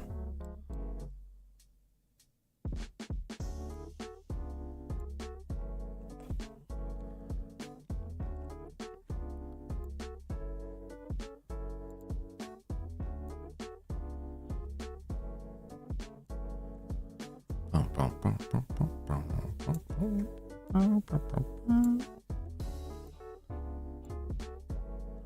mean, that just kind of like perfectly follows that line there, which is probably not super great.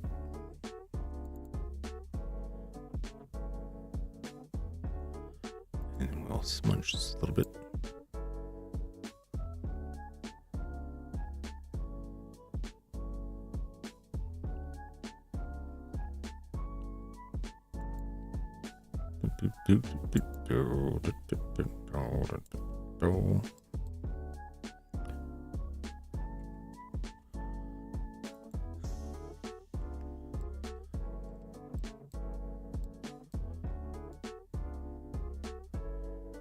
And bird could come in a little bit more.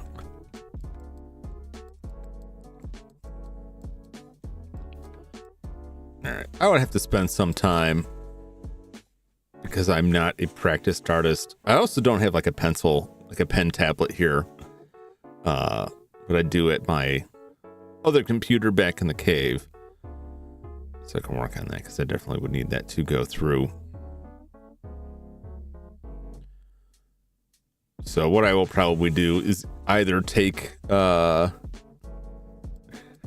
like an image of Jum Jumington, which actually I could do that right now. I could get stupid with this right now. See if I can access my Discord. I should have a good or good enough picture.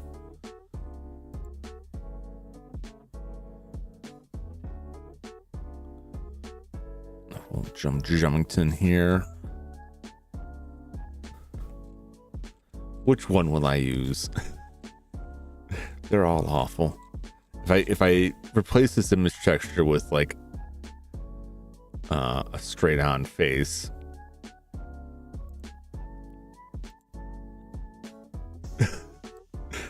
It's not there yet. It's not there yet. All right.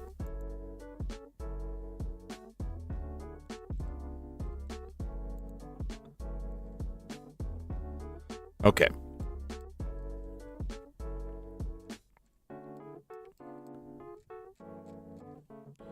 Where are you going?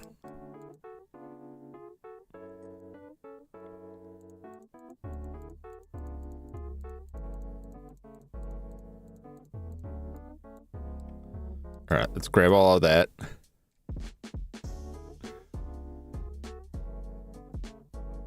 Actually, can we just get all of this? Unwrap it. No. Smart project. Don't correct aspect. No, do correct aspect.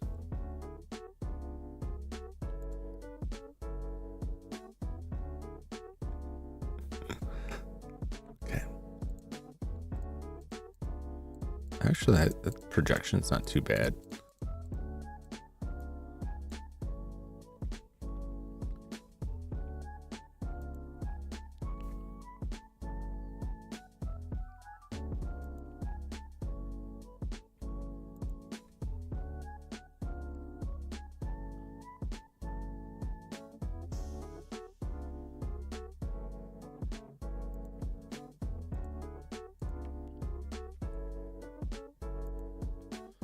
I can just drag this around.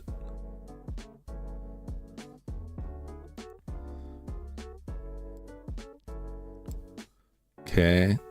It's perfect. It's perfect.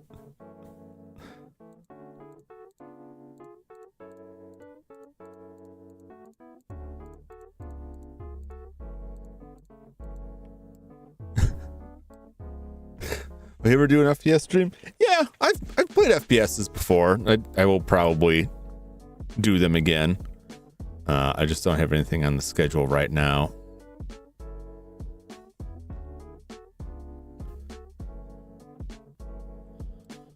All right, you know what? I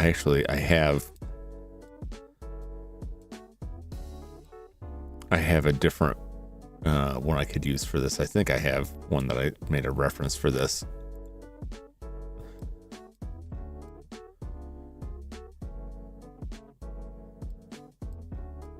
All right, looking at this, like it lines up pretty well. So if I could just make it textured well, it would be fitting for where I'm at, but it would be really very funny if I just textured this with screenshots of my existing 3D model and was like, here's my low poly model. That would be on brand for me with like every shortcut available.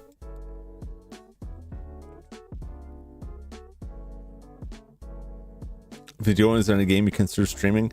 Probably the next FPS I would have on is Cultic, because that was recommended to me by one of my viewers, and I'm trying to get around to some of the games people have suggested or requested, or either or. I'd say I don't generally take requests so much. I take suggestions or people like that, but I do listen to everything people talk about with games. I just don't want to give the wrong impression on stuff. Like, I love to hear about people's games that they want to see, but I can't run things like every time someone says like, you should play this game, like, drop everything and play that game. Mostly because, like, if I'm not, it's kind of like if you're really hungry for like a burger and someone's like, let's get tacos, and you're like, tacos are good, never really like tacos, I'm really in the mood for burgers. And if I'm like, I've got a set of games in mind, like, I'm really excited about these, and that's my burger, and someone's like, well, also tacos are good, like, tacos are good, but that's not what I'm in the mood for. Someone said burger. It's all burgers here all the time. Let's see, cultic. Yeah, that's J Money, I think, passed me on to that, so I have been meaning to get to it, but I don't know when exactly. Okay, this is an image that has some better. It's actually listed as a model reference.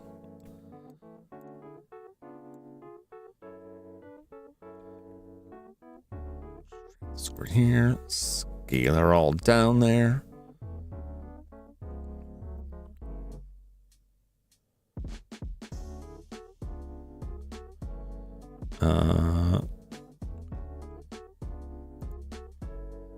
Scale up a little bit more. Scale up a little bit more.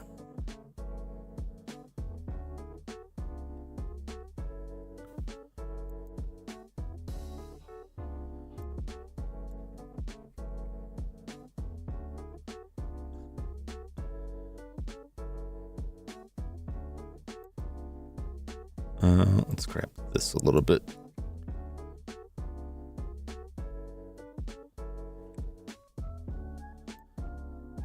Grab this.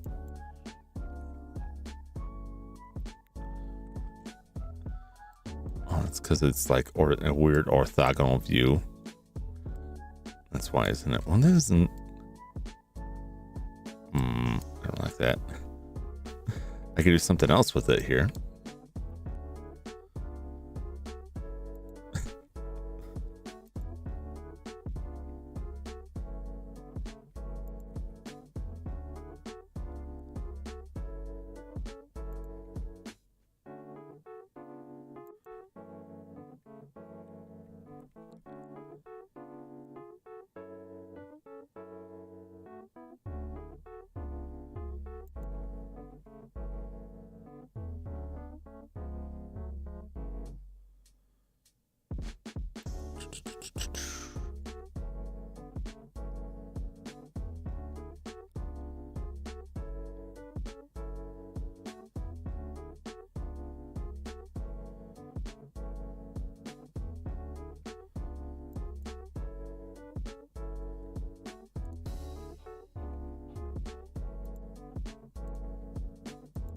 Okay.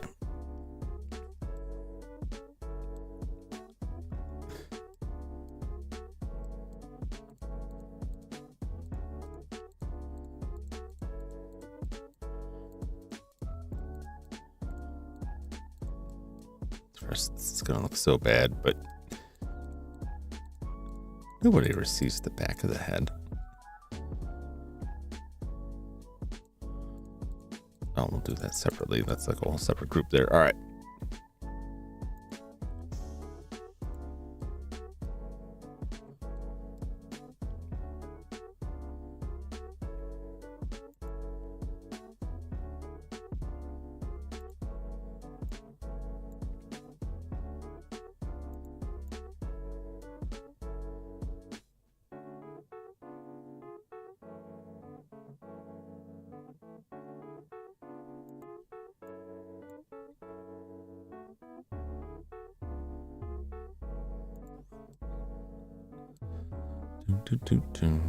Actually, no, that we need to get both of those back there, don't we?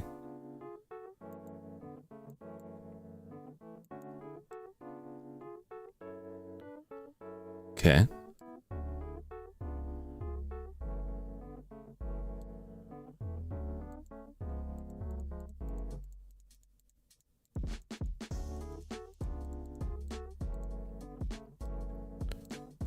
I should have just kind of tried to mirror that. Do, do, do, do, do, do, do. Okay.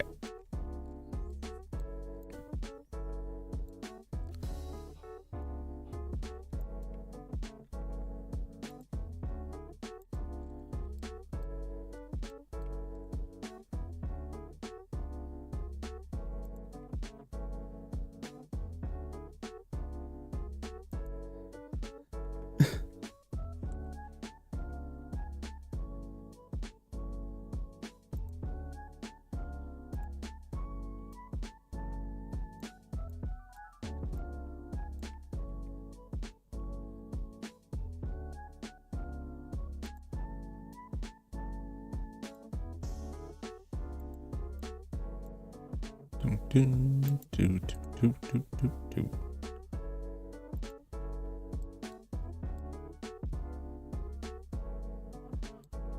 All right.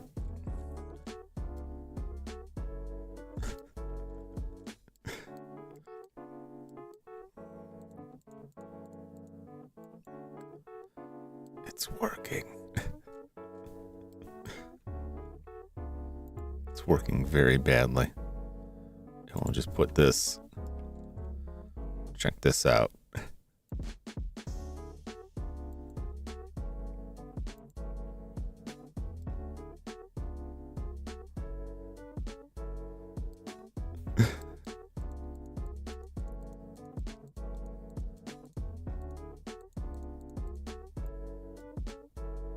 Okay.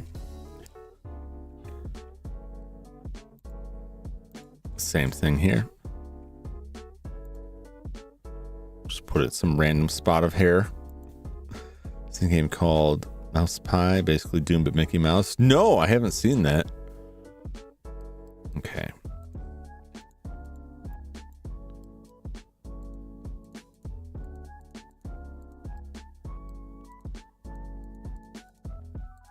Is it like Mickey Mouse, or just like it's a mouse-like character that can be defined as being like Mickey Mouse?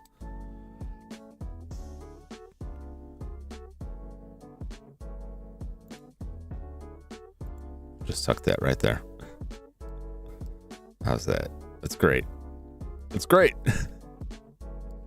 Amazing. All right. I can see where the eyes would probably line up more. So I would probably raise this edge here up higher. Nose is almost right. I have to think about the mouth because I only want to have, like, at most this little section here rotate out. I could split this more just to keep it smaller so I don't have to worry about all of that, but it'll just be this section here rotating, changing the texture.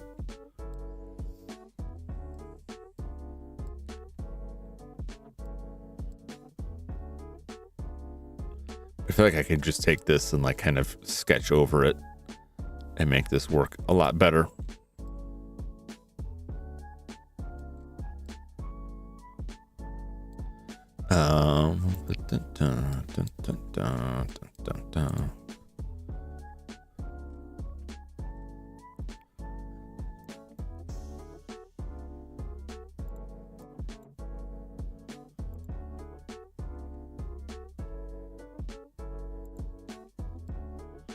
This just needs to go wherever there is a preponderance of flesh. Like right there.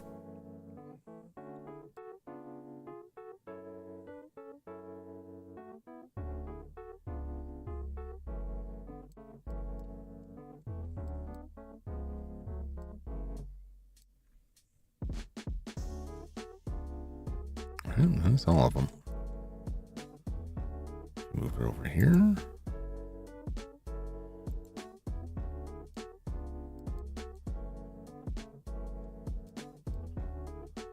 Just showing up through, or is it like a shadow being cast? Oh, it says just a shadow. Okay.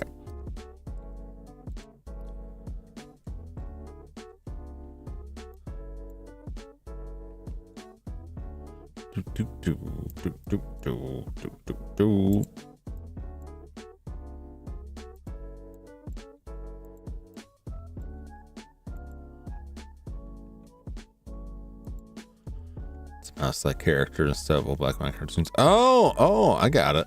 Oh, it hasn't been released yet? Okay.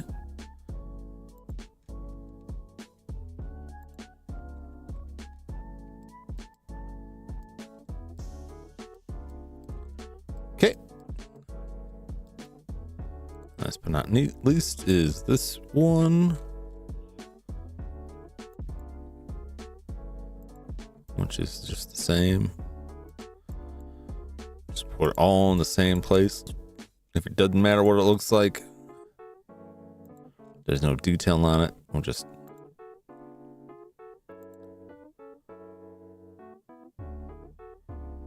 actually, well, we can put this here because that skin's a little bit darker. Not that you won't be able to notice at this level. Okay.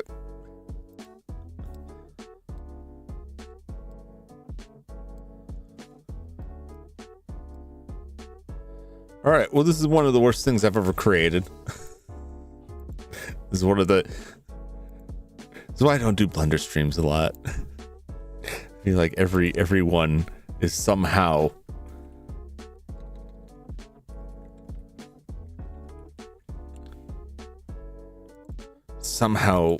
less focused and more deranged, and not in the greatest way. Oh well. Oh, I just I spent so much time just rigging up the body. I should have spent more on the head, but this is good because this gives me, because I'm not an artist and don't have great references to work off of. I'm mostly working off of the existing 3D model, so jamming this stupid thing together at least shows like, hey, this could work. My texturing is not getting any better, but I could do quite a bit just by getting screenshots and shove it in there. But I want to, I don't know, try for something visually different, because I don't want to just have the low poly model be like regular Jum with lines, you know. Although that could be funny too. It'd be funny in its own way, because it will just be like like if someone printed out a bunch of pictures of me and then made a cardboard box mask out of it. Because like the mouth will move, but it won't move like this. It'll just be like like stop motion style.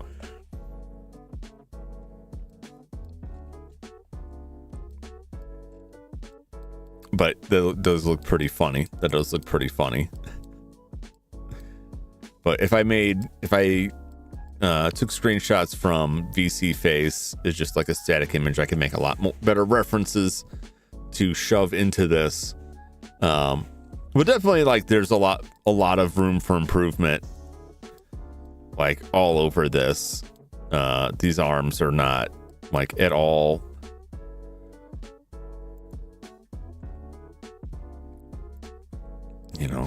trim down here.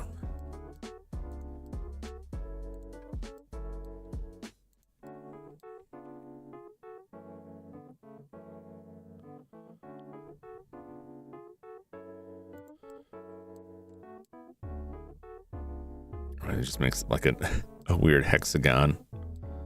Let's see, scale, shift X. There we go.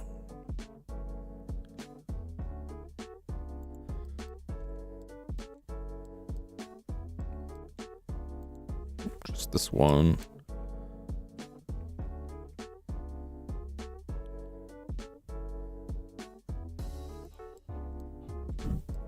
Arms don't need to be complete sticks, but I could definitely make more stylized. More so than just rounding it out. Those cuts. But I answered some of my questions on the rigging and cutting the stuff up and lining things up. Really more focus on attributing the limbs down a little bit more, rounding them out, and then adding more character to it. And same for the head. I can try to add a little bit more character and separation on some of these edges here, round out some of it, or flatten it more. That's the other one. Looking kind of lumberjack. Yeah, he's kind of weirdly blocked up there, but he won't stay that way.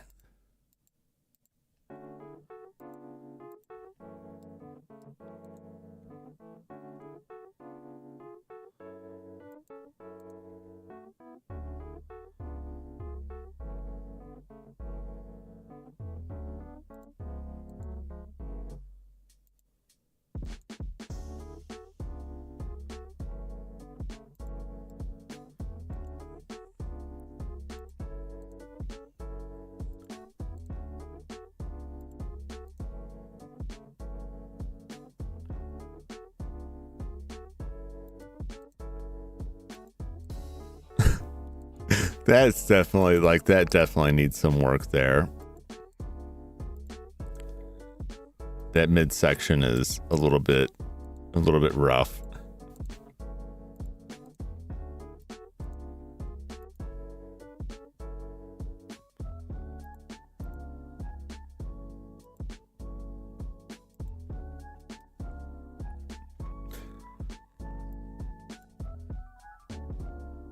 Oh God. Oh no! Oh! What is happening?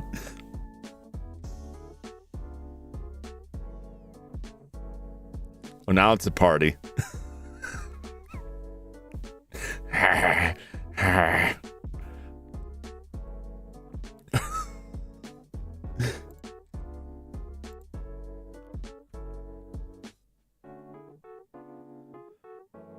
Oh boy. Oh boy. I can make this not be in front. Yeah, his lower midsection is definitely not. I mean, my legs should never bend like this, but that's definitely not doing anybody any favors there.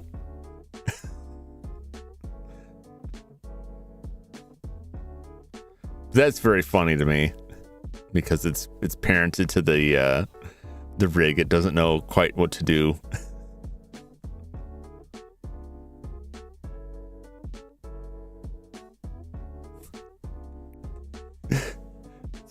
Let's get some beats.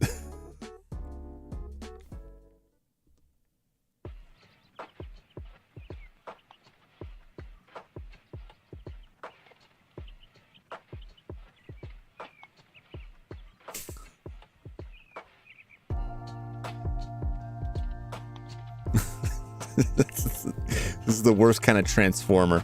All right.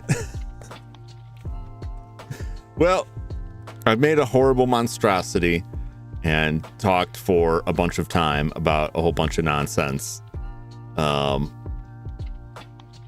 Didn't really get much further with this. But I do have plenty of ideas, so. And somebody pranked me, so there's that. This kind of looks like a bird. Delicious turkey jam. Oh wait, this isn't the right thing. Put his bird right in there. Oh yeah, we'll be cooking tonight. Well,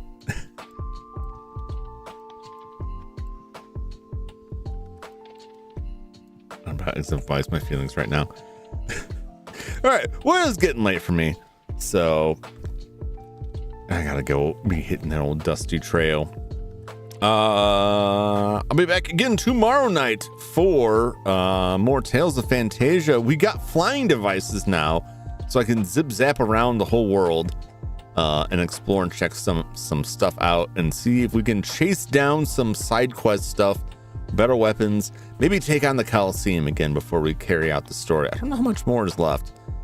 It's probably more than one stream worth, I would imagine. And then I'm back again Sunday for more Sunday grind. For tonight, let me see if there is anybody around that can grab my tabs. Let's see who is live right now. See anybody? Let me see if I got anybody coming up here before I roll out, but I don't. I know, unless they're just not showing up. Anyway, yeah, that'll just be it. Great. I'm going to go, and I will consider this, and we'll see when we come back for more Blender. We'll work on this again and see if I can make something that looks good and is usable out of it. I probably won't work on this off stream, but I will probably work on some texturing stuff, try out some different stuff for that. But that'll be sometime down the road. Probably not next week. I'll probably go back to some games next week. So we'll see. But thank you so much, everyone, for dropping by and for hanging out, and for chatting with me. And I will catch you all on the next one. Have a great evening. Until then, so long, everybody. Bye-bye.